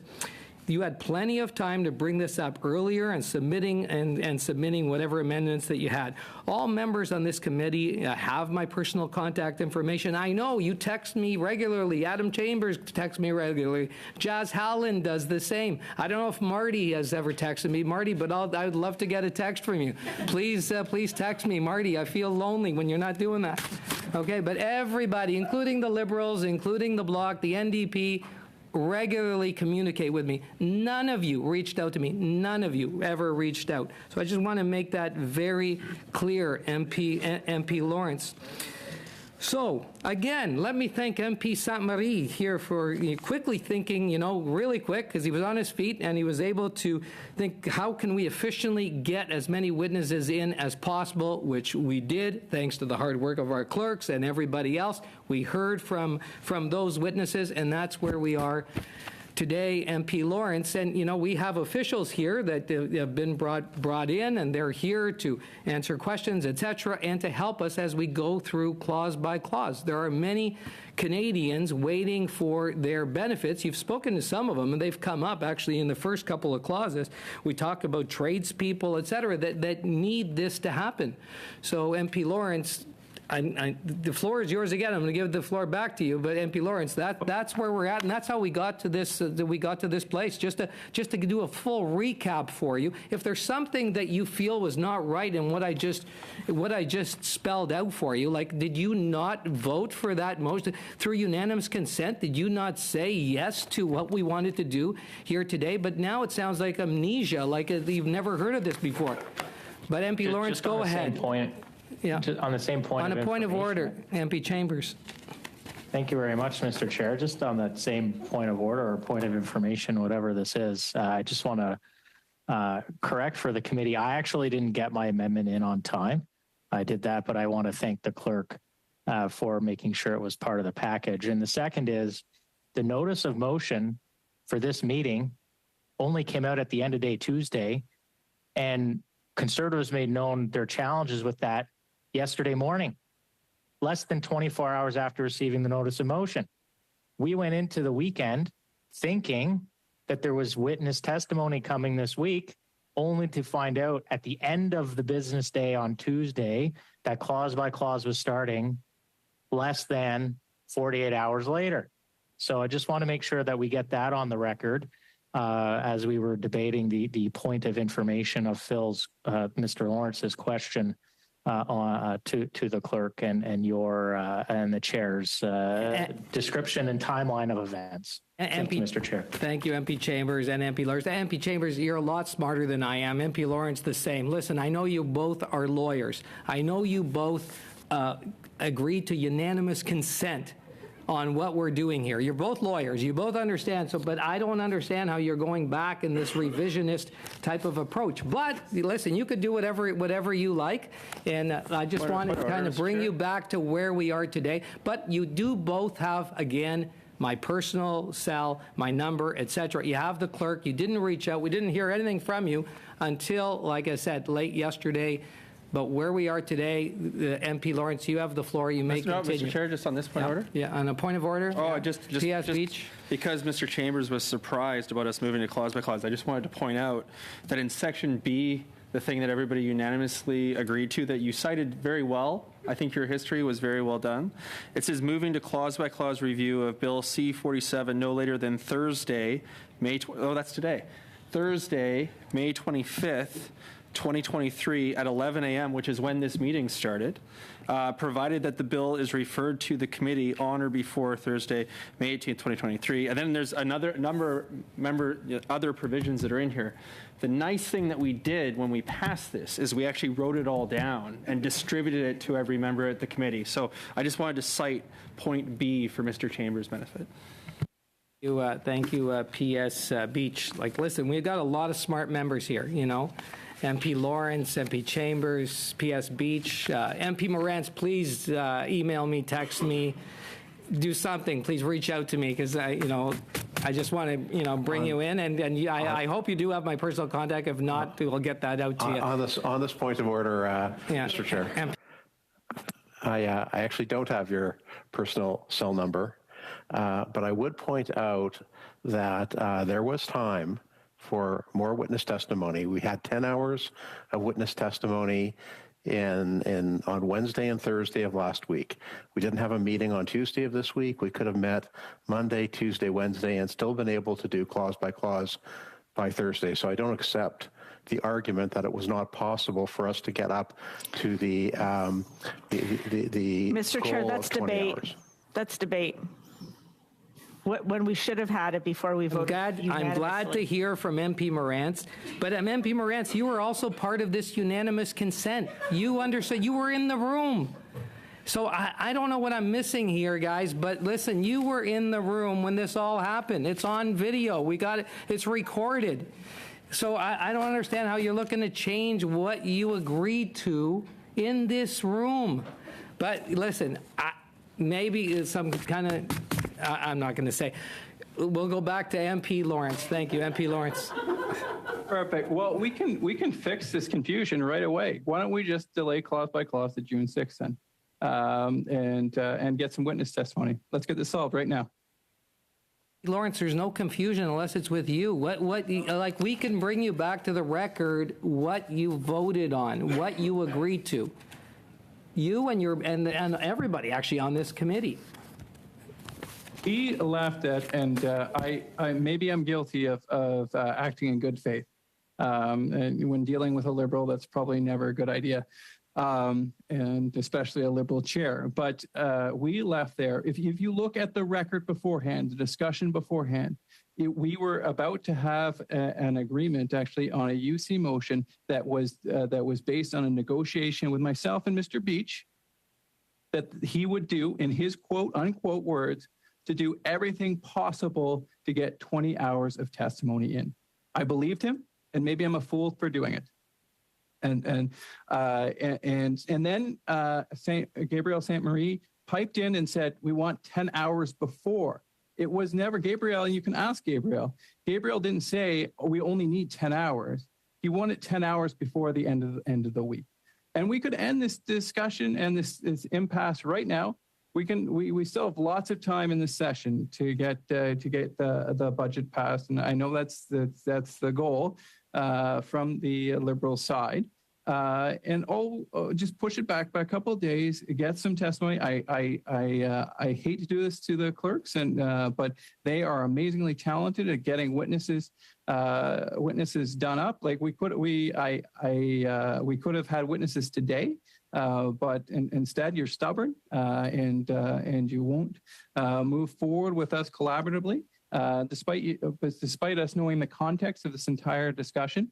And all Conservatives are asking for is 10 hours of additional testimony, which could have been done we could have had that today. The clerks have proven that they are miracle makers, and I appreciate everything they do. We could have done the 10 hours of testimony today. We could have done it yesterday. We could have done it Tuesday.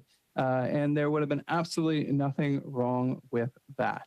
But I'll carry forward with the discussion of my motion. And like I said, the good faith effort, we can sit down and we can push it back a couple days just to get 10 hours of witness testimony. MP Lawrence, the one thing I will say that I can agree on is that our clerks are miracle workers, because they worked so hard and they filled the room with witnesses. They did an amazing, tremendously amazing job. But also, what I would ask is that, I know you've got the bill in front of you, hopefully, et cetera, but I would ask that you pull a calendar out, because again, to A, it says the scheduled weeks of May 1st, May 8th, and May 15th. That was what was scheduled for inviting and hearing from witnesses. And that's why those superhuman efforts off of MP St. Marie's suggestion to bring in as many witnesses as we could, which we did. We filled those rooms, and we exhausted all the resources, all the hours that we had up till that Friday. And that's where we are. But MP Lawrence, the floor is yours. You could continue with debating or by discussing your motion. Mr. Chair, sometimes you're intentionally vague about this, and maybe when we're in government, we'll be the same. I hope not. But are you telling me that there were no resources available on Tuesday or Wednesday for witness testimony? MP Lawrence, what I'm telling you is what you voted for. And what you voted for, that's what I'm telling you. You voted for scheduling witnesses for the weeks of May 1st, May 8th, May 15th. You said no different. You voted, and the other Conservatives voted unanimously for this. When MP St. Marie brought up that he was looking to find a way to get in as many hours, up to possibly those 10 hours before Friday, we got that done, which was great. That's what was asked for. At the same time, you heard MP St. Marie, you voted for that. You have voted for everything that today you're disagreeing with. True. That's Yeah. just not true. What I voted for was to have 10 hours before the end of the week, and then an additional. We came into this week expecting there to be witness testimony. And once again, Mr. Chair, I'm putting to you, are you telling me that there were no resources available for witness testimony on Tuesday and Wednesday? What I'm saying, MP Lawrence, is what you voted for and what all the members of this committee agreed to was to have witnesses up through the week of the 15th, and that we would be into clause by clause then. And that's where we are today. So you may continue with your motion. That's where we are. With answers like that, I'm surprised you're not in cabinet, Peter. But I will continue on, and disappointed that we can't hear for 10 more hours of testimony. I mean, we could have just scheduled this for the next couple of days, and anyone who was an observer of the negotiations would have realized that that Conservatives wanted 20 hours and a very reasonable price. I just go back to the beginning here.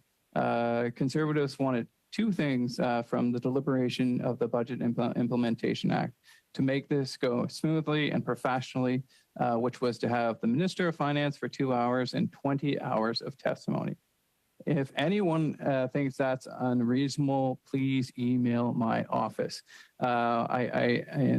Because having the Minister of Finance we heard such damning evidence. Like I can't believe that people aren't, that even liberal backbenchers aren't saying, holy mackerel, we're dealing with a perilous economic times, the worst GDP per capita growth since the 1930s, the lowest forecasted economic growth to 2060, double the food bank usage, people coming to food banks asking for medical assistance in dying. What would be so terrible about hearing for 10 more hours of testimony? I think there's some incredibly valuable things that we heard on the record in the testimony that we got. So why would we not want more of this?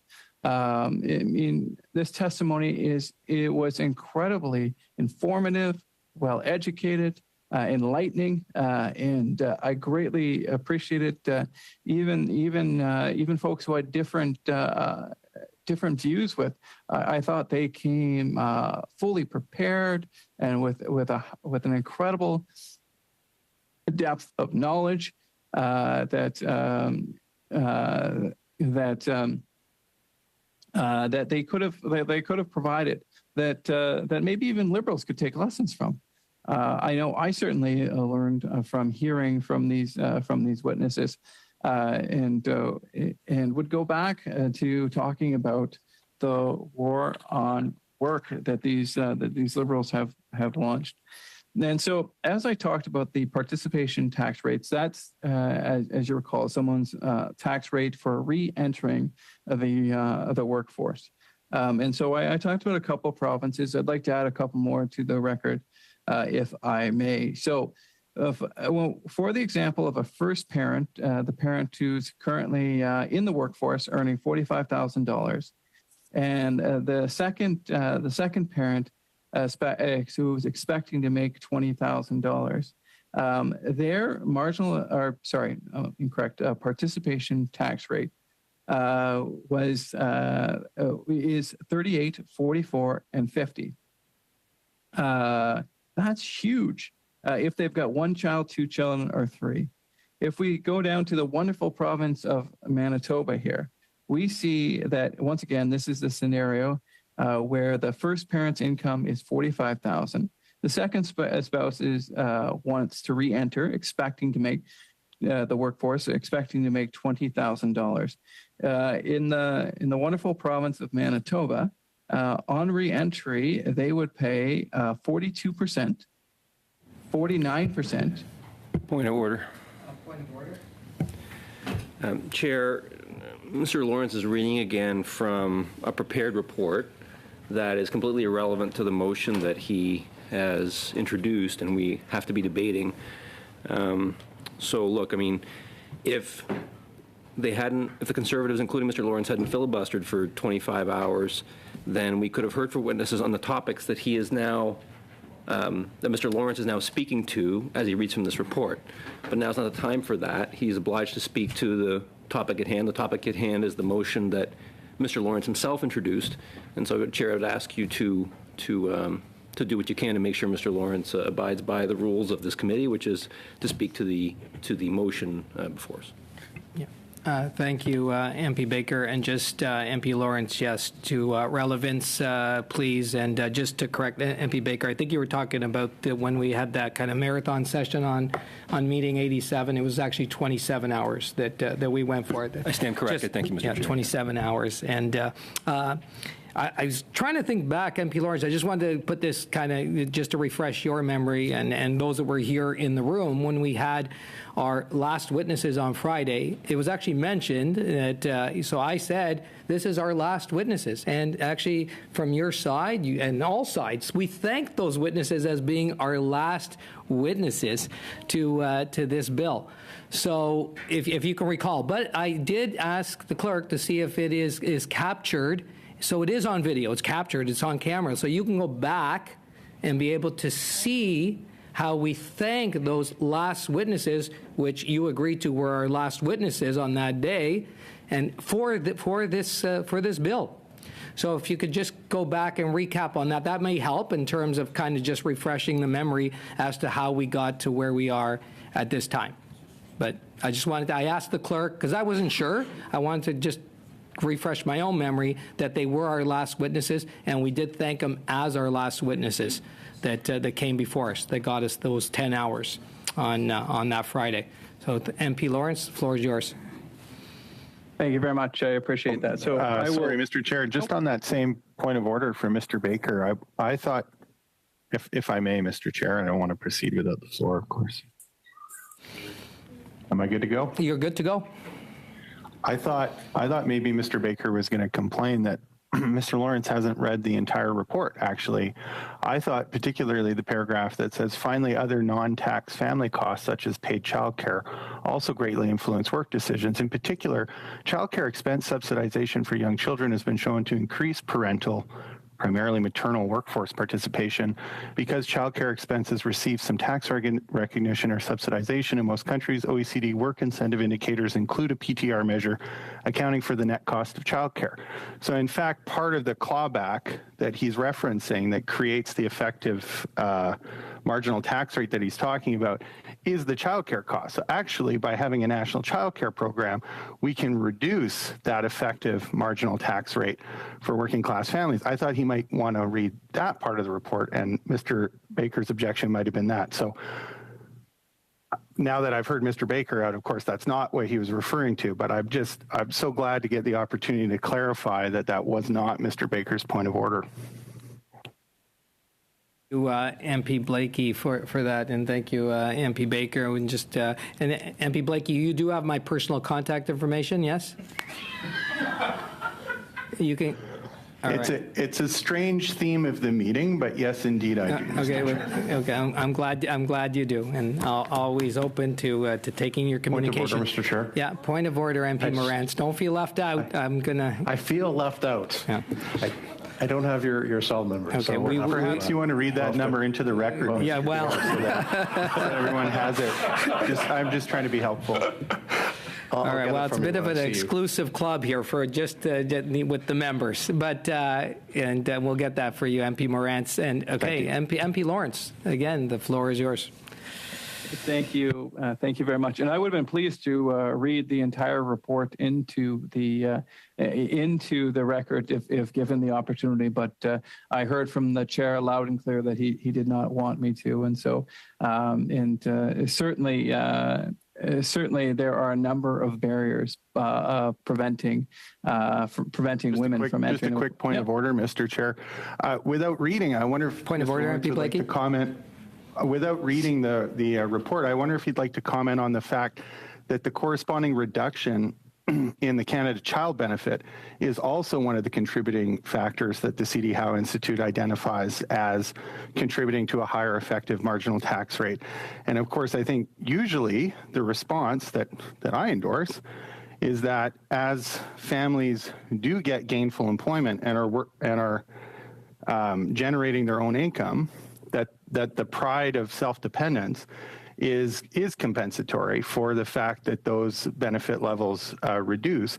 I don't think it's a position of the Conservative Party to oppose reducing the amount of the child benefit as families have higher incomes. So while I take the technical point about effective marginal tax rates, I think it is important to emphasize that the way you get to those high effective marginal tax rates is by having corresponding benefit reductions as the income of a family increases. It's not actually the tax rate per se, it's reducing income benefits that families receive that creates the higher marginal effective tax rate. I wonder, I've heard Mr. Lawrence refer a lot to this report, but I haven't heard him talk about that component. I know he's very familiar with the report. I wouldn't mind, seeing as we seem to be here for a while anyway, if he wouldn't mind discussing that element of the report and the calculation on the marginal effective tax rate for lower income families. Thank you, MP Blakey, on that point of order. I'm not sure if it's a point of order. And we go to MP Lawrence. We do have officials in the room, MP Lawrence. So, and they've been here for a while, sitting patiently and listening. And so the floor is yours again, MP Lawrence. Could you just mute your microphone? Thank you, Mr. Chair. So I'd be happy to respond to that, Daniel. And this is a great discussion and one that I'd love to have at a committee with you. Or Point of order, Mr. Chair. Relevance to the motion that we're currently debating. From PS Beach again on relevance, MP Lawrence. Thank you. I was just discussing what Mr. Blakey had, and granted, the chair gave Mr. Blakey some wide latitude, but I did not object, nor did any of the members object, and so I thought it reasonable that you may grant equal latitude for me to respond. If that's not the case, I'm happy to talk about other issues. Point of order, Chair, on that same point of order. Same point of order, MP Baker. Mr. Chair, you've given Mr. Lawrence and his colleagues a lot of latitude over the 27 hours that they've been filibustering this committee and blocking the bill from moving forward. So I do think that I think it's important for the record that Mr. Lawrence appreciate that that he's been given that latitude, and that it's important he speak to the motion at hand. We would like to hear you speak to your motion, MP Lawrence. That's where you should, with whatever scope that you feel is, touching on that motion. But we have given you a lot of latitude, and we continue to do so. But the floor is MP Lawrence's. Just a point of order, Mr. Chair. Oh, MP Morantz. Just the last couple of times, and it's just because it's a virtual Zoom meeting. The last couple of times that MP Baker has spoken, I wasn't able to see him. In the first instance, you said his name, but in the last instance, you didn't. So I wasn't quite sure who it was. So I'm not sure why his camera isn't going on, or even if he's in the room. Thank you, MP Morantz. I don't say if people are in the room or not, but MP Baker, it was his point of order, and he has done that.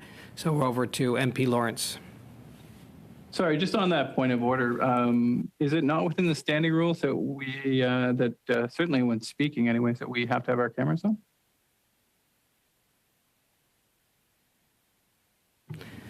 Yeah, it was...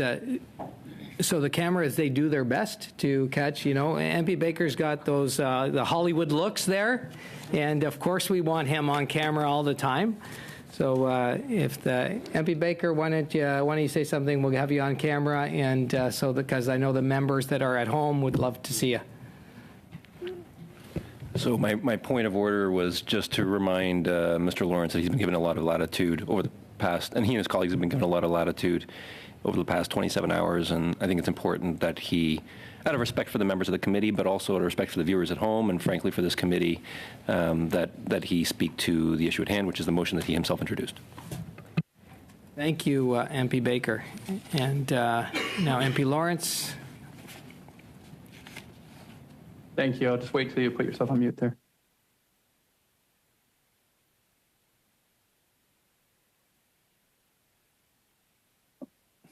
Perfect.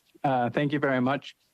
So first, a bipartisan agreement on an issue. I too believe that Mr. Baker has Hollywood good looks. So I would agree with the chair there. You can clip that and put that in the latest Liberal ad if you wish. So there you go. But with respect to that, I do have to respond, if just briefly, with respect to latitude or as if power comes from the chair or from this Liberal government. It does not. You guys are not my boss. The Canadian people, the people of Northumberland, that's who I get my marching orders. That's who I get instructions from, not from the Liberal government. My power does not come from you. It comes from the people. And I am here as their representative, and I owe no one an apology for speaking for them. And I will continue to speak truth to power for as long as I am able to. And you can count on that. So we were talking about it, and I also would ask that the chair or the clerk cite anywhere in the rules that says that a speaker cannot read, revise, or look at a report when asking questions or giving testimony.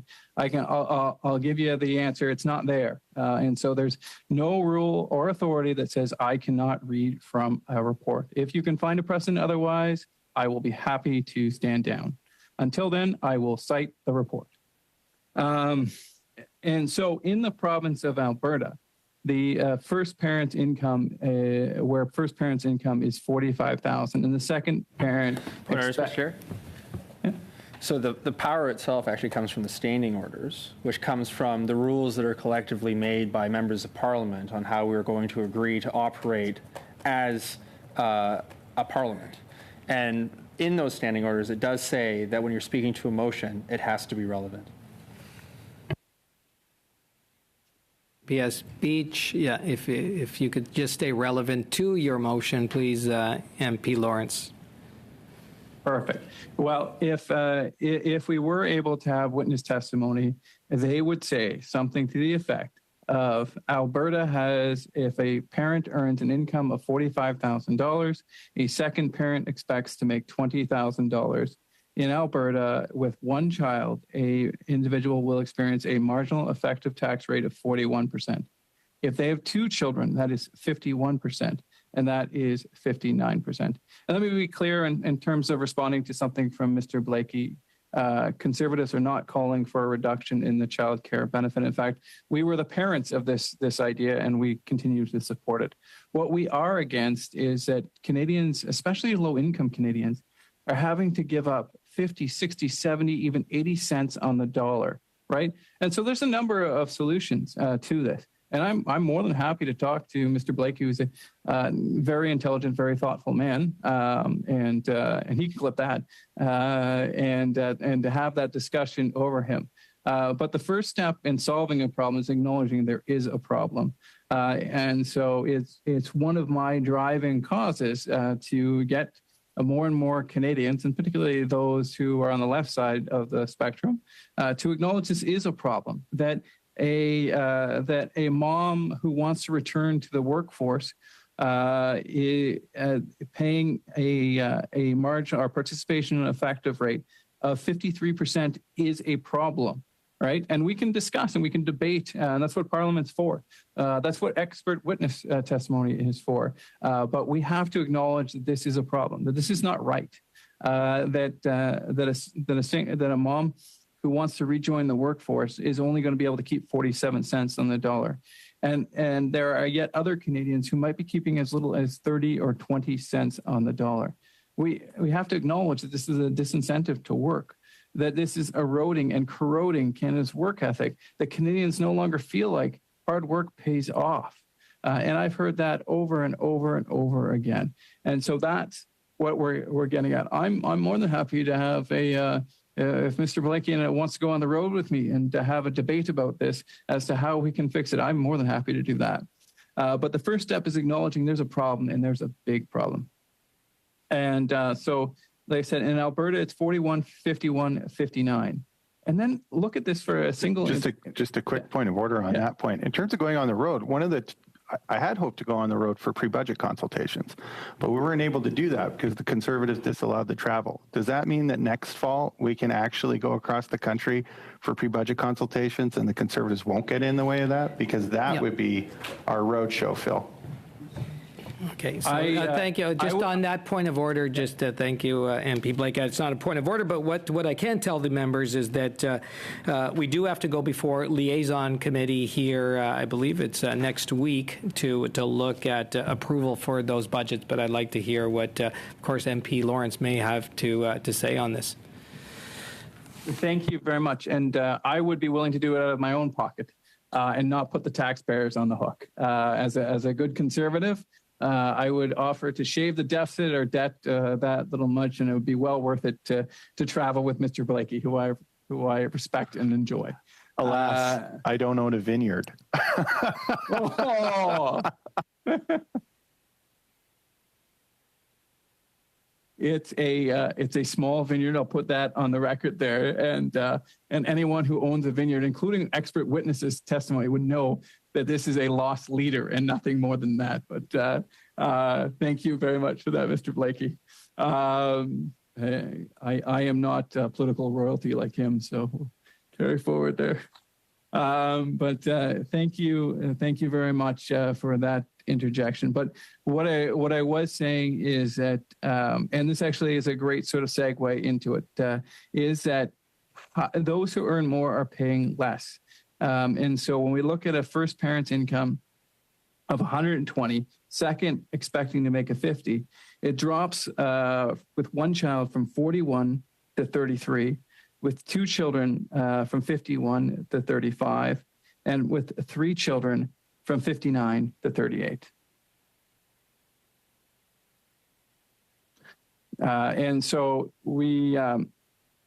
and that is a challenge, right? I would hope it would be the principle of all parties at this at Finance Committee and all MPs is that those who earn more pay more, and those who earn less pay less.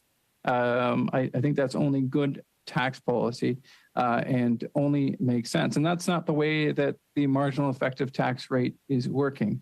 And there are other solutions than simply reducing the benefit, as Mr. Blakey brought up. There are other ways we could work at that. There's reducing the rate of clawback.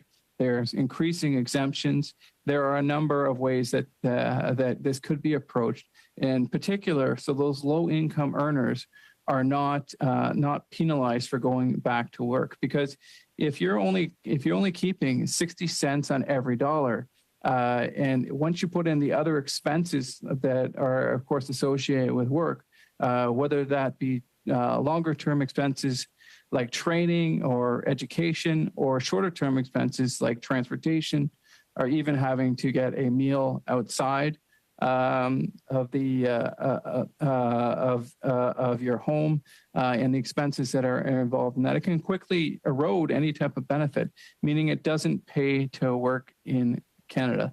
And there are multiple principles of tax policy that are violated. One, of course, is the fact that we are disincentivizing work, which tax policy should seek never to do. Secondly, is that those with more should pay more, and those with less should pay less. In this scenario, we have those who are earning more paying less, and those who are earning less paying more. And so, like I said, I'm more than willing to discuss the solutions to this. But the first step is saying this is a substantial problem, and I believe a root cause to a number of issues with the Canadian economy. So when we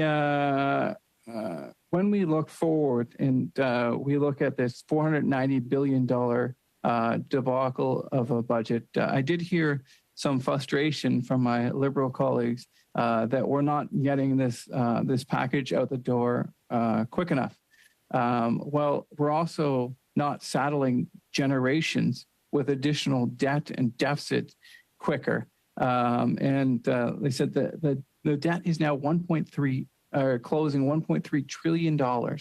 with additional spending of $60 billion on the way, and with no plan to get back to a balanced budget, with an increasing debt to GDP ratio.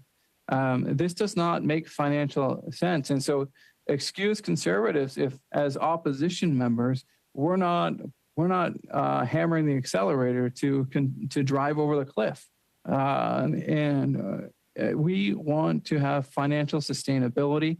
We want to have a pay-as-you-go system, meaning that if there's a priority that demands more money, great. Let's find the savings somewhere else from a priority that doesn't need that money. If everything is a priority, nothing's a priority is the reality of management. And there are tough decisions that have to be made. There's no doubt about that. But that's what these Liberals get paid for, to make those tough decisions. Instead, they just continue to saddle up Canadians with more and more and more debt and deficit as it continues to grow. And they just continue to look the other way. They did have at least a somewhat moment of reflection and thought in the fall economic statement when they, at least on paper, put a plan back to a balanced budget. Now, whether that would ever happen or not, I mean, clearly their track record would say otherwise. However, the challenge is that in this recent budget, they completely departed from that. The balanced budget that they forecasted has completely evaporated. It's gone. We don't know where it went to, but it's completely gone. And what changed in those 6 months?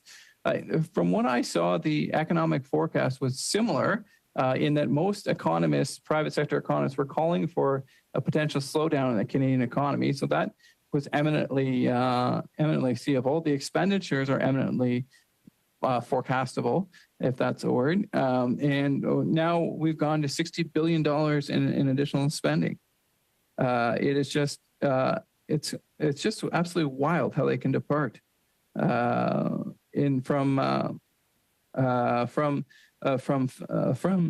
just in 6 months into their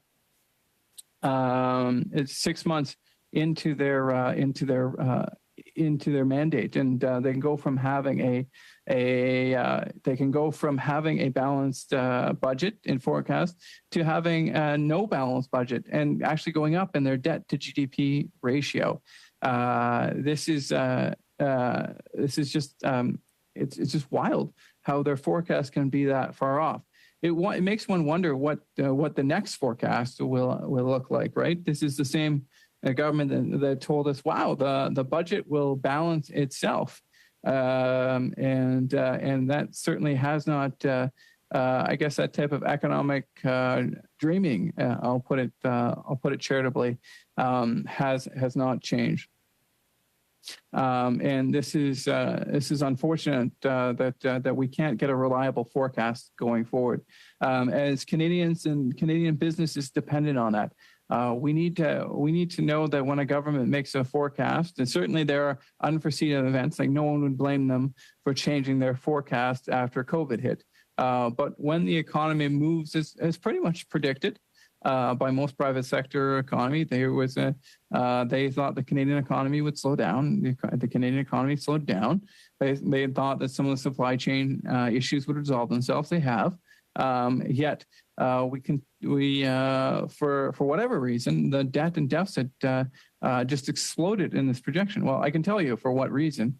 It's because the government decided to go on a $60 billion bonanza of spending, of money allotted for more failed projects, such as the infrastructure bank, that has, at least last I heard, had not.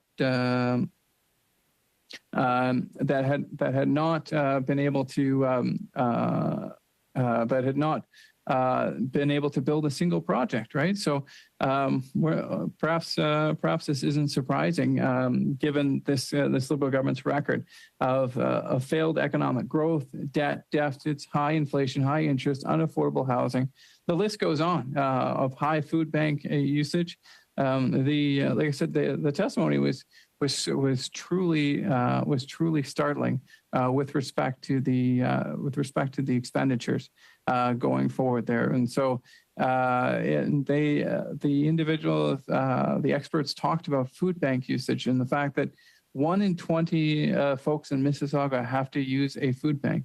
The food bank from the chair's riding used the word terrifying to describe the situation on the ground. You would think hearing some of these remarks, it might cause a little bit of pause. Perhaps, you know what, let's hear more. Let's investigate more. Let's do some consultation with other experts.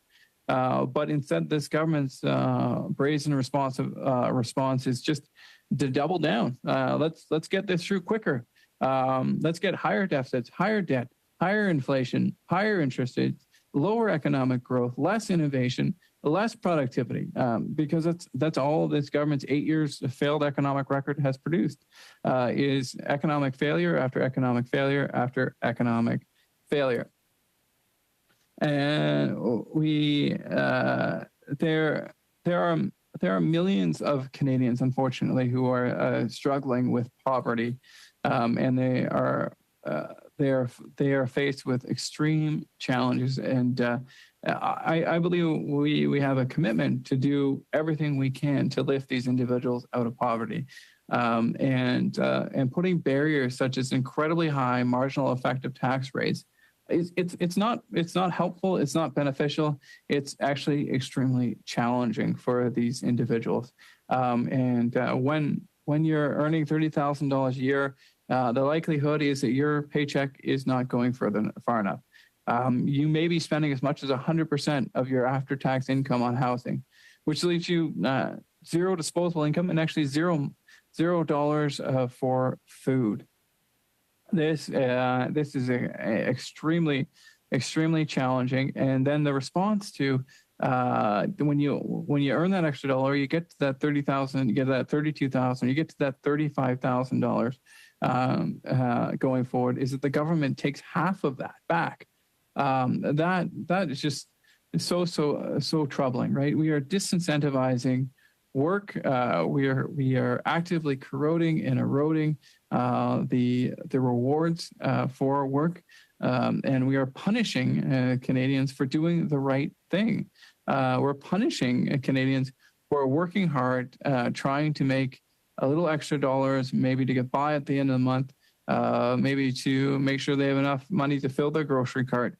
And instead, we are taking more and more money from them. And that's like I said, most importantly, it's hurting the most vulnerable in our community, but it's also hurting our economy because we're dealing with a labor shortage, and we are at the same time disincentivizing work. We need to get as many hands on deck as possible, and so we need to make work pay again. And quite frankly, the marginal effective tax rate, as it is right now, is a huge barrier to individuals working. And so we need to make sure that Canadians have the ability and are rewarded for the great work that they do. When we look at some of these issues, we talk about what else could have experts come in here and talked about. Well, they certainly could have talked about. As I look through some of the issues that were up for discussion, they could have talked about the impact of the GST HST rebate, and in fact, some of the testimony was on what is euphemistically referred to as the grocery rebate, which is really just a doubling of the GST HST rebate for the record. And they could have talked about how inadequate that is when food costs are going up by $500, $700, $1,000, depending on which metric you look at. The $250 won't even begin to pay the increasing fees of the groceries. Other issues that they could have talked about is the air travel security the air travel security issue, and the costs that would be associated with that. One issue that I would really like to hear about is on money laundering and money and illicit funds, funding illicit acts there. And we have a real challenge in Canada, and we're a little bit behind the eight ball. In fact, I think a lot behind the eight ball. And I think we have nearly all parties in agreement with that we have to do better with respect to our money laundering legislation and our legislation prohibiting the financing of illicit acts and illegal flows of money. That would be an area that I would really like to hear about. Another issue would be the Bank of Canada negative equity. Negative equity. That's a great euphemism. That's negative equity. That means losing money to all the viewers out there. And the Bank of Canada, for the first time in its history, is losing money. And so I would have loved to hear witness testimony about the impact of that on the Canadian financial system, how sustainable that is, how much taxpayers are paying to bail out the Bank of Canada. The Canadian Innovation Corporation Act. We would have loved to have heard more details about that. Details are extremely scant on that, and it would have been great to hear witness testimony about that. In an area of particular interest to me is with respect to economic sanctions. I have a private member's bill, which is C-281. That private member's bill deals with economic sanctions, particularly the Magnitsky sanctions. The bill seeks to give Parliament the ability to ask for a report if the government is unwilling to sanction individuals or groups of individuals with respect to the Magnitsky Act. We saw a flurry initially when the act was passed of the government utilizing the Magnitsky Act. However, there's been very few, and so my private member's bill would seek to make a committee able to have parliamentary oversight over the lack thereof sanctions, which I think would be incredibly interesting and transparent. And so would have loved to have heard like Bill Browder or some of the other experts with respect to the Magnitsky sanctions in order to get a better idea of what's going on. There was an interesting small part. Division 13 is the CRA data for CPP analysis.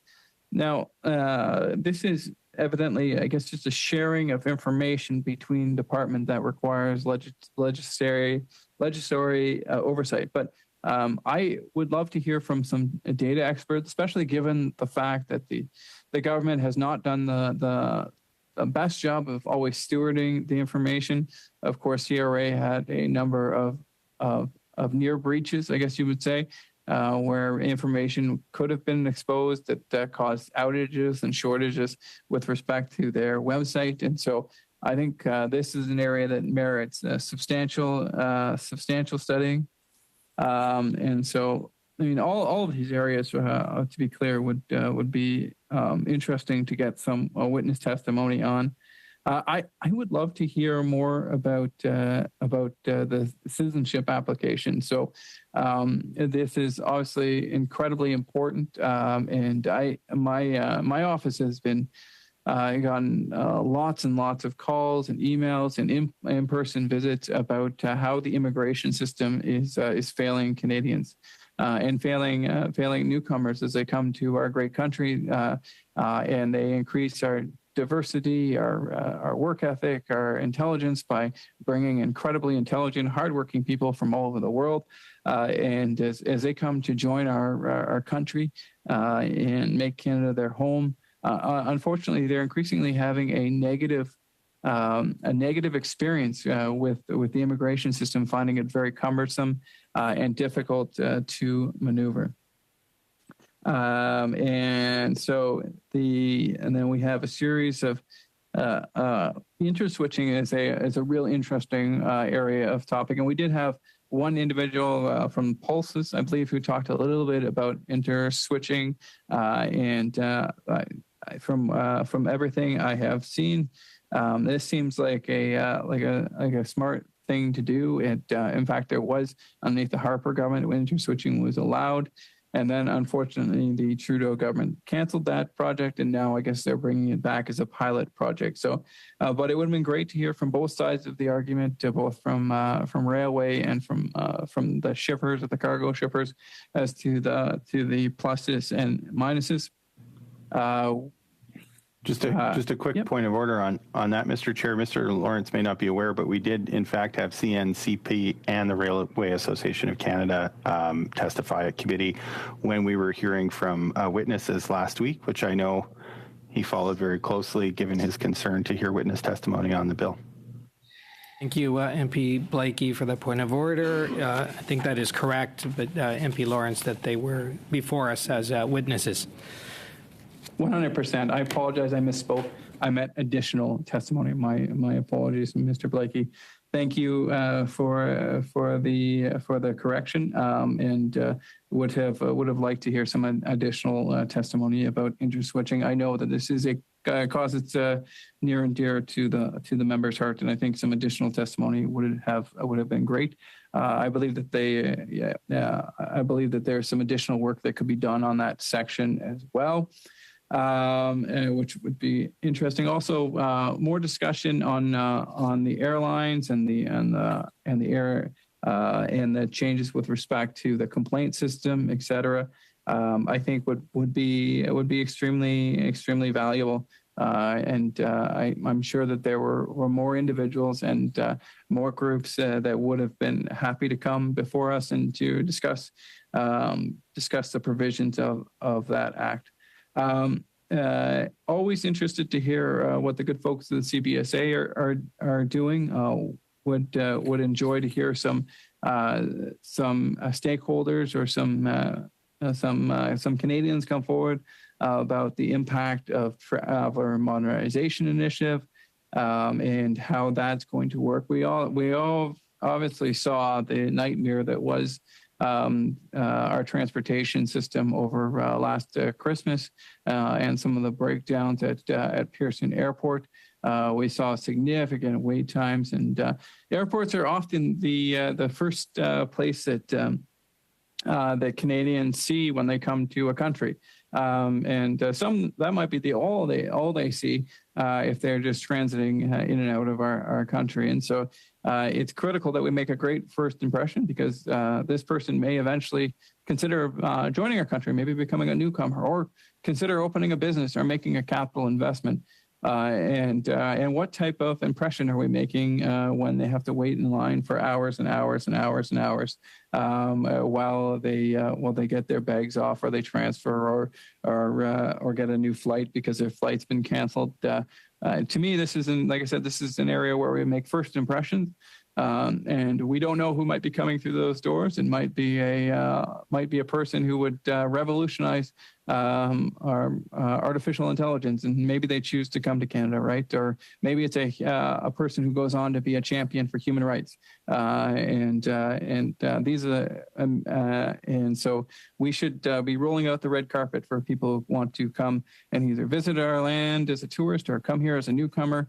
We should make sure that every Canadian and every person who comes to Canada has a great experience when they walk out on Canadians' airports. And unfortunately, we certainly have not always had that. Then we see in Part 4, we have a number of different provisions with respect to the National Research Council, the Patent Act, and royal titles, and would have enjoyed some conversations about that area as well. Part 4, Division 32, is the Canada Growth Fund. Would like some more details from some of our experts, whether it will achieve its objectives. Because as I've said clearly on the record, I believe that the federal government has to stop inhibiting growth and start putting in policies that instead promote growth. And so would love to hear that going forward. Part 4, Division 36 is a Clean Fuels Regulation Fund. And so want to hear more about the carbon tax Part 2, specifically what it might cost. Of course, we heard from the parliamentary budget officer that it will cost Canadians thousands of dollars, and so I would love to have a greater discussion of that and going forward. The EI appeal board, perhaps that's some inside baseball chat, but I think having some expert testimony on that would be valuable as well.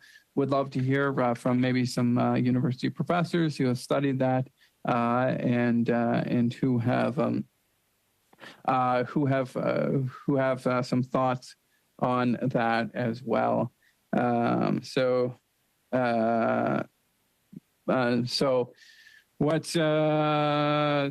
we need to continue to have great discussions and dialogue about this budget, and I'm just so disappointed that we couldn't come to conclusion or come to a collaborative agreement where we would meet and talk and have really, like I said from the outset, Conservatives really wanted two things. One was 2 hours of the Minister of Finance's time, of which she steadfastly refused. She did grace grace us with her presence for an hour and 25 or hour and 30 minutes. However, we still didn't get the 2 hours. Conservatives then just asked for 20 hours of testimony, and we didn't get that either. These are not outrageous requests, so we'll continue to discuss and debate these amendments and these issues, and we'll continue to have extreme disappointment in the way that these Liberals have stewarded this economy. As we've heard, this is the worst economy since the Great Depression, as Philip Cross said. We have doubling of food bank usage. We have 1 in 5 folks in Mississauga, or 1 in 20, sorry, 1 in 20 folks in Mississauga using using the food bank. These are difficult economic times, and those are the short term. The long term economic measures may even be more difficult, maybe even worse. Us being near the bottom on productivity, near the bottom of the OECD on capital investment. Our economic growth is forecasted to be among the worst going forward in the OECD, and so I appeal to you again, Chair. You know what? Maybe we could get unanimous consent to just move back a couple of days to allow for 10 hours of testimony, and that might be one meeting. Like I said, I'm very thankful to the clerks. They do make miracles happen, and you know what? I'm hopeful that those miracles will happen again, and. Mr. Chair, how long do we have resources for today, sir? MP Lawrence, we have resources, so we've got resources well into the evening. Okay. And sorry, point of order, Chair. Can I raise my point of order here? You have no headset. You cannot be recognized. Even on a point of order? No, you have no headset. You cannot be recognized. Please mute the member. Yeah. MP Lawrence. Thank you very much, Mr. Chair. Just because I do have a recognized headset on, perhaps I could speak for the member. And that member is a little bit shy at times, so perhaps it's good I speak for him. Is that even on a point of order, you must have a headset. Is that correct?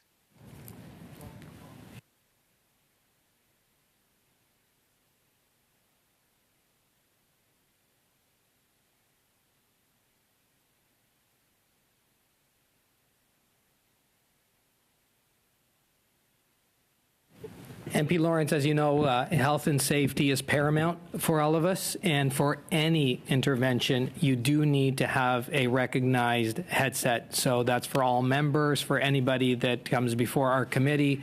So this is a good opportunity to make sure that everybody is well aware. And Mr. Genius, there, he should know that, but now he will know that he does need a headset. MP Lawrence. Thank you very much. Okay, so okay. We obviously understand the importance and that some of the interpreters have had serious issues, and I do give them a thank you and my apologies for earlier in the meeting not shutting off my mute in a quick way, and my apologies there, and a big thank you for everything that they are doing. They work extremely hard, and we appreciate.